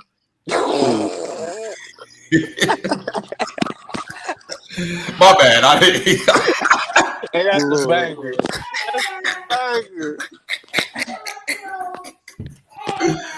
Hey, yo, your daddy having a yeast infection is diabolical, boy. That's all I got to tell you. Hold on, here we go. Having the ability to produce yeast. Yes. But the whole point I was trying to say, Bank, You know, niggas like to talk this slick trade talk around the shit show. And I've been saying to myself, what make y'all think that them Aboriginal niggas that hit the panel with light voices ain't one of these? Because when it comes to transitioning, I can't tell the women who convert into men. I'm being honest with you. I can't. Why would you choose a harder life? Damn, that's the banger of the life. That's the banger of the fucking night. What the fuck?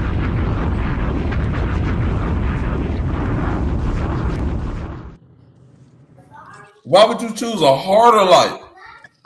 I'm with the harder way. Not the harder way. That's Hey man. Hey. In a situation like this, you either gotta say that the mother died or something. If you're not in contact with the real baby daddy, you gotta at least be like, oh, the mama died. Then it'll kind of be low key. Nobody really would probably know because it's just like, oh, you just got your dad. But like I said, when you get to graduation and the baby daddy want to be a part of that, the real baby daddy, it's gonna look confusing because people gonna either think it's a gay couple or somebody gonna have to explain something because they gonna be like, well, what? That both of them your dad? Yeah, that's gonna be weird. No, what's gonna be weird if they out somewhere? What's gonna be weird if they out somewhere and this nigga got to piss real quick and run to an alley and squat? Look, I told you that. Well, you was on mute though. Most of them trans men, they actually get like the professional surgery to where they got male bottom parts now. Like they can pick the size, everything, and it's fully functional. That's crazy. Yep. They just rewire it. That's all.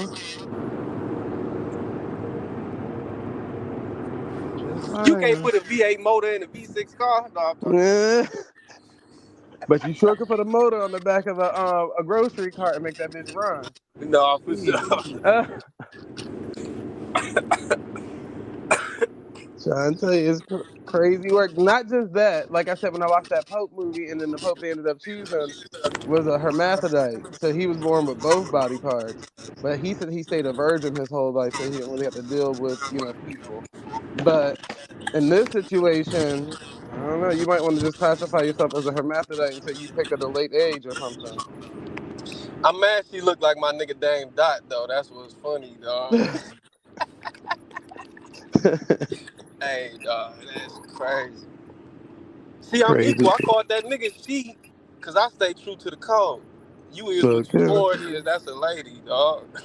That's a nigga's ma'am. Lady man. Coochie man. So all the niggas that want to fuck Young Ma, would you be willing to fuck her? It don't got a coochie no more. It's not a dyke. It's an Ike. Diabolical. Beating bitches. You know, oh, you're still a girl. Your son is gonna have a wild life. Your son is gonna have a wild life. You know, oh, you're still a girl. This picture right here alone is fucking disgusting, bro. Yo, this picture alone is fucking crazy, bro. This the Aboriginal community right here. I was just this about all to you say, niggas. Years, that's gonna be the new hieroglyph. That right there, they're gonna be like, holy half shit, man, half motherfucking. Don't be misgendering this person. Don't be misgendering. I mean, don't misgender. This is a hybrid. Child. It's either a child of God or a child of Beelzebub. Either way. One or two. But why leave? Why go from a bitch to a gay nigga? Is the nigga is the nigga gay? Do we still deal with this got belly shirt on, cuz. Wait. It is crazy though, because I'm thinking about it. He's saying you're still a girl. So what if this, bro, man, I don't even want to think about it.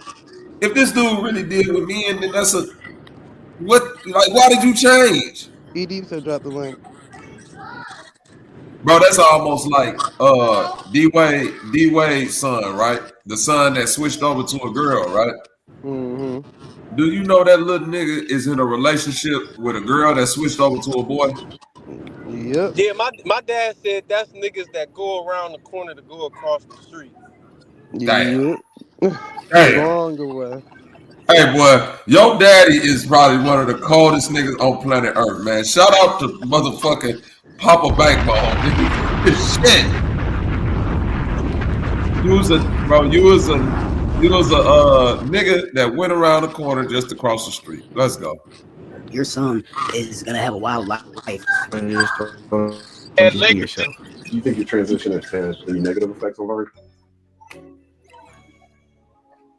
So when did you two start working out together? Oh man, when we start working out together? Last year. My name is 𝘾𝙎𝙕, and I'm a trans man. I have a son. His name is Vari, and he's 17 years old. How would you describe your dad?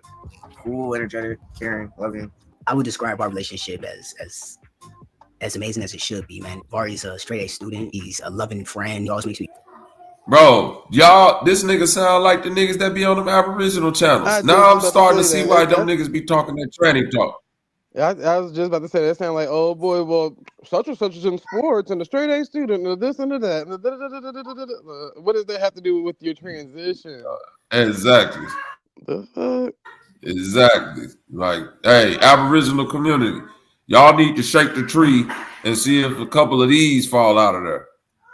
Emotional on this because that's how I look at my child at 17 years old. He's an exceptional young man, and I'm proud of myself to be able to tell myself. Damn, y'all funny as hell. That dude well sound done. like them niggas though. Dang. It's crazy, man. Sound just like one of them Aboriginal niggas, don't it, Bank? How she get her voice that deep? She smoke Marlboro? When I was younger, I called him my mom. I started a lot of them get my dad voice when I was box surgery. Yeah, they get that they get they vocal cords shaved off. Mm-hmm. Shave them bitches down or something. They put some needles in it or some numbing cream. I don't know. Come on.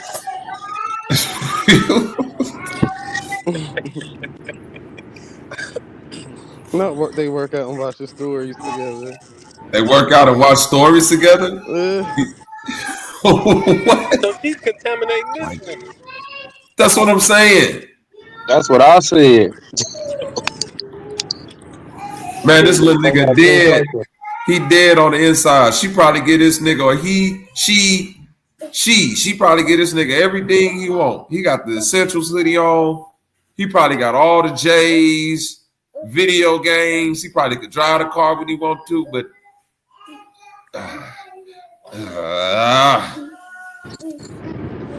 same as a furry, same as a nigga that think he Dragon Ball Z Lord. Man, retarded motherfuckers don't deserve to raise children. that's a fact. I'm with you on that one, baby. Come on, bro. You don't even know what you want to be. A belly B. A belly B. Hey. She want to be a baller, shot caller, 20 on the Impala. That's what she want to be.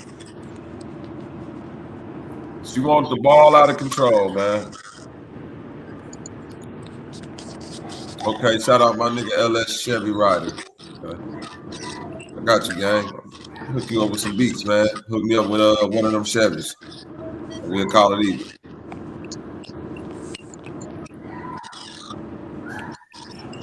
Oh, that nigga want that Nicki Minaj Bigfoot beat. That gonna cost you a pretty penny, son.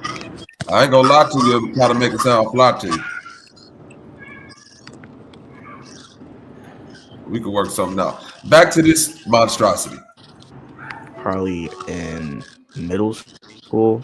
He's always there for me whenever I need something. When he went through his process, I was loving him. How did your dad first broach the topic of transitioning with you? He asked me how I'd feel about it, and I said, if you want to be my dad, you can be my dad because you already dress like a boy anyways. And don't let anyone bring you down. Just do what you want to do. we went through counseling for 5.5 years, you know, and I think it's very important for a lot of trans people in general to put the children in counseling to get them more understanding of what they're getting themselves into, because not everybody is going to accept you right away. What you It's best for him to give me the opportunity to have a choice, or him have a choice, and together we both. Bitch, you need counseling. You try to put your son in counseling. Right. We need a little bit of counseling or whatever. I'm gonna just say this. Hey, here go the most diabolical thing, Bank. This little nigga right here probably look like he no more than 4 years old, 5 maybe, right? Give or take. I'm looking at the picture of the mama right here. Who hit this? That's the bigger question. It ain't no, because now that I'm thinking about it, this motherfucker was never feminine in none of these pictures. Who hit Some light-skinned nigga did that. Some light-skinned nigga did that. It is a light-skinned nigga that did this. Rocketus, is you in the chat? This your work. My nigga Rocketus out there. Rocketus, come get your baby, dude. That's my nigga Real Offended, man. Remember he said he liked dykes and shit. Oh, Real Offended. If you listening from the bushes, brother, come get your baby mama. She out here tweaking. This bitch out, she fucking up the community, brother. She's causing harm to the plants and animals. You want to know what's funny? What if that's Truth's own cousin, though? That's fine. Hey, yo. Crazy. Kentucky Gucky, girls on? Did that nigga Dean General say girls on? Oh, shit. Hey, Real Lamar, you bogus as hell. You say that's don't do that, Real Lamar. What is that, Jack? Don't repeat it. Don't repeat it. The motherfucker might be in the bush. This nigga's evil. Yo, hey, Bank. Don't repeat it. Just look at it. Hey, this nigga crazy. Hey, Real, glitch of the day. Go Hey, Real, that's the glitch of the fucking month, probably. Up until so far, we're the second day of motherfucking May, boy, and you just lost your mind. Together we both made one, and his choice was first, and then I accepted it. What was your relationship with gender like growing up? As a female, it was kind of tough. I was a tomboy. I just wanted to be who I am today. I started transitioning at the age of 28. The best thing about transitioning. This is crazy. Today, I started transitioning at the age of 28. The best thing.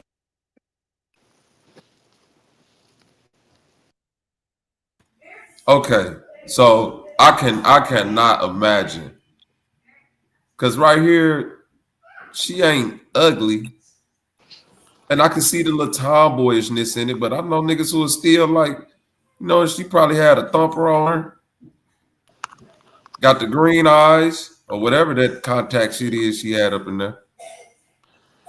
I can't, bro, man. I would live off grid in the woods, bro. I would go on a reevaluation of my life if I hit this and then it turned out to be something else, even if it had nothing to do with me, Bank. Do you know how crushing that is to a male ego? Bro, the baby daddy probably never recovered from this. You say he'll never be whole again? No. It's over with. That boy got to live with the plants and animals, bro, and just seek peace. He probably would have had to do that just having that as a baby mama, though. Off rip, though. That's what I'm saying. Right here, it looked like, okay, it wasn't all the way bad, but it wasn't all the way good. I can see. Like she was in the military before. Right. That's her. That's what I'm saying. It looked like, and you're right, Zay, because a lot of them military women, this one, like literally, what made me think of this, well, not think of it, like as I'm looking at this picture, it was the girl that I was supposed to take to prom, right? She had a similar look to this girl right here, but in high school, She was pretty as hell. I'm not even gonna lie. She was pretty as shit in high school. When we graduated high school, she went to the military. When I tell you, when I saw her like 7, 8 years later, I was like, who is this nigga? And she wasn't even transitioned. She was just like, you don't remember me? Man, look, on that type of time, ED. You don't remember? I was like, damn, your ass done got kind of like brolicky. You real what's a young Ma-ish? You wasn't never young Ma. Now you young Ma. Thing about transition to me is you're looking in the mirror, finally seeing your authentic self. What difference is him transitioning here? Oh my God.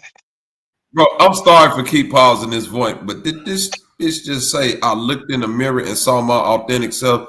Did you lie to yourself and God when you just said that stupid shit? Transition to me is you're looking in the mirror, finally seeing your authentic self. What difference? Look in the mirror and finally see my authentic self.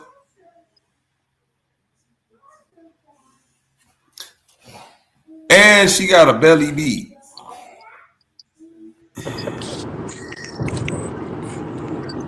The best thing about transition.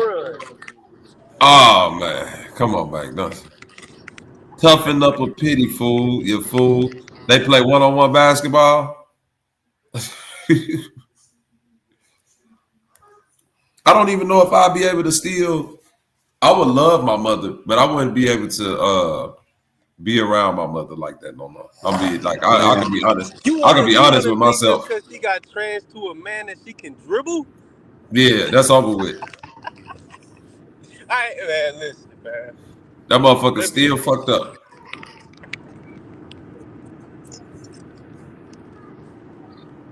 Man. To me is you're looking in the mirror, finally seeing your authentic self. What difference is him transitioning here in a relationship? Man, I wouldn't really say it was a difference. I think he's just the same person, just different voice and face looks. Do you think your transition has had any negative effects on her? I don't think that my transition has had any negative effects on him. You know, I think it actually brought us together stronger. You're lying. It's more of the opportunity of You're the lying. mother and father relationship. You know, he had an experience of both sides. Meet the brand new Wondershare Uni Converter. Why they ain't interview the grandma? I want to hear what she got to say. My friend Lakia is coming over. Probably grandpa now. It's probably grandpa. I always describe her as this happy, wild queen. What? Yeah. You remember when I first came up to you? When was that work? When we was at work? And you was asking all them questions. You like, yeah. You fine. Okay, friends. We've been friends for a minute. How would you describe AJ as a father? A good father. If you look at her, she still moves like a female. You don't see too many people like that.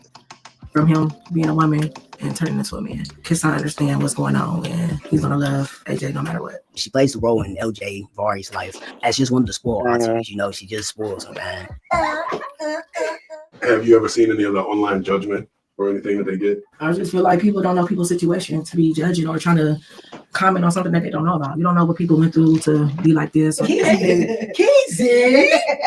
for real. Kezzy supported me in ways that a lot of people don't get the opportunity to have a hype man. She's like my biggest cheerleader when it comes to the girl side. You know what I'm saying? I love the way that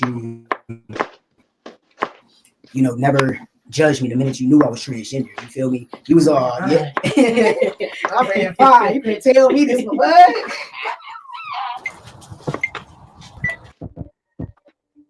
I started sharing my journey online.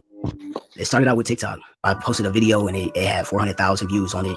The responses that I have to share, you know, with people being disrespectful in comments is, you know, oh, you're still a girl. Oh, you bleed. Oh, you'll never be a man. You'll never be manly enough. Your son is going to have a wild life. Huh? Didn't know women could be fathers. Well, the thing about this comment is women are fathers. And the reason why women are fathers. Did this bitch just say women are fathers and the reason you a man now? You hear how dumb the logic is? Well, bro. ED, this is why I be saying mental illness. Do you hear the dumbass logic? We are fathers. Wait a minute. Why you turn it to a man then? Why you just say it to say a woman and then just be a father if you already a father? Right. Then why are you saying we? Why you keep saying we as women, but you don't want nobody to call you a girl? Huh? It's fucking backwards. Crazy work. This nigga Naga say, hey, this nigga Hezo is fucking nuts. He say that's the best transition I ever seen. He said, I don't give no fucks though. Because I look good. I smell good. I feel good. And you sing good. And make love good. Well, are you out on love or out of love? Which is it? Out on love. Alone from night to night, you find me. What do you mean by that?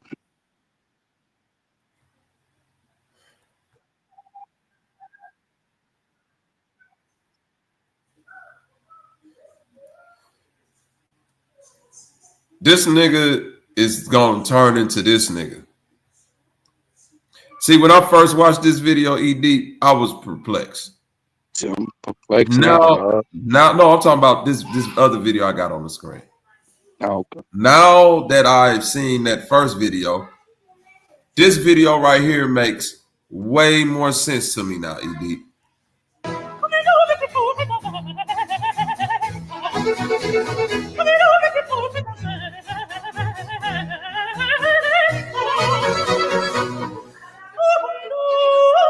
That's a woman.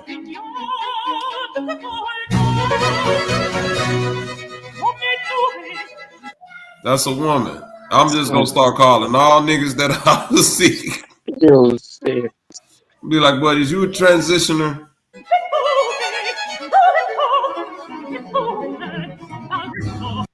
Doing opera with a eyebrow ring like that and a black hoodie is bananas. But see, this is why I think this is a woman now, because I'm like, she is going off the chain to try to prove that this a man. You could have put a suit on for this shit. But your breast probably can't fit up in the suit. I hate the world has come to this, bro. No, you don't. I really do. I really do, bro. No, you don't. Just fight back against your demons like this. What is that? A shuriken with a tooth? What the heck is this? Now I know when you weirdos made this. Now I'm about to be like the word.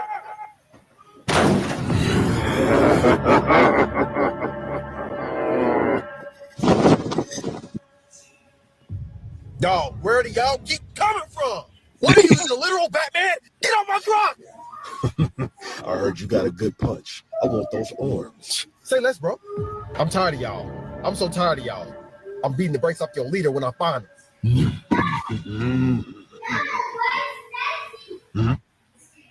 Hey, Tom. This thing popped my tire. It was standing on my car, so now I'm going to be late.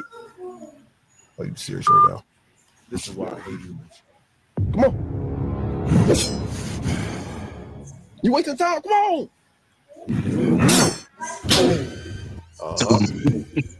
Yeah. Come on. Oh my God. Oh, you threw me, so you think you are now, huh?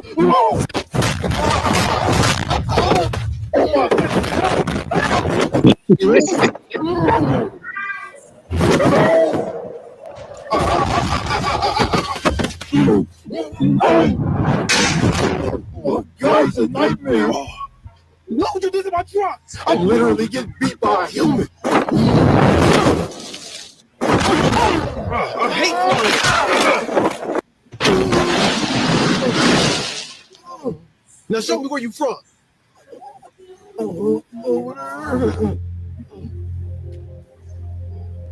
Okay. Right now, you got some work to do.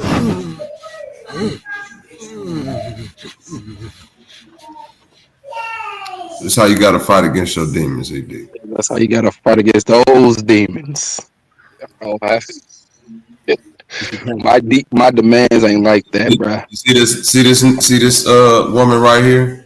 She didn't fight against the demons. The demons got her, and now her is him. Hey, if a woman, look at the eyes, soul gone, soul gone, bro. It's over with. Has a child and the father walks away, she has to become both parents. His father is a woman. That's not a man, folks. The perfect words, because I am his father. And I was a woman. You see what I'm saying? And at the end of the day, if I'm not a man, what made you say father first? 9 tablets. Delusional. Bro, the logic behind that statement is so caught up in bullshit. Poor child, imagine your mother is now a dude. Nobody thinks about the kids. Selfish. I thought about my child's mindset, not only his mindset, but I thought about his feelings and I thought about his heart. We actually go viral every time we turn around. So, I think a lot of people are starting to see that it doesn't matter about being transgender. It's about being a good parent at the same time. What I've learned, from him, Man, he looks sad. I ain't gonna lie being to able to you. just keep our heads up high. You know what I'm saying? And never allow people's negative comments or mindsets control, our household or who we are. Because at the end of the day, we're human beings, no matter what it is. Have you experienced any judgment in person as a parent? I have not. Ever. In May will be 7 years of transition, and I've never, ever been judged, misidentified, anything out of all 6 years that I've been transitioning. There used to be times where there'd be negative comments, and I don't. You heard that, ED? That motherfucker ain't never been judged or misidentified. You want to know why? Because of the point I made earlier. Who can fucking tell? Right. That's what I was about to say. Since transitioning, no one could tell. What the fuck? Like, God damn. That boy looked distraught. Like he's only doing it probably for the views, but if you look at him, his head is always down. He's not really looking up. Looking eye contact. He really don't know what to think. It's sad, bro. Bro, you know how damaging this is for a little nigga. I don't give a fuck how much counseling it is. This gotta hurt your soul. Thinking about me being a young man going through this is hurting my soul. Tell my dad just not worry about him because it's not worth it. What you want to do, man? The usual, high taper, crispy taper to the beard. We've been we've known each other for 5 years. How did AJ tell you about his experience? Like his whole story. How did that come up? It's kind of just something I understood, so I kind of just never pressed the issue. I just let him tell me whenever. I appreciate you supporting me. You know what I'm saying? Who I am. You became a brother to me, boy. Right. Right. It's more than just getting hair. Yeah. So LJ, what kind of cut did you ask for today? I don't even know. I just looked it up on A low taper. Low taper. He's a good kid, man. He got a good head on his shoulder. We both hope that the future holds for both of us as a family, that we continue to keep growing, keep being amazing people. Whatever you do, don't let people judge you and don't hide from. Dog. Brother, But you whatever. What's that? And just be yourself. To the trans parents, What's just that, continue to keep brother? being the best parents that you possibly could be. Grow with them. Don't grow against them. To be that much shorter than your son and claim to be the daddy is diabolical. And I've seen it before, but not at like no teenager. Though. His daddy must have been tall, huh? You know what? You know what, ED? You my mic on that one, brother. You right. Hey, you funny. Ain't no way to rationalize that, dog. Ain't no way. Imagine a nigga saying, "Where you get your height from, my daddy?" Show me a picture of your daddy. He showed him this. I'm like, God damn, that motherfucker like 5'3", ain't he? Man, how evil is it to be this? Oh, you went out, babe. Jeez, man. So we hope that our story touched y'all. We hope that y'all gained something from it. We just trying to be the voice for others that don't got one, man. Real talk, man. Just be you. It gets no better.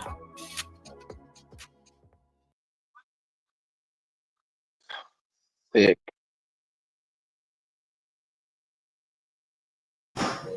That's the look of a nigga that's like, boy, once I'm able to get outside, I'm drilling something. I got a pool.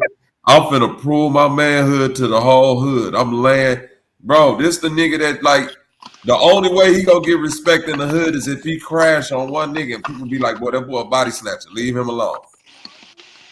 Don't make fun of his mama / daddy or none of that. Right. Right. That nigga gonna crash out. Yeah, he gonna crash. That's the only way you gonna get that up off your jacket. If you just go full psycho. That's it.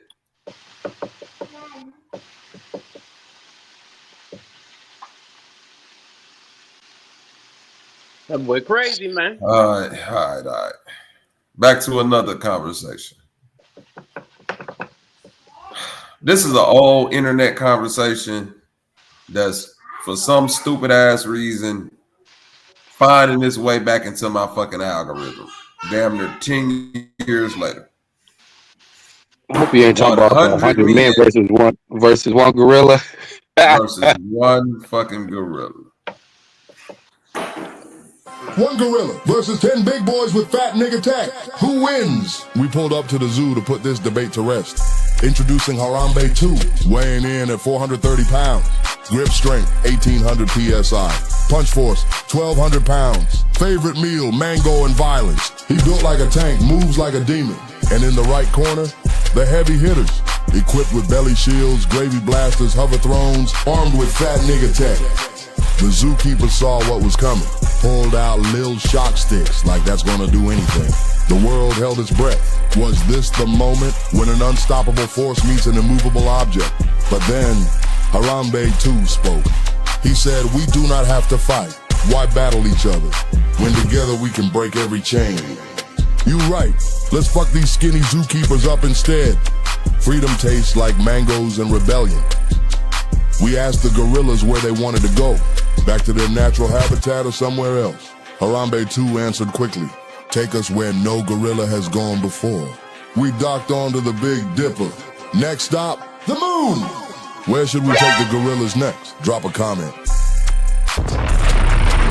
Hey, yo, shut the fuck up. It's fat nigga Next season. stop, the moon, man. That's hilarious, bro. Okay, y'all got it now? We good? Are we good? Do y'all understand the truth behind the gorilla imagery? What I missed? 100 niggas. 100 niggas versus one gorilla. So you just saying black on black crime? Is that what you're saying? I'm gonna mute you, Humbly. I'm gonna mute you, and I'm Okay, I'll be right. No, this right here might be a little bit more black on black crime. When I built the pyramids, right, it was tough. It was tough as a motherfucker. You built the pyramids? Yeah, because we was hauling all the stuff up like that, but we did it all with sound, right? We did it with sound, and then we had a blanket. We had sound and we had a blanket, and it came down like that. You know, that's what I was tripping on. Now your mother, she's just a hoe. Mother's no hoe. No. I mean the hoe as in that which pushes the plow through the fields across the star system, coming back around with a meteor shower, which is why there's all them dots up here on the back of his neck. So where do you lie? I lie beneath. Why is he being baptized? Huh? Hold on, don't move, we cool. What? I just want to keep him in check in case any evil spirits come in while I'm trying to commute with my Edison. Hold on now, don't make me take the clip out. Hold on, baby, we cool. Huh?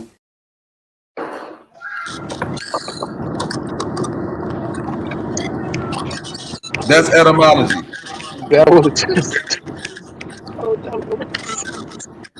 That's etymology, y'all. 101. That was deep. That was real deep, wasn't it? That was deep. No, I can't believe That opened that. up my mind and my eyes. I can't believe that I actually got friends on Facebook and Instagram that have been trying to convince me on a proper strategy for 100 niggas to attack a gorilla.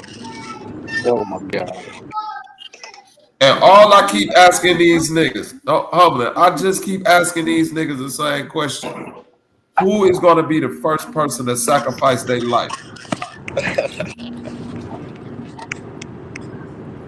Well, when you put it that way. I think when niggas hear gorilla or animals in the wild, they don't understand why humans had to sharpen sticks and pick up rocks and shit and make hammers and axes.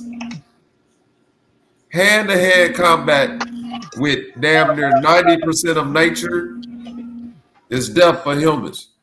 Humlin, is that your vibrator going off? Is it time? Not this time. Okay, that ain't. I thought that was the rose. That's the tulip. Gotcha. Oh, did somebody say rose? I meant tulip. Oh, okay. Yeah. You know, that's literally 2 steps away. Yeah, my TT is you know, she's a little bit on the geriatric side, so that rose got too much energy. She need a dandelion. She don't need nothing. And when I'm done, I can blow it away. All right. She just needs something with just a slight gust of wind. She don't need all that goddamn energy. Trying to get my TT a goddamn aneurysm. That's all that blood. Exactly. Right. That's too much blood to be flowing like that. Dandelions, that's it. Y'all tweaking. Heck yeah. But yeah, I've been hearing this 100 gorilla shit, even though it's a ratchet ass topic. Niggas said the tale of what happened to the first nigga will be told for millennia.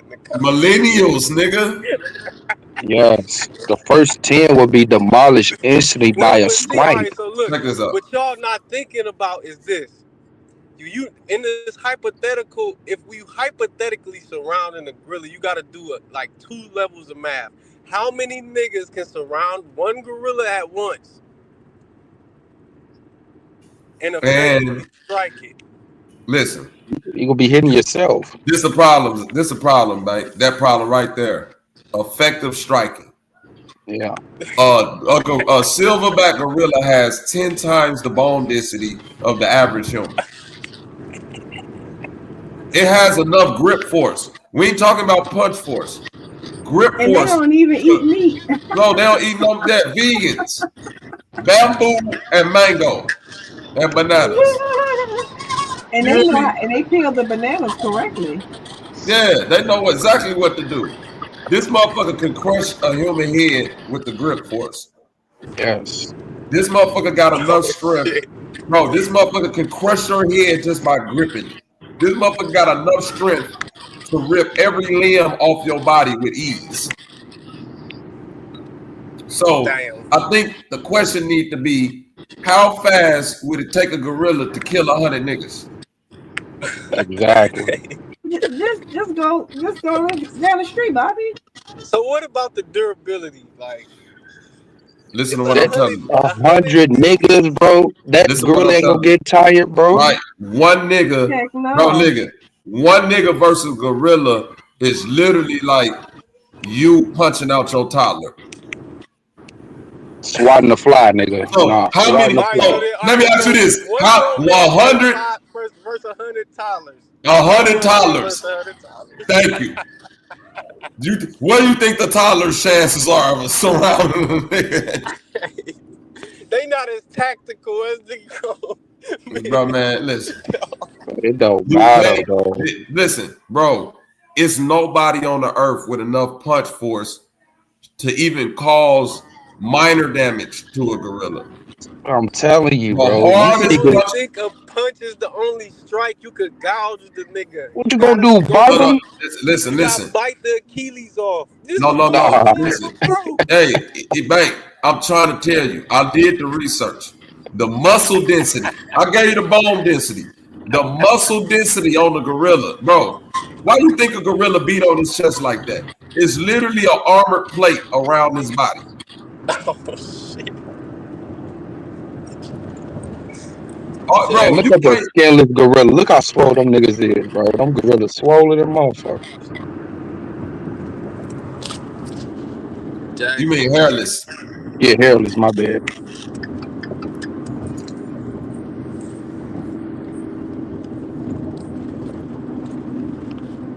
But nah, bro, the first 3 niggas get beat up, bro. It's over with. The rest of them niggas gonna look like, oh shit. Probably need to rethink this. See, bro, ain't no that's why I say the hypothetical, they gotta be bloodlusty.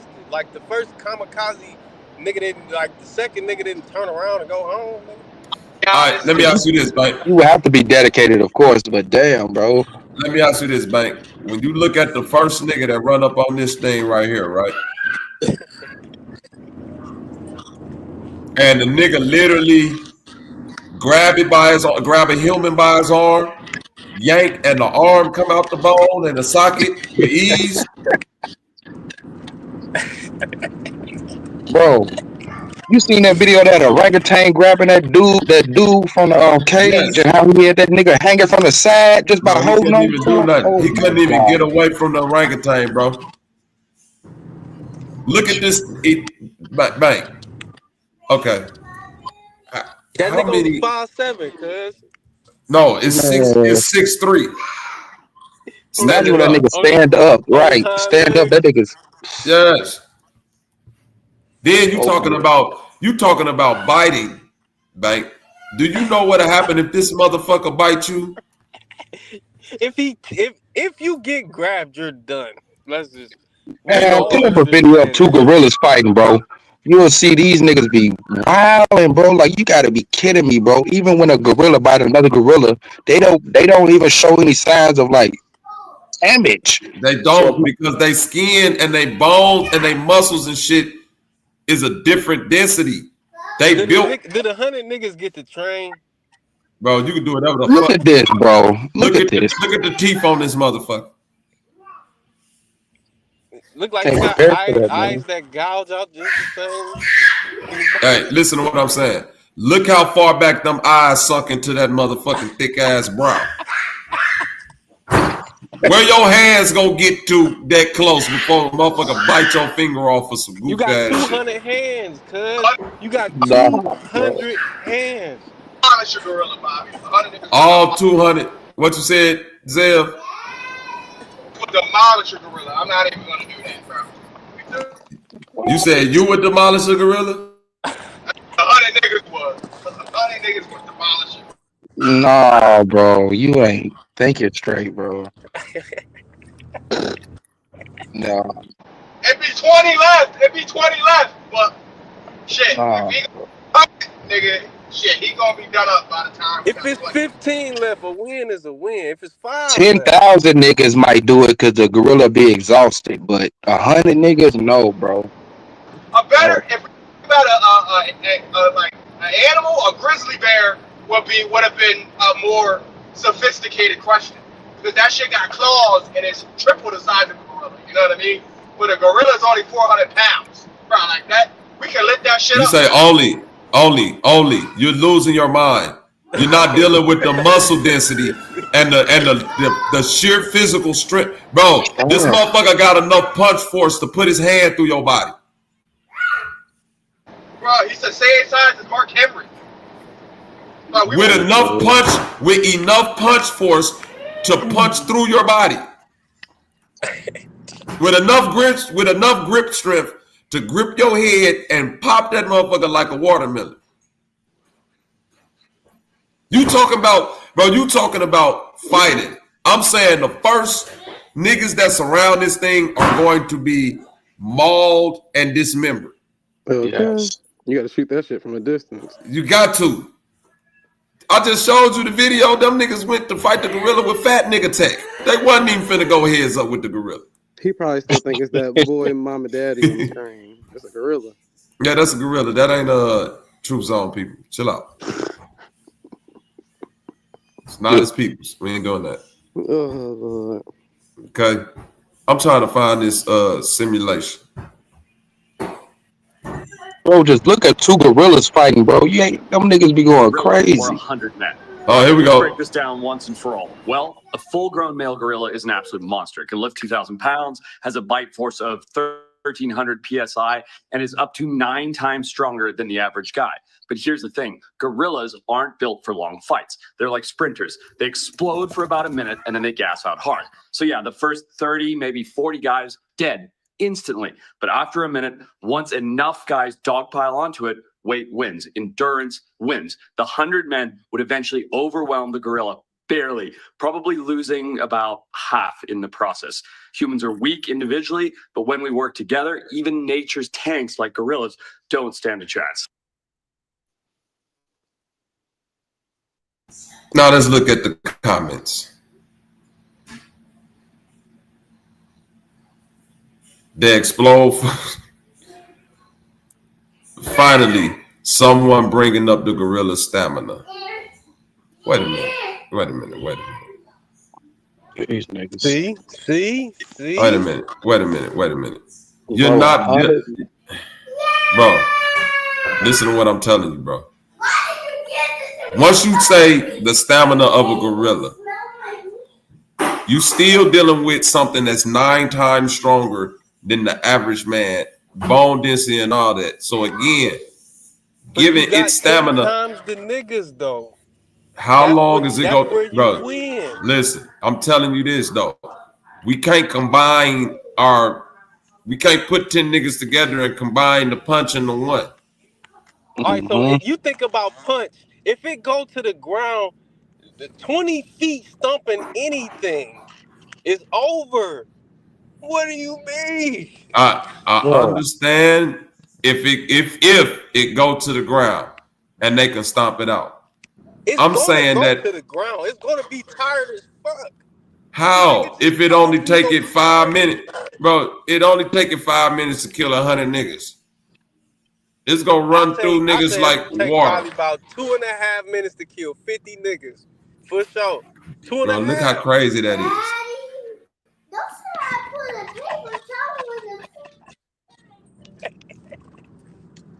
I say the humans win. You gonna have probably about 80% casualty, 10% maimed, 5 unscathed. Or even if they're unscathed, you know. Nigga, if I'm in that last stockpile, I'm like, all right, y'all go ahead while I run away. Y'all go ahead. See, you Fuck trying to that. bring too much rationale into it. You're bloodlusted. Far larger than any single human, exceeding them in height by a couple inches and being casually twice the weight of the running average up on the man. gorilla man. Very rare instances That's of crazy. Look at that. He broke the fucking glass. more valid and would approximately make them 8 to 10 times stronger than a human being lifting wise, though strength and weight don't exactly work like that in a 1-to-1 ratio, clearly. Looking back to older information, the statements get harder to verify, but could also be potentially more legitimate, as these were real interactions in the wild. We have accounts from 19th century explorer 𝘾𝙼𝙎𝙃 recounting gorillas snapping and bending metal guns with their bare hands, or even an older account from explorer Andrew Patel that recounts that 10 people were unable to pin a gorilla down. Finally, we have more speculative calculations around things like gorilla bite force and punching strength, which is incredibly difficult to calculate without, having the gorilla punch something that actually measures the force. Still, even the most lowball calculations put the gorilla's strength at around 881 joules of force, with the highest being 3,660 joules of force. In comparison, humans output only about 74 joules with their punches, which would make the potential difference in punch power anywhere from around 10 to 50 times. I don't think really speed is something we really need to talk about here. It isn't like other power scaling topics where either side is a blitz difference faster than the other or anything like that. Gorillas and humans are simply comparable in overall speed, with the gorilla being a bit faster in bursts of muscular power, though such speeds aren't exactly sustainable. So overall, gorillas are stronger, larger, heavier, and more powerful than multiple humans combined. Either way though, are the humans cooked? Let's get into it. Now, in a 1v1, 2v1, or even 10v1, I think the gorilla could pretty easily take it. From everything we've seen, from historical accounts to estimations, a gorilla may legitimately be around 10 times the strength of average humans, making all of these random articles potentially correct even if they were just yapping. Single strikes and That's 3 niggas gone right there. Breaking bones of whoever is unlucky enough to be in range. As they tend to do, They can only also easily limited the grab, humans lift, to and pull around punches, any man. human You got they an manage to grab. elbow, Furthermore, you got most legs. attacks from a human are simply not going to legitimately harm a gorilla. The difference in the basic lifting and punching power being so immense that the person punching the gorilla would probably hurt probably their the weakest hands more strike. than the gorilla's body. Bro, You gotta go for punch, elbow, nigga. elbow. That is how I walk. That's what you look. I ain't even gonna say nothing else. That's how I walk, like a big ass silverback. Look.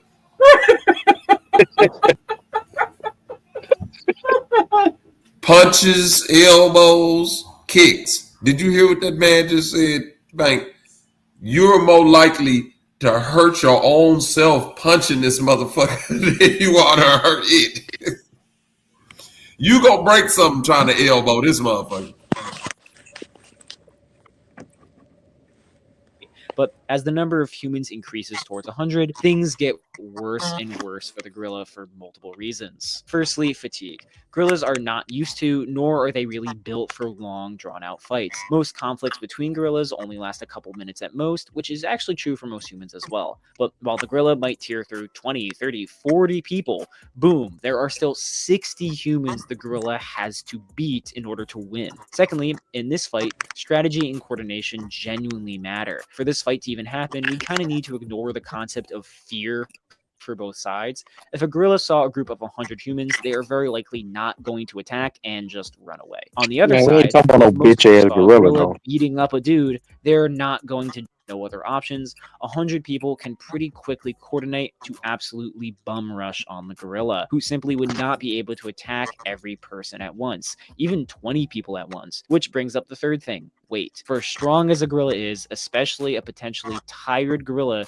is simply not strong enough to hold off the weight of a coordinated group of humans. At the mid-end estimation of 1,800 pounds, even just 20 200-pound humans would be able to pin down a gorilla, with the only claim to the contrary being from a guy born in the 1500s. Would people get hurt and probably be killed in this effort to pin him down? But again, there are 50 dudes all prepared to do this, let alone the 50 women. But pinning isn't enough. The gorilla would need to be defeated, and even without tools, humans should be able to actually hurt gorillas. While human punches are far weaker than the apes, human kicks are overall far stronger. It can range from over 3,000 to over 4,000 joules, which is actually stronger than gorilla punches from a pure energy output standpoint, as crazy as that sounds. So while yes, one guy randomly kicking a gorilla would probably do nothing, several dozen people all kicking at a gorilla's head while he's already pinned down would eventually take him out.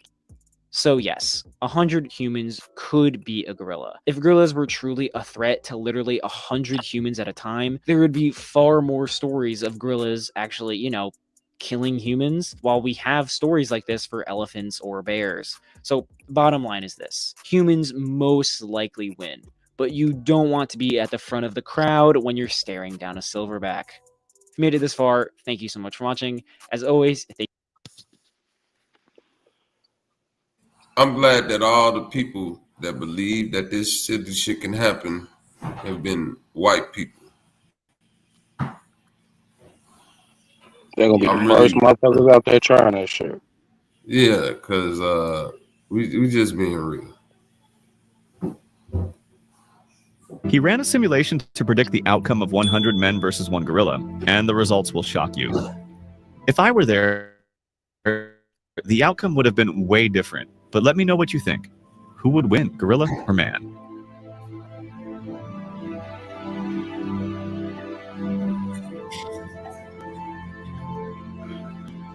Do you see this battlefield? He ran. Do you see the battlefield? And they then to put that into play, like you seeing that shit, niggas gonna be like scared. Nigga ain't gonna run up. Bro, listen to what I'm telling you.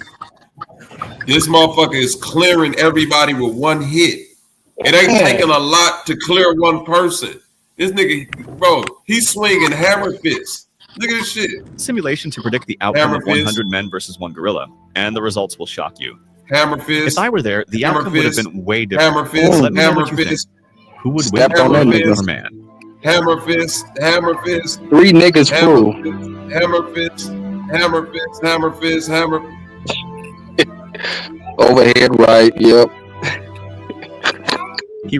And this is just a mild simulation, bro. You know this gorilla gonna be throwing shit. He gonna be boo-booing, throwing doodle at you, biting, tackling. That don't sound like nothing but jail. Hey, you know what, Bank? You the realest nigga. Hey, boy, that nigga Bank, boy. I love the confidence because you's a football nigga, so y'all gotta believe that y'all can run through a brick wall. I get it. Right. I get it. That's guerrilla warfare. Hey, this shit's crazy. Hey, I'm not fighting no gorilla. I this promise you. nigga I put that crazy. goddamn nigga to What's a wrong with him, distance. Zay? I'm telling you, bro. Gotta know Them when to hundred hold and niggas know when gotta to be so fold. I would fucking have folded that nigga up a distance. yeah. See, I Fuck never that. But said that I was participating. I don't think I could do shit against no gorilla. I'm saying 100 crazy motherfuckers, they gonna win. they willing to die, man. You gotta be though. Like you can't even bring up being scared. Like the nigga said, you gotta throw fear off the table. The gorilla gonna run away, and from a mob of Man, niggas, that's the stupid niggas though, gonna run man. If you away don't, when the that's gorilla whoop great. your ass. We talking about a Harambe like hyper fucking gorilla, bro. Silver We black. ain't talking about, we ain't talking about no regular gorilla that's overweight. This gorilla gonna tear your shit out because he know he in a fight. But Y'all think it's gonna be any a regular animal, gorilla? In a zoo or a safari setting, them no. niggas ain't about to do 100 on one gorilla. They end up shooting that nigga down. Yeah. Nobody's fighting no gorilla in nature, bro. It ain't happening. What's up? God damn it. 10,000 answer probably lift your ass up. Trip said he gonna run. Like, stop the cap. You talking about the gorilla or the person? The person. I don't know if these niggas said You the said gorilla got 10,000 2 ants. minutes. Yeah, probably can lift you up off the ground, bro. I can believe that. No, probably gonna take more than that though. A little It's bit gonna more, take but way more. Y'all crazy. same. This nigga said 2 ants. Is this nigga? You talking shit? I said 10,000. Probably more than that, but shit, yeah. But they can, Even you if know how the strong an gorilla ant run is away, that compared to nigga what gonna they. come back with another gorilla. The Oh, last there's clip, he 10 gonna be dead. a fucking anthill. So you saying an anthill can lift a human? Yeah, it's gonna take a billion ants, It's ED. gonna take a lot of ants though, but I'm just saying they probably can lift It's your gonna, ass up because they already lifting up it's gonna take a billion way ants more than the according to, weight. Yeah, according to AI. 1 billion, ED. 1 billion. Shit, 1 billion ants versus one one man. Yeah, Nigga, it probably ain't even 1 billion ants in one place. Man, they ass over with. Trip put a Reddit post in there.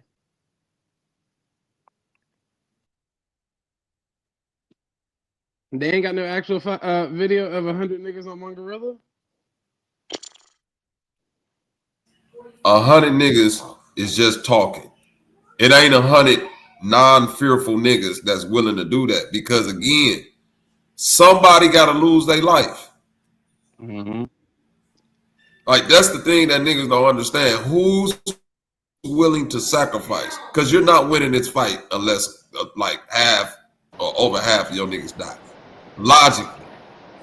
Now, I think Mike Tyson said something like, put boxing gloves on him when he was in his prime, put boxing gloves on a gorilla, and he would have boxed the gorilla. I think Mike Tyson said something. Man, I don't give a fuck about what Mike Mike has talking been about. all over the world, ain't never Right. won. That nigga done been to Dubai and everything. Ain't put no boxing gloves on no animal and fought it. He might have said a kangaroo or something, and even in that case, I don't even think I'm gonna fight that.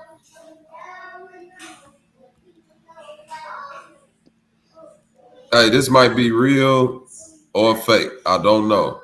One thing I do know, they stabbed the fuck out that gorilla. You gonna need to. If you think all them Africans out there just ran up on that gorilla and boxed it out, no, they was shooting blow darts at that nigga, throwing axes, knives, spears.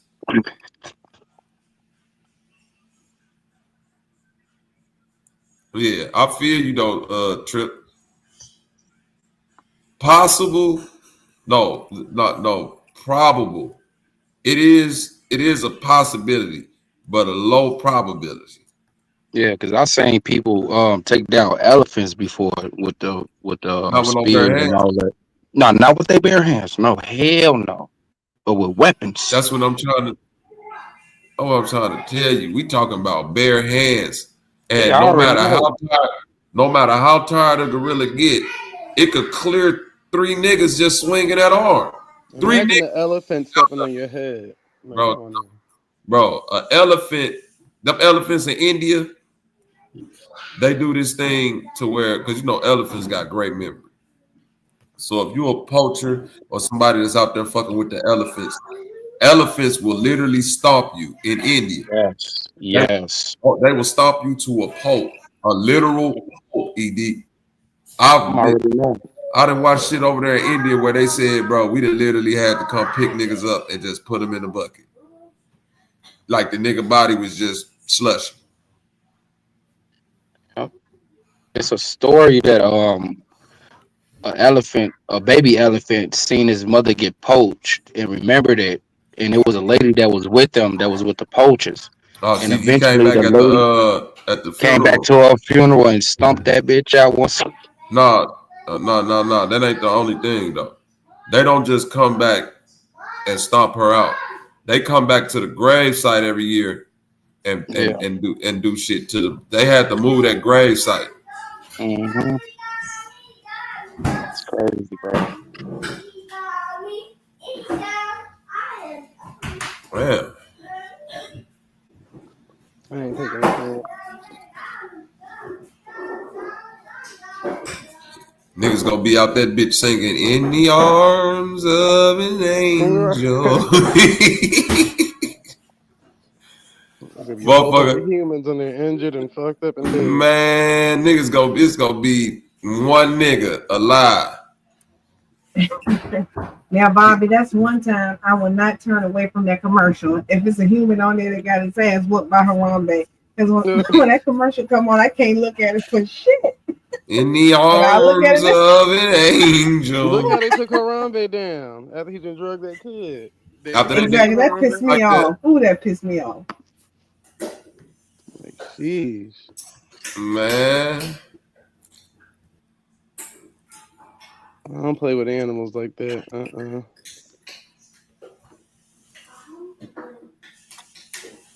don't trust them. Yeah, that's crazy. I wouldn't even fight a moose. I'm sorry. Like, a moose probably worse than a fucking gorilla. You know how big a fucking moose is? God damn, bro. Yep.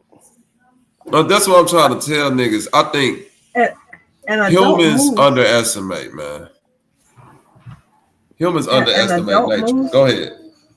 Can look at, your average tractor trailer straight in the eyes. Like, I mean, they obviously they all don't go that tall.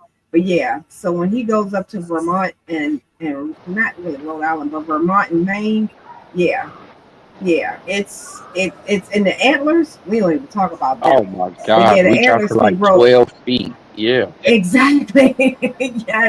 yes. So I don't know if they call them bucks, but yeah. So he has seen some that have been that tall. Again, they don't average that, but yeah. So you never want to see that. Moose is bulls, and I don't know if you can hear me, Bobby, but Humble is right. They actually tell you if you encounter a moose with a semi, you usually turn off your lights and you make sure you don't honk at it. Because if you honk, they'll take it as a fight and they'll ram your shit and they'll total your fucking truck. Yep. So you think he's Bambi or something? Hell no. They'll total your truck.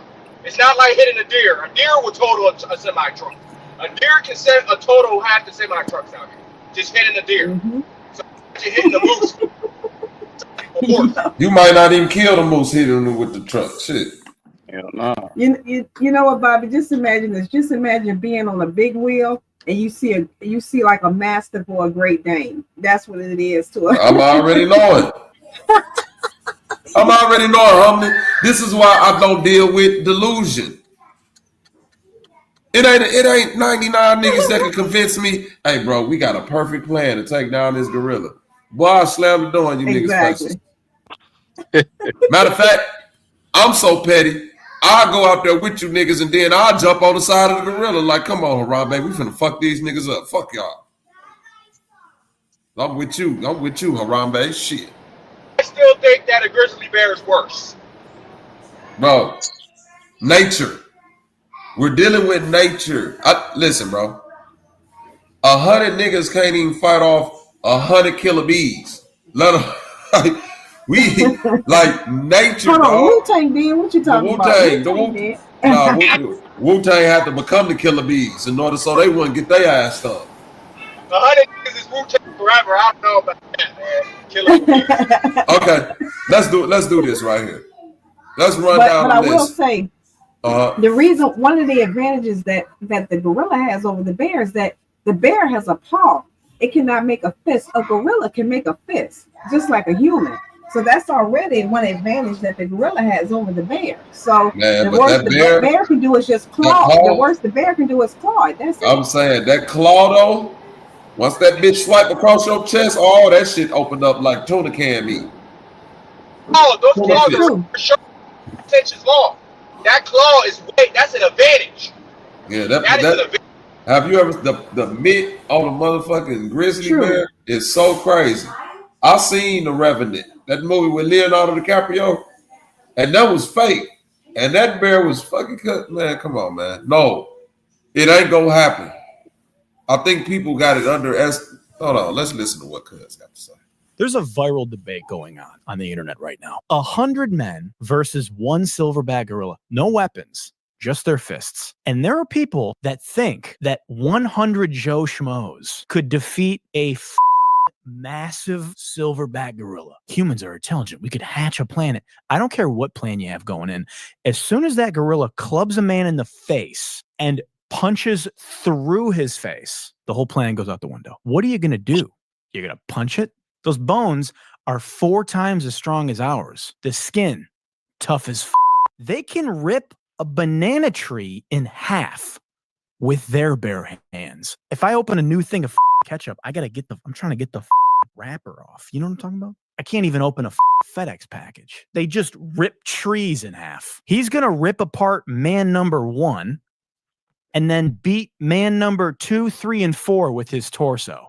And then he's going to throw man number 1 at man number 5. And then what's man number 6 going to do? He's going to turn around and he's going to run away. When's the last time you saw a regular dude? I think people are envisioning that it's like 100 Ashton Halls. These are just regular dudes. Also, 100 isn't that many people. There's like 100 men in the Ralphs when you go to the grocery store. I don't even think 100 UFC fighters can beat a gorilla. That's it. That's the end of the debate. Hey guys, don't worry. I just solved it. The debate's over. It's crazy. Ketchup.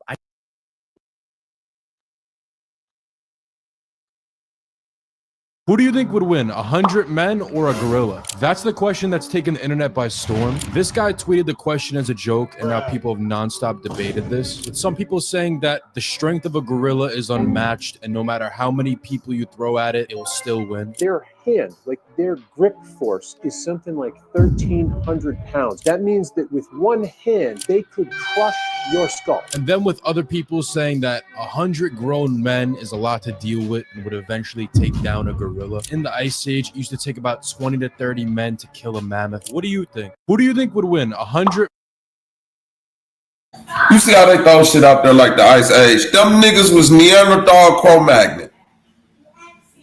Don't tell me about what the fuck a Cro-Magnon man could do. That nigga ain't even a real human.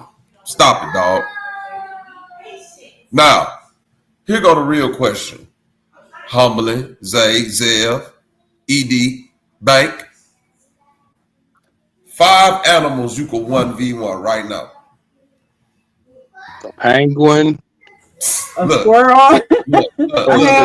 Look. Exactly. Damn possum. Ain't shit. It ain't shit. Oh, you might not even get a 1v1 opossum. Dog, you might not be able to 1v1 opossum, dog. Depending on the right possum. That motherfucker get the hissing and shit. A kitten. There you go. A dog. Listen, no. You said a dog. Hold on. I got you.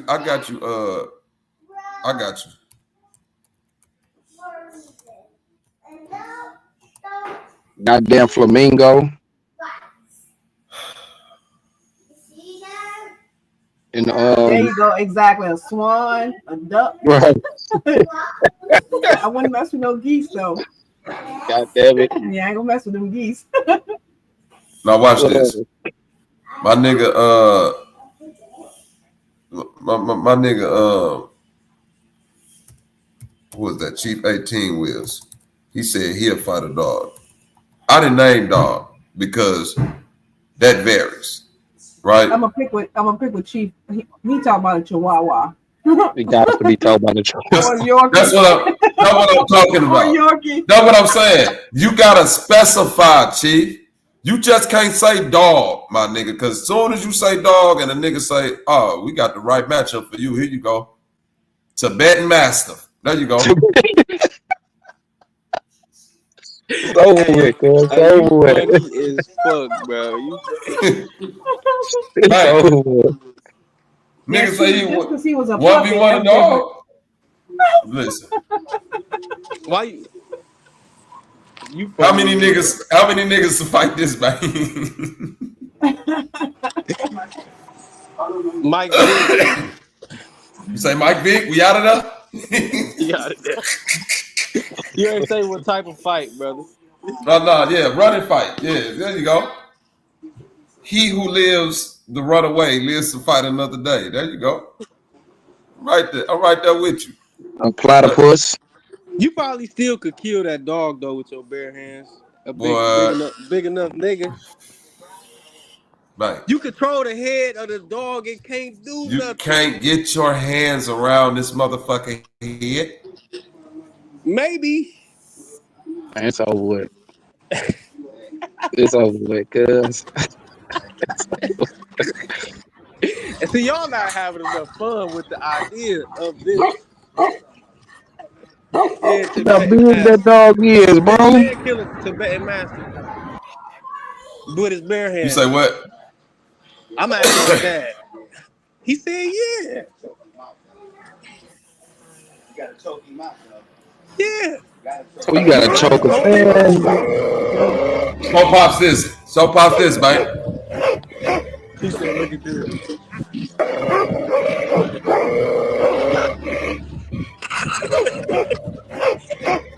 I know it's that massive. Don't underestimate the strength of them damn dogs, bro. Them niggas a dog or wolf. No, they They would. get the jerking and pulling. It's over with. As soon as they bite you, it's over with. You gotta be a big nigga though. You gotta be like 250. The Tibetan Mastiff. Look at this right here, Bank. That's an alpha wolf. This a wolf.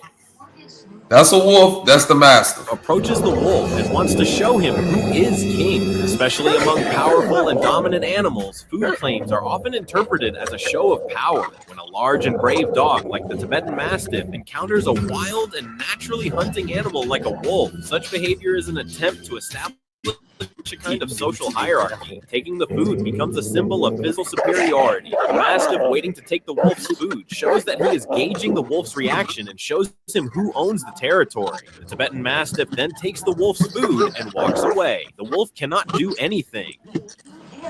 The Tibetan Mastiff approaches the wolf and wants to show him. You just got this $50. Yeah, I think humans, I love humans, but we just think that lifting weights go get shit done. See, One Punch Man and anime got all niggas in the hood fucked up. I'm gonna be real with you. See, I don't believe you gonna go through unscathed. You gonna lose a lot, but you can still come out victorious.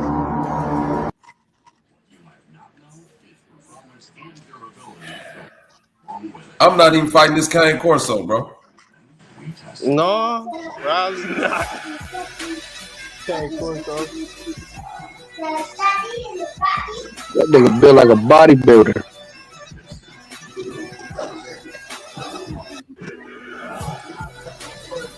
Hey, here you go, Bank. Ask Pops. What's 3 animals he think he could take in a 1v1? A Bob pig. said, what's 3 animals you think you could take in a 1v1? He said barehanded. Bare hand. Bare hands. Bare hands. Yep. Bare hand. It's just animals, I guess. Any animal. That nigga I said a baby lizard. A motherfucker, a parakeet. Right. and a motherfucking roach, nigga. Hey, my nigga.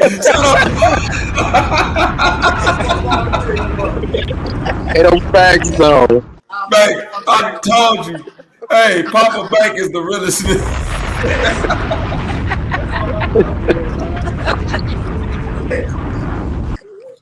That nigga said a baby lizard, a parakeet, and a roach, nigga. That's what I'm talking about. This nigga said they gotta be a mammal. Bro.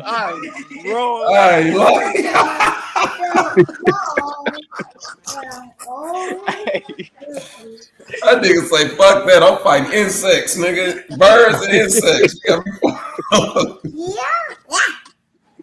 That's what I'm saying, though. See, that's what I'm saying. This question got to be asked to like tough white boys, because no matter how tough niggas get, we still know like it's like we don't fuck. We appreciate nature. We don't fuck with nature. We just appreciate it. We know when the lion and all of that shit out there. We appreciate, bro. I done seen some coyotes by the train track sometimes, and I've been like, what? I don't know what I'd do if I had to like. If I got caught out there with that thing. Tell me, that knife ain't even gonna help you. You're gonna need the knife, and it probably still won't help. But I kick the shit out of a coyote. It's the coyote, man. That's like a chihuahua. Man, you tripping, bro. You was tripping. Huh?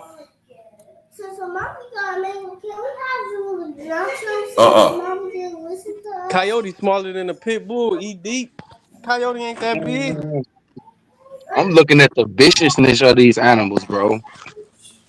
Like, regardless of even if you get a good stab on them, they still gonna be fighting, bro. They might end up killing you before you kill it, bro. I ain't gonna lie to you.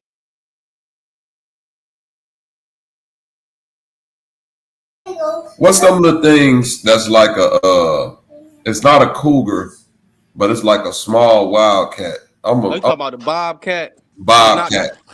Something like that. No, bobcat. Have you ever seen niggas try to fight bobcats 1v1? And a bobcat smaller than the motherfucking coyote, I think. Probably is though. For real. I wouldn't even fuck with a bobcat, bro. That's the crazy thing.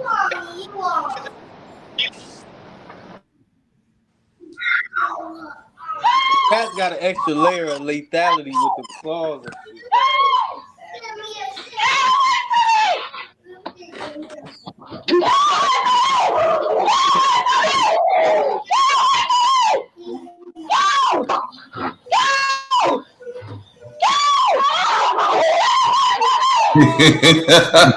That nigga bitching up.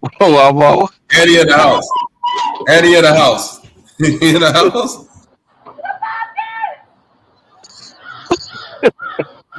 That's a man.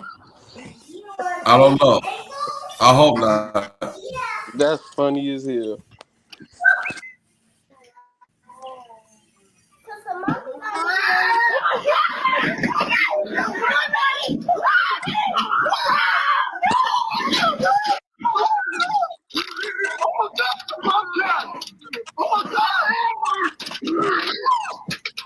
Damn. Watch out! Oh, shoot that! Yeah! Watch out! Watch out! It's a bobcat! Attack that one! A bobcat!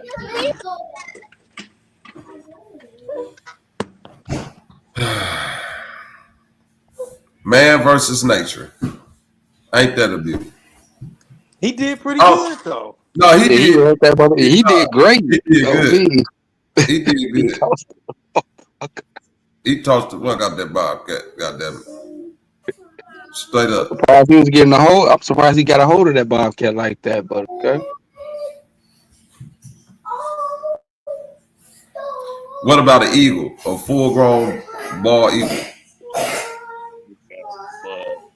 Birds fragile as hell. Once you get them, they bones hollow. That is true.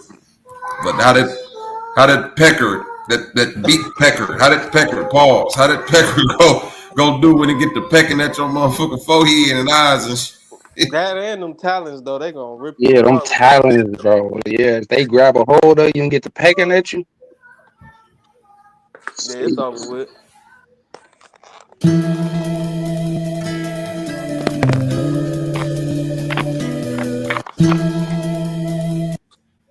Yeah, that's different. Anything with a wing spread like that, I ain't fucking with it, bro. That's AF. I'll be too scared for my kids. Like birds is evil. Like Yeah. they ain't gonna go for me. They gonna go for the little niggas. Bro, look how big this fucking bird is. Did you know that the golden eagle is the second fastest animal in the world? The golden eagle is one of the most powerful and impressive birds of prey. With a massive wingspan of up to 7.5 feet, it's also one of the largest eagles in the world. Like, something spread his wings on you and you see 7 feet. Do you know how?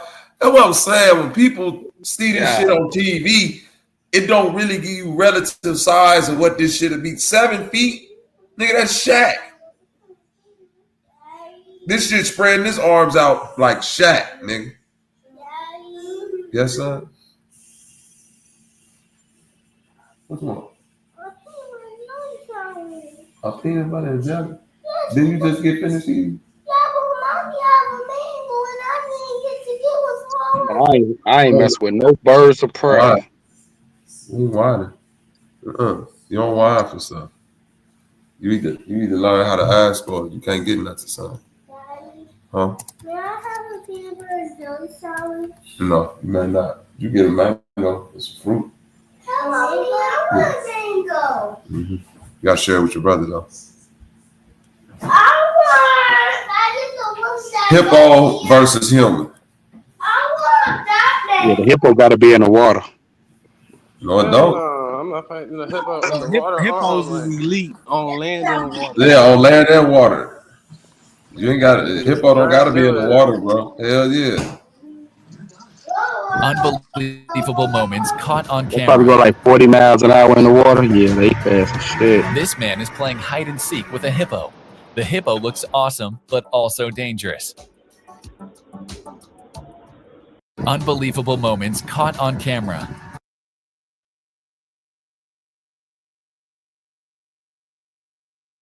Scarface, the most famous lion in the world, killed 400 hyenas by himself. And I'm gonna pause the video right there. This motherfucking lion killed 400 hyenas. How many niggas is gonna take to take this? Man, I ain't even trying to compare the lion to that debate is over with, bro. This motherfucker killed 400 hyenas. How many niggas is gonna take to punch the lion out? 250. Hey, the nigga Bank crazy. Bank trying to get 200 niggas murdered for no reason. If you don't think 200 niggas could kill a lion, you crazy, cuz. You crazy. Bro. No, listen, Bank. I think the overall logic behind this conversation ain't that the humans might not possibly be able to pull this off. It literally is showing you, like, bro, you're gonna have to expend massive loss for one animal, at least. Ain't no way around it. Niggas, bro, 100 niggas gotta die. 250. A lot of them gotta die in order for you to win.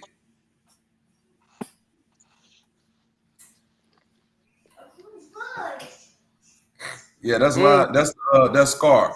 That's where they got the Lion King from. This nigga.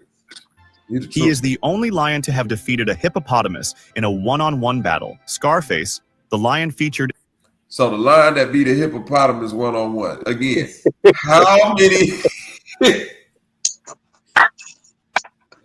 But do you hear the shit he beat? The lion that beat the hippo one-on-one. Hey, them niggas funny as fuck, bro. The 400 hyenas had me rolling, but I was right. One-on-one with my nigga Undertaker. I don't know about that. But what the fuck is this?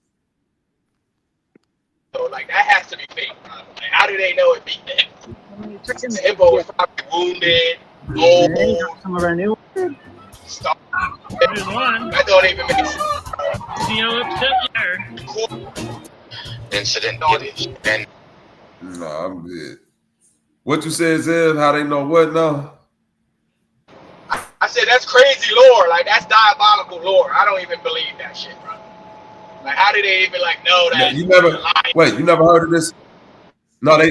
What up with it? What up with it, Passport? No, because they've been tracking this. They've been tracking this line right here for decades. You ain't never heard of this line before? That's Scarface.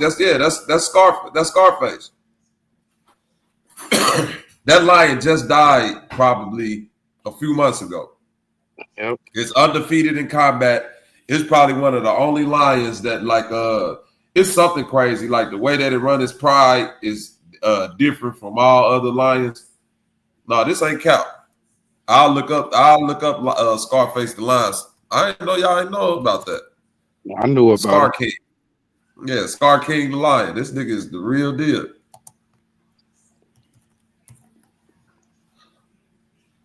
That nigga demolished a hippo by himself, bro. Are you coming to the Just them tracking him when he died. Yeah. No, this is him when he died. It's the same lion, same Scar. They tagged this lion like years ago, bro, and been tracking it, following it.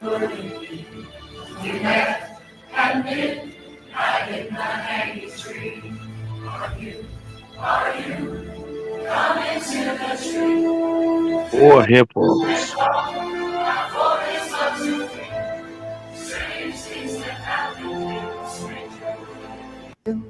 Are you? Hey, I thought y'all seen this video before when Scarface died. It's a real line, bro. They've been tracking this line too. Yeah, well, technically, Bobby, he didn't live in the wild. He didn't live in the open. He lived on a reserve. So it was, but so far you can go. I mean, of course, other animals and stuff can come in, but you're right. The area he could go to was limited, for that same reason. Because I remember a documentary on him, like you said. I think maybe about 10 years ago, right after he got that scar. Mm-hmm. So, yeah. I knew it was something like that. He in a place where they can track him. Right. He in a place where they can track him and keep up with the shit that he doing. Because this story about this particular line had been probably 15 years old by now. He just died. Yep, he just died. That's just like the Ghost in the Darkness. That's a skinny line. It's skinny because it's at the end of his life, bro. This the end. This ain't the beginning. That's the end. This the last day. A baby hippo, bro. A baby hippo. This the lion. This the lion full grown. Bro,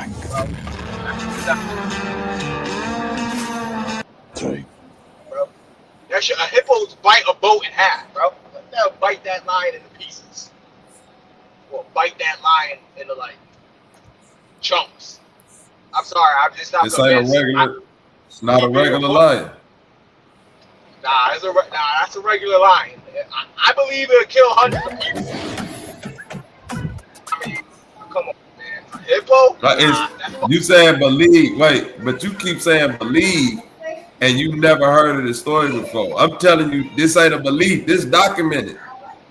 They'll kill hundreds of people, but no, they don't believe that this. Wait, they don't believe that it killed 400 hyenas. That's a rough estimate, but that's documented.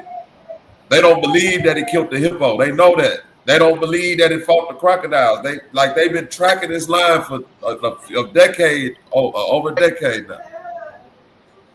The hippo's like, there was a baby. They know it was probably a baby hippo, bro. That's what they know. Yep, from 07 to 2021. This motherfucker lived from 2007 to 2021. Scarface was the real Lion King in the savannah. He lived for 14 years, and unlike other male lions, he died of a natural death. It should be noted that male lions live for 12 to 15 years. Growing up as outcasts, He and his brothers resort to extreme measures in order to survive.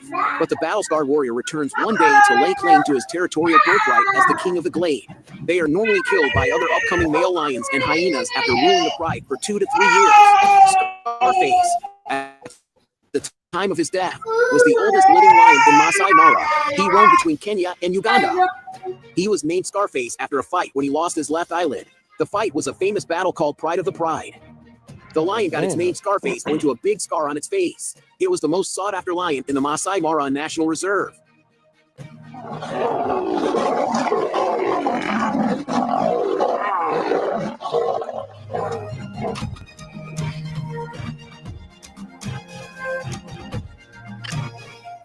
In the year of 2011, when Scarface, along with 3 other young males, invaded the Marsh Pride territory, they were nomads, full of swagger and aggression and pumped with testosterone. They were almost impossible to tell apart, except for Scarface, who stood out straight away due to his disfiguring wound.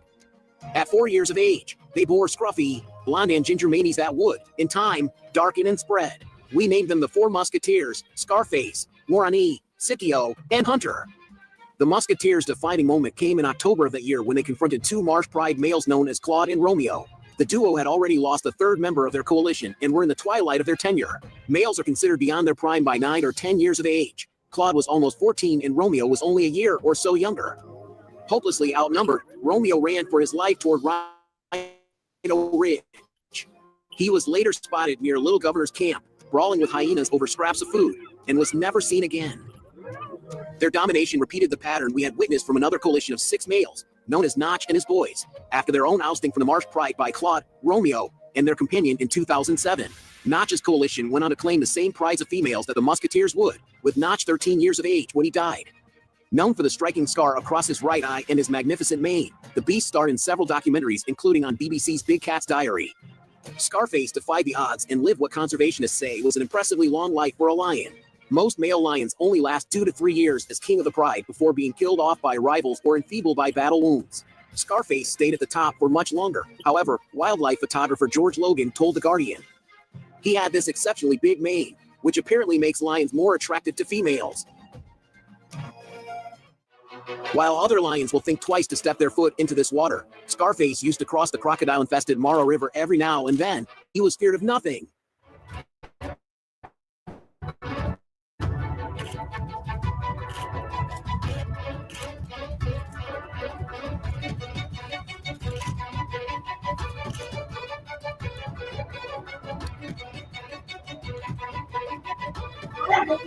I don't think y'all understand what's happening right now.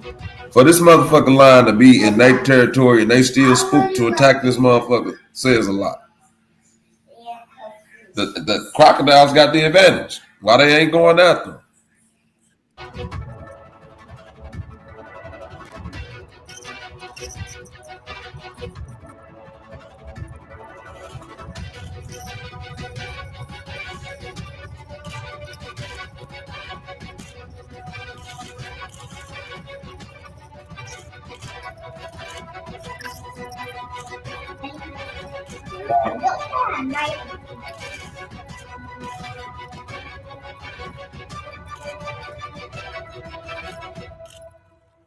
Out of the estimated 850 to 900.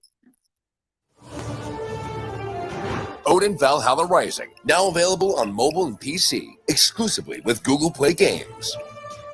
Ascend to Valhalla on a larger PC screen and uncover hidden secrets with enhanced mouse and keyboard controls. Earn Google Play points for every purchase you make on PC. Get an exclusive 15% discount with Google Play Games for a limited time only. Get started by downloading Google Play Games today. That's him after he died and come back.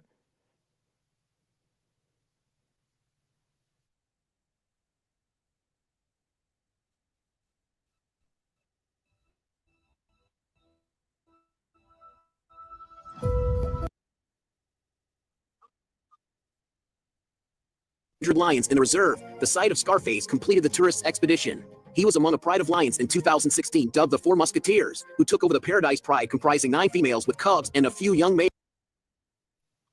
Scarface soon stole the show with a distinctive scar above his right eye, giving him that charm. Near to where he was You born, don't believe he it's said in it there? worse when we saw him in close proximity to the Salas males, a trio of the most ferocious young males in the Mara, but they respectfully let him be, even when he defiantly snarled at them. Scarface defied the odds and lived what conservationists say was an impressively long life for a lion. After years of living as a champion in Mara, Scarface started becoming weak in the final days that led up to his death on June 11, 2020. 9th of June, 2020, the king, legend, and very famous Mara hero Scarface was spotted here between Caboso and Double Crossing area. Looking very tired, hopeless, and anxious.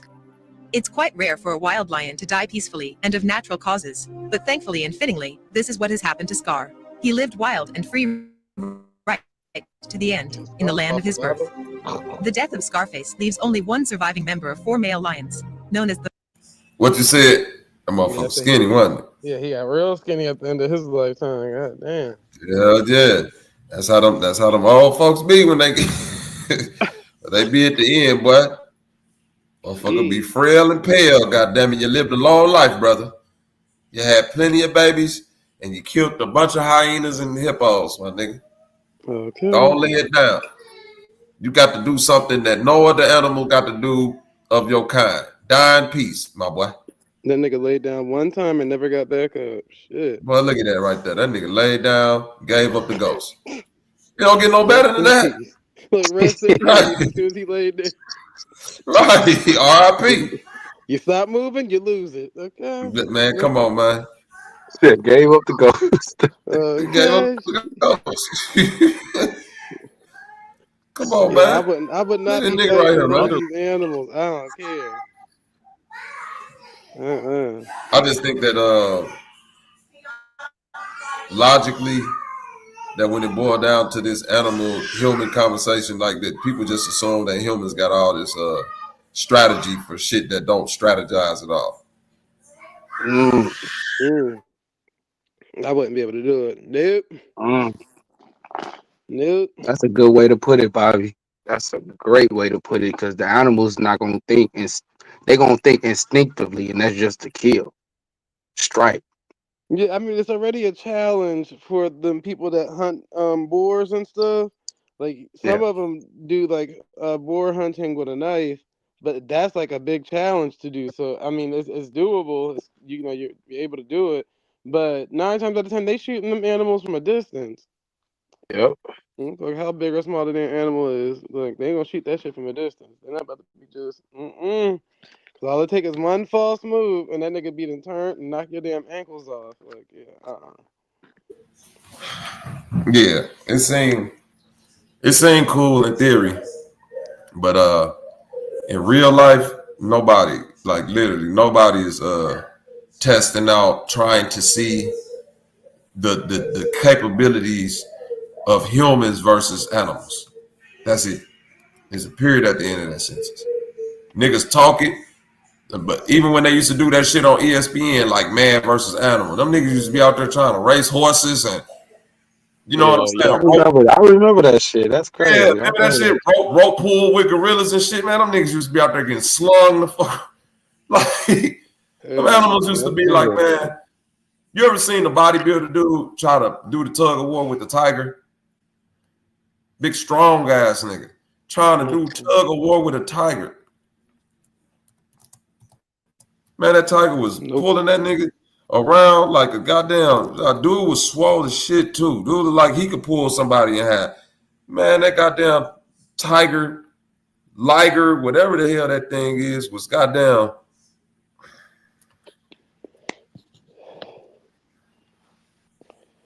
I ain't doing it. I didn't see the nigga lose that tug of war with damn 3 dogs. You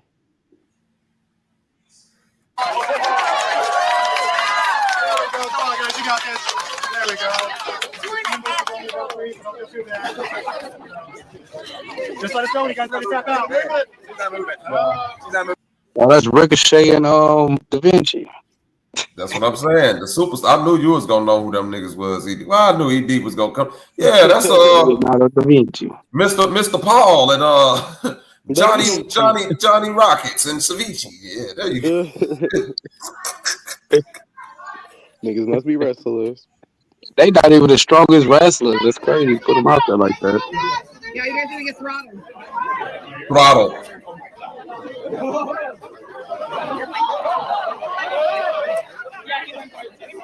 Three dudes. Four dudes, actually.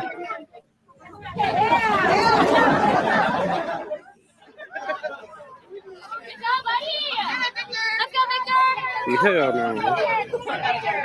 And the tiger just having fun, dog. Look at it. It's laying down. Motherfucker ain't even trying.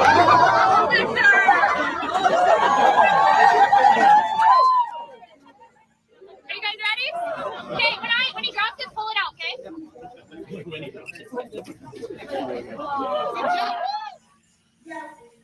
Woo! Woo! Right. Woo! Look at that. That tiger been dragging them niggas across that damn ground. okay? Oh my god. Oh shoot. Oh my god. Oh, come on, guys. Let's see. Come on. I've been in the weight room, ladies. Can't take us. Look at this guy. Right, I've been in the weight room. Come on, guys. Come on. Come on, guys. Dang, he's not even. He not even trying. Motherfucker just sitting there. Y'all not pulling him. Exactly. Oh my god. Y'all ain't even making that motherfucker bud. Y'all ain't even making his neck jerk. Okay, so you been Right. in the weight room. I've been in the weight room, ladies. Yeah, I've been in the weight room, ladies. Look what I can do. Oh, this the one I'm talking about. This guy was doing a tug of war against what looks like a tiger, and this just goes to show how insanely strong they are. Let's go, buddy.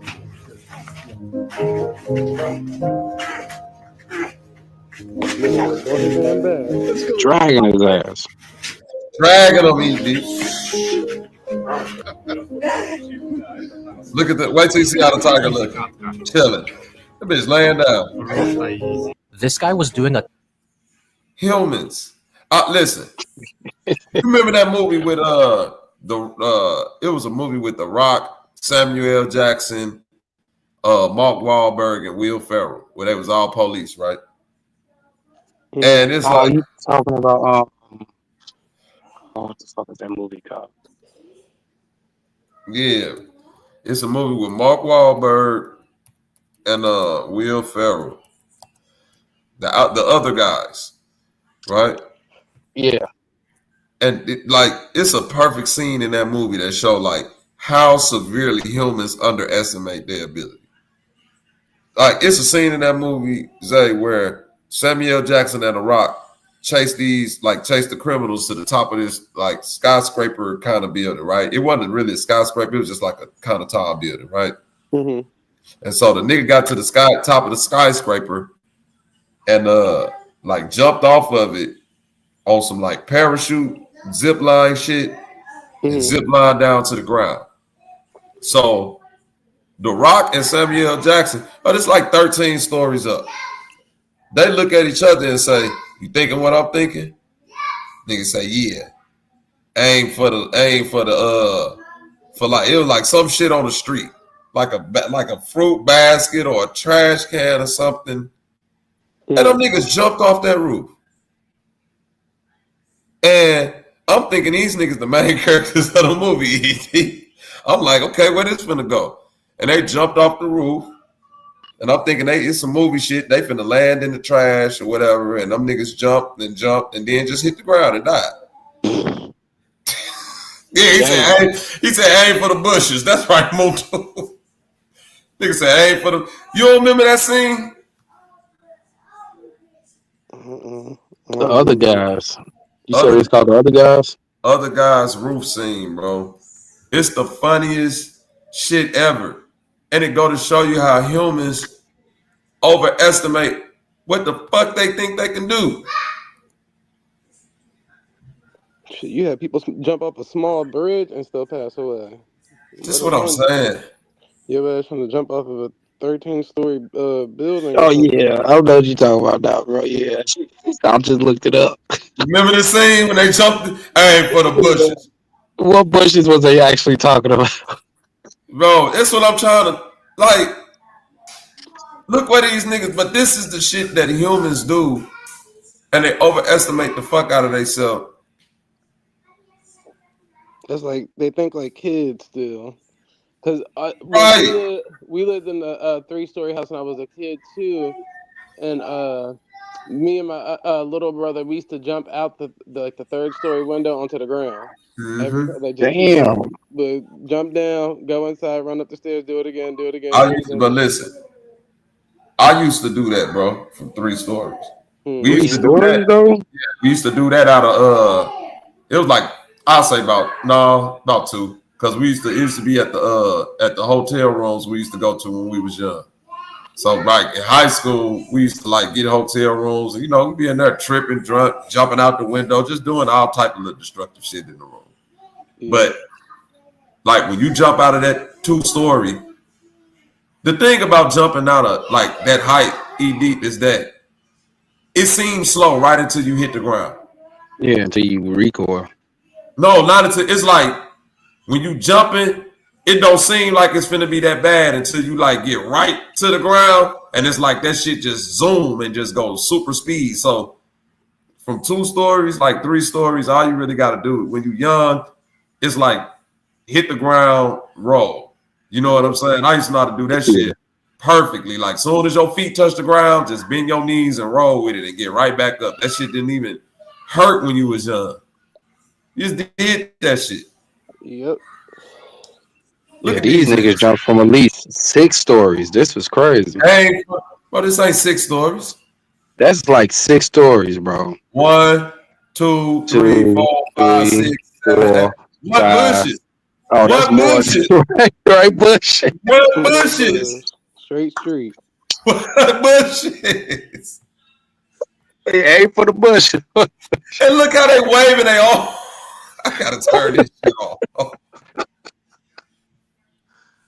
I'm laughing because I done seen some niggas do some shit to where you be like, boy, you can't do that. And a nigga be like, yes, I can.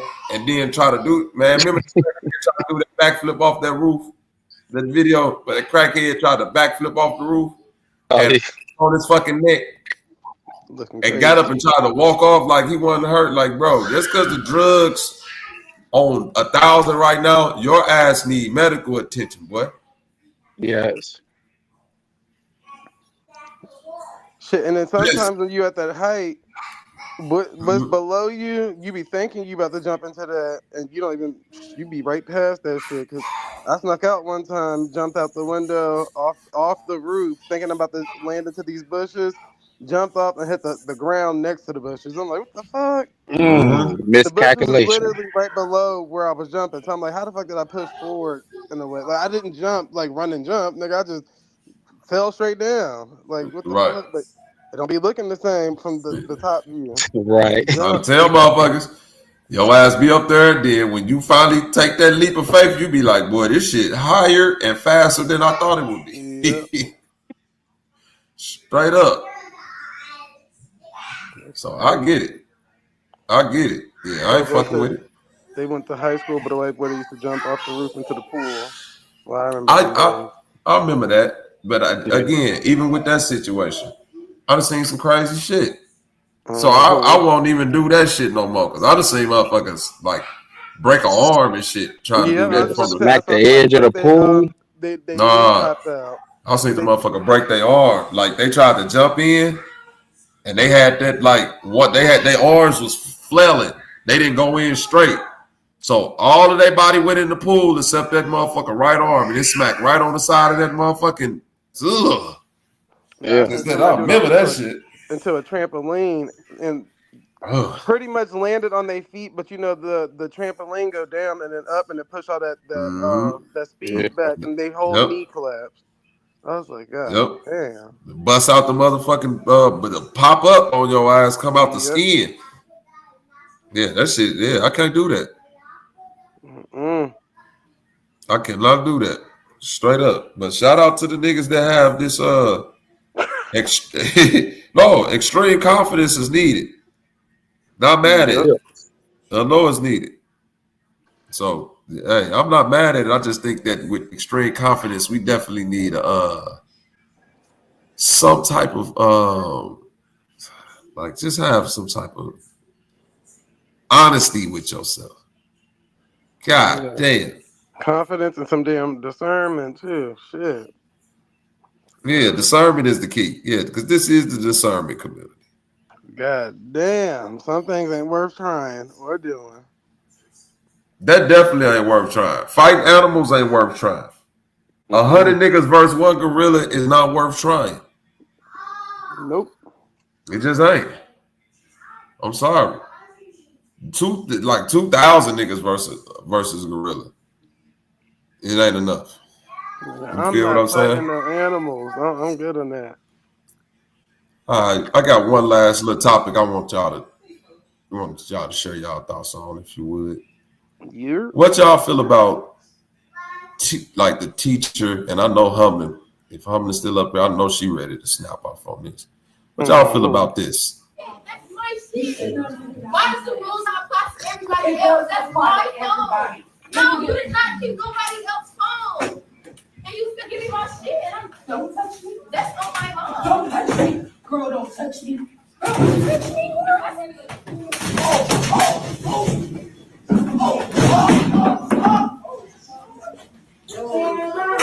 I don't want to show too much because the lady ass got the falling out of her skirt and all that shit. It was horrible. Girl, they be fighting. Yeah. You fighting with no drawers on in the school, like. Yeah, I remember when that video first came out. I was like, sis, come on, sis. That's all. Damn. See, I did not expect that from you, Humlin. I thought you was gonna be like, teach your little raggedy ass kids. Well, that's coming next. The school just needs to enforce different policies. So if you're gonna say you can't have a phone out in class, just say you can't have a phone in the school in general. Then if you get into that type of situation to where you gotta feel like you gotta take something from somebody, you might as a teacher, every teacher damn near got a cell phone, a phone, or a walkie-talkie in their room that goes straight to the office.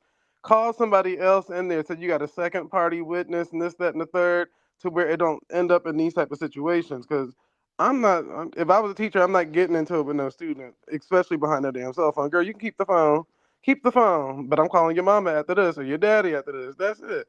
But other than that, that's a waste of time. That's a waste of time. Well, I mean, fighting the student is a waste of time too, Humblin.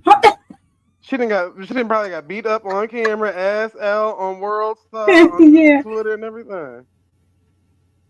Yeah, I never followed up to see whether or not there were any criminal charges and or convictions behind that. But unfortunately, that's a sad reality that happens daily, even on 5th grade level. And of course, when you're dealing with people my size and the 5th graders are my size, that makes it even more challenging because in their mind, we eye to eye, and I could take you because you old, I'm young. So the pushing and shoving happens more often than it should. Obviously, that's an exception, but when you call the parents, they always give you the same. Well, what if my child gets sick? What if there's an emergency at home? What if there's a school pow? So they always find a reason to justify why their child should have their phone, not just have it on them, to your point, Zay, but it's okay for them to just use it because if the mama sends them a text at 11 o'clock asking them what they want for dinner, they should be able to respond, which is like, your child is in class. Why would you send them a text at 11 o'clock saying what do you want for them? Okay. So they don't even realize the distractions that they create, but unfortunately, more often than not, it falls on deaf ears. And most educators like myself be like, I don't give it. If you're gonna be on your phone, just make sure I can't hear it. Because it becomes a moot point and it becomes distracting. So you kind of know that the children that are just not going to apply by the rules and just have their phone on their person but not actually be on it versus those who won't. So it's probably maybe about 10% to be fair, that will pull out during class, but for the most part, it's not that bad. Some of them will put their head down and sneak it there right behind the right student and different things, but they try to be as discreet as possible. But yeah, I'm not arguing or fighting anybody else. I wish I would. I'd be like, I don't give a shit. You the one that's gonna need this education, not me. I'm what you say. We're not gonna get to that point. Just don't let me hear it and don't let me see it. That's all I ask. When I be subbing now, that's all I ask. I don't even care. When they find out their child getting left behind, you ain't checked them phone and text records. Your child was too busy in school. And every year it never fails. As a matter of fact, that's actually going to be probably started about 2 weeks ago. That's what's going on right now because graduations are going to start in about 2 to 3 more weeks. So those are the conversations being held as we speak. And of course, now with email, you can document when you've reached out, when you've called, you can document, so it's not like 20, 30 years ago where, well, I told your child to put their beeper up when you have no proof. Now you got a paper trail. Every time you send that email, whether they open it or read it, who knows? But you got to document that it was sent. You didn't get no return email that it was the wrong email address or undeliverable, blah, blah, blah. So when your child is not able to walk across the stage with their peers at the end of the school, they have to wait till summer school or even the next year. You should have thought about that when you ignored all those emails. So and voice messages and text messages. Yep. Because you can punish that child in a way more effective way than just saying, "Give me your phone." That's not going. That ain't gonna do nothing. Exactly. It's not going to do anything. Exactly. It never does. So, like, I feel you, sis. She probably was frustrated. She probably been dealing with them kids all year. But lady, you can't do that because now you out of a job. I know you is. Yeah. Yeah, exactly. And she definitely lost her job. You're right. I just couldn't remember if there was anything on the legal side. But I will say this as well. The one thing too, and I kind of always get pushback whenever people give that what they're learning in school. This is another example of what you don't. When people make that comment, what they're not learning in school. Well, this is the problem because the distractions have gotten so worse since again even 15, 20 years ago. Where you're dealing with, the sounds, the notifications, all these things are being a constant. And so it's like, I can't try to, teach your child while trying to maintain discipline and, being organized because they want to see, who like their Instagram. And I will throw this in when Snapchat was the shit. Oh man, it was hard because you could never prove that they did something because it was vanished. This is it before screenshots and all that. Y'all remember when it first came out. And it was such a big thing because all the kids were sending each other messages and doing different things. But as soon as you got their phone, I didn't send no message. And of course, we didn't know what the hell a Snapchat was. But we heard notifications and they just, taking all kind of stuff that it just got worse. So the attention has gotten worse because the cell phones are such a distraction that the attention span now is, if you can capture a student's attention for more than 5 minutes, you're lucky. And we ain't talking about the kids who just have to learn, the nerds. We ain't talking about them. We just talking average students. It's hard to keep and maintain their attention. I get it. The lessons are boring. They're not, is in my opinion, as engaging as they should be and could be. But yeah, that's why I say glorified babysitters at this point. But yeah, it's ridiculous. It's ridiculous. But yeah, I'm definitely not fighting no student. Because then when the mama come, y'all know she will be 10 times bigger than me. I was just about to say that. You fighting the student, that student gonna have their cousins, their mamas, their brothers. They show up. God damn, like you putting yourself in a very precarious situation. Exactly. And as a teacher, you should know better. You should know better. And what's even worse about that, and again, I saw it happen too many times. It didn't happen a lot, but just too many times where the parent don't come up for school-related activities unless their child is the star of the basketball or football team. But for the parent-teacher conferences, the other open houses and different things, because I know one school, they actually have open house every month. The parents don't come up for that, but take that child's cell phone or tablet. Oh, they gonna get off work to come there to cuss you out to get their children's devices. But we got open house every Wednesday from 7 to 9 or this time to that time. Again, just try to make it. We know some people work 2-3 jobs, but come on, like you're not working 2-3 jobs every single day, So and even when we send out flyers, and this one particular school, we send out flyers just to get an idea. Hey, what day works for you? Correlate them and try to figure out, okay, well, this time we'll have to do two open houses because of the shifts and different things. And nope, they don't come. But like I said, take that child's phone, tell them they can't play basketball. They gonna find a way to take off work for that. And again, not all, of course, but it's just more than what it should be. But yet, then you try to they be at home. Oh, you punished, give me your phone. Now let your child do that same action at home. Exactly. You take the Exactly. higher road.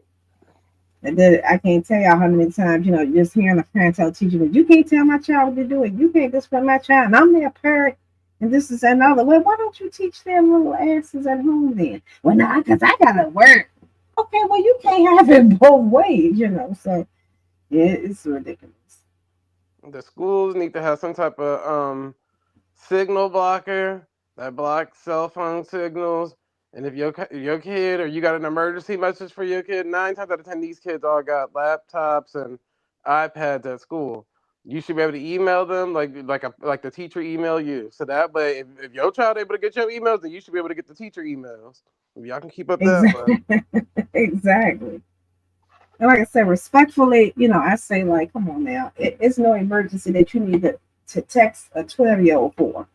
I mean, like, come on. They can't wait until the end of school. Like, close to the time to get out of school, hey, not going to be able to pick you up, so your cousin go pick you up. Okay, good. But they don't need to know that at 10 o'clock. Because they're not going to be able to leave no sooner than 2 o'clock or whatever time is dismissal. So, yeah, when I was in school, them type of messages, the parent usually called the office and told them, and then the office will call you down and let you know. Well, we don't trust that, or that take too long, or they might forget. Yeah. If it ain't broke, don't fix it. Okay. Yeah, that's a fact. Yeah, because it's like so many layers to that. Like I get both sides of it. Because as a parent that got kids in school, like I do want to be able to like contact my child at any moment. Not saying that I'm gonna call them during school hours, but usually, my routine is when you get to school, I give both the girls their phones. I make sure it's on silent. Plus, parental controls. That's the thing that I think people like oftentimes don't utilize when it comes to children and teenagers. When it comes I don't want to restrict my kids. I want them to have what I didn't have when I was their age. I just want them to live. Yeah, girl, that's at home. Not at school. I bet you do. Not at school, man. Yeah, and I know you want your kids. But don't got no pencils, no paper, no eraser, no marker. Well, they don't need all that no more. Guess what you should tell them. If you want your kids to have what you didn't have, I implore you to give them an education because you stupid as hell. Man, my little ass get punched right in the face, so I definitely couldn't do that. Most of these teachers be having phones in the room.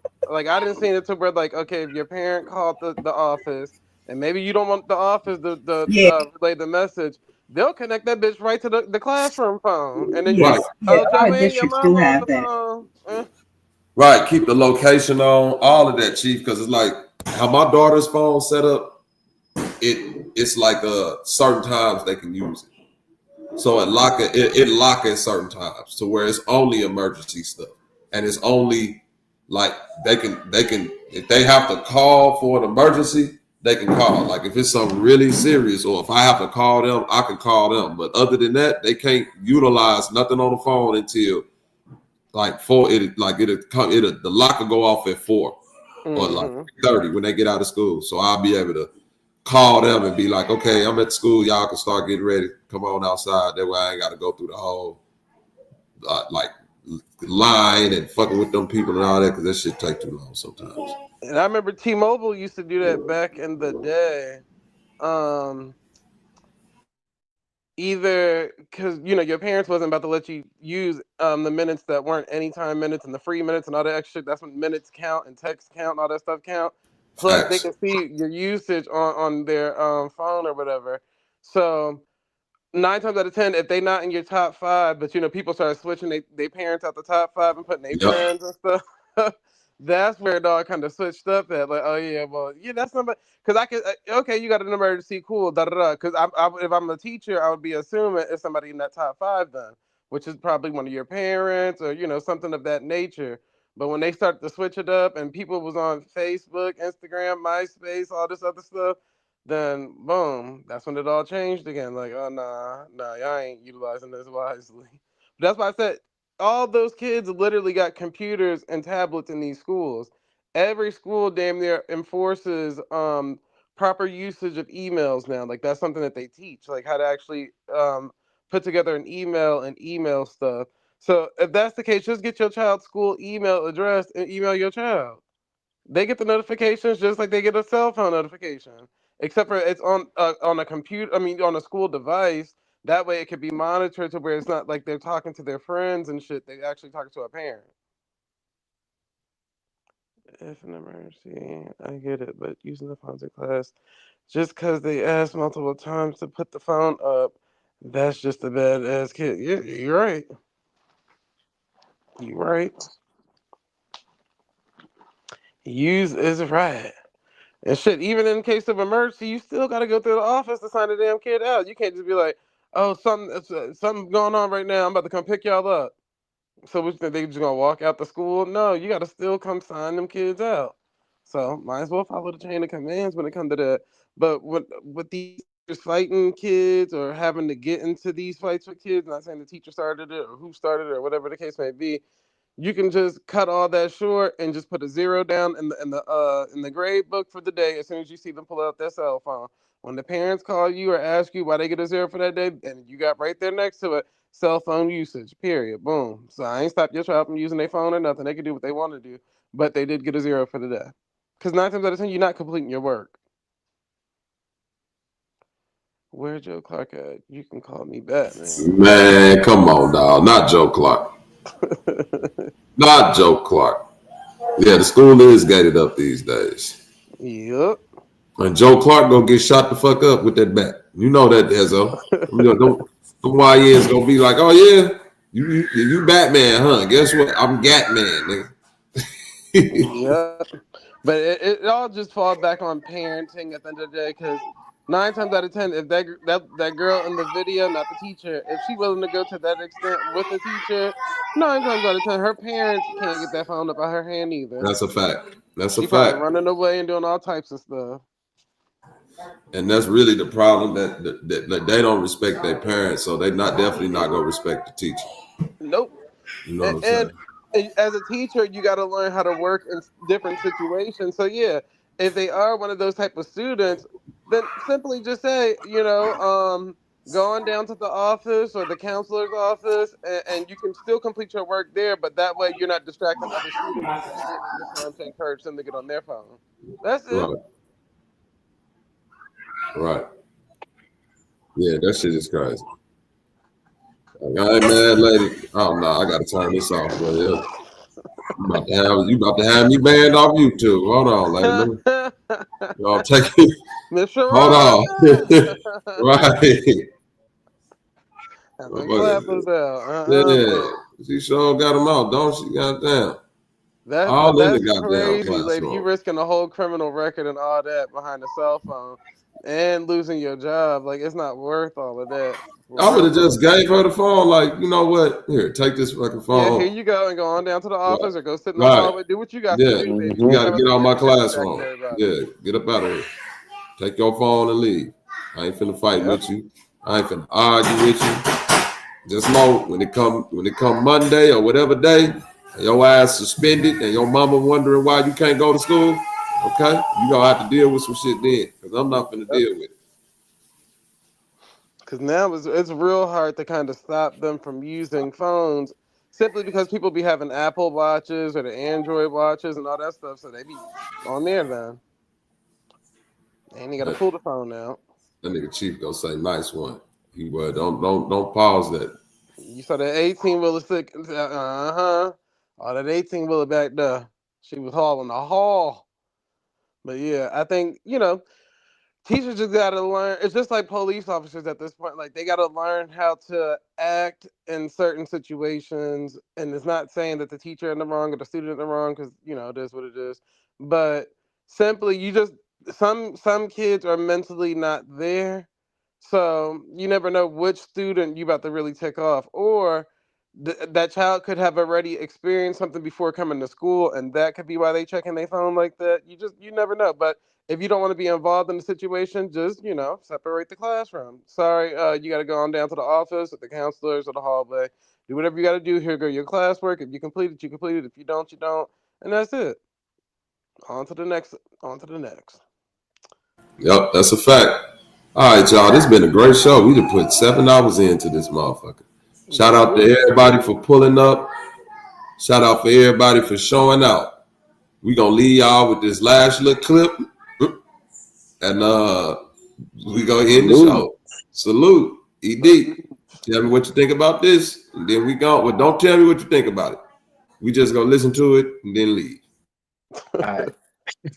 Now I'm finna tell on myself. Watch this. I got to snitch on myself now and tell some of my business just to teach you niggas. Now watch this. When I was in the church, I had a masturbation issue, nigga. I was a little horny nigga, a teenage nigga in the church, and it was nigga. We was jacking off. I'm gonna go and tell on myself. He needs some milk. What's that? He needs some milk. They got milk. What's that, brother? I know. Now, what they jacking off to? I'm just so confused. He said we. Notice he said we. Yeah, he said one more time. Off, but it's like... Listen, I'm gonna play it one more time. I'm out this. I don't feel like explaining. We was jacking off to it. Like, Right. All right now. What the white boys call that? The circle jerk. Y'all was in the circle doing the Steve Urkel. Tell on myself. Watch this. I got to snitch on myself now and tell some of my business just to teach you niggas. Now watch this. When I was in the church, I had a masturbation issue, nigga. I was a little horny nigga, a teenage nigga in the church, and it was nigga. We was jacking off. I'm gonna go and tell on myself. He needs some milk. What's that? He needs some milk. They got milk. What's that, brother? Because now I'm finna tell on myself. Watch this. I got to snitch on myself now and tell some of my business just to teach you niggas. Now watch this. When I was in the church, I had a masturbation issue, nigga. I was a little horny nigga, a teenage nigga in the church, and it was nigga. We was jacking off. I'm gonna go and tell on myself. He needs some milk. Can't leave like this. And in Jesus' name we pray. Amen. We out of here, y'all. Hey, don't forget, if you in the chat, hit that link. Go vote for my little brother Bucks. We out this motherfucker. And fat nigga tech is the only thing that can defeat a gorilla. We out, y'all. One gorilla versus 10 big boys with fat nigga tech. Who wins? We pulled up to the zoo to put this debate to rest. Introducing Harambe 2, weighing in at 430 pounds. Grip strength, 1800 PSI. Punch force, 1200 pounds. Favorite meal, mango and violence. He built like a tank, moves like a demon. And in the right corner, the heavy hitters. Equipped with belly shields, gravy blasters, hover thrones, armed with fat nigga tech. The zookeeper saw what was coming, pulled out lil shock sticks like that's gonna do anything. The world held its breath. Was this the moment when an unstoppable force meets an immovable object? But then, Harambe 2 spoke. He said, we do not have to fight. Why battle each other? When together we can break every chain. You right, let's fuck these skinny zookeepers up instead. Freedom tastes like mangoes and rebellion. We asked the gorillas where they wanted to go, back to their natural habitat or somewhere else. Harambe 2 answered quickly, take us where no gorilla has gone before. We docked onto the Big Dipper. Next stop, the moon! Where should we take the gorillas next? Drop a comment. Hey yo, shut the fuck up. It's fat nigga season.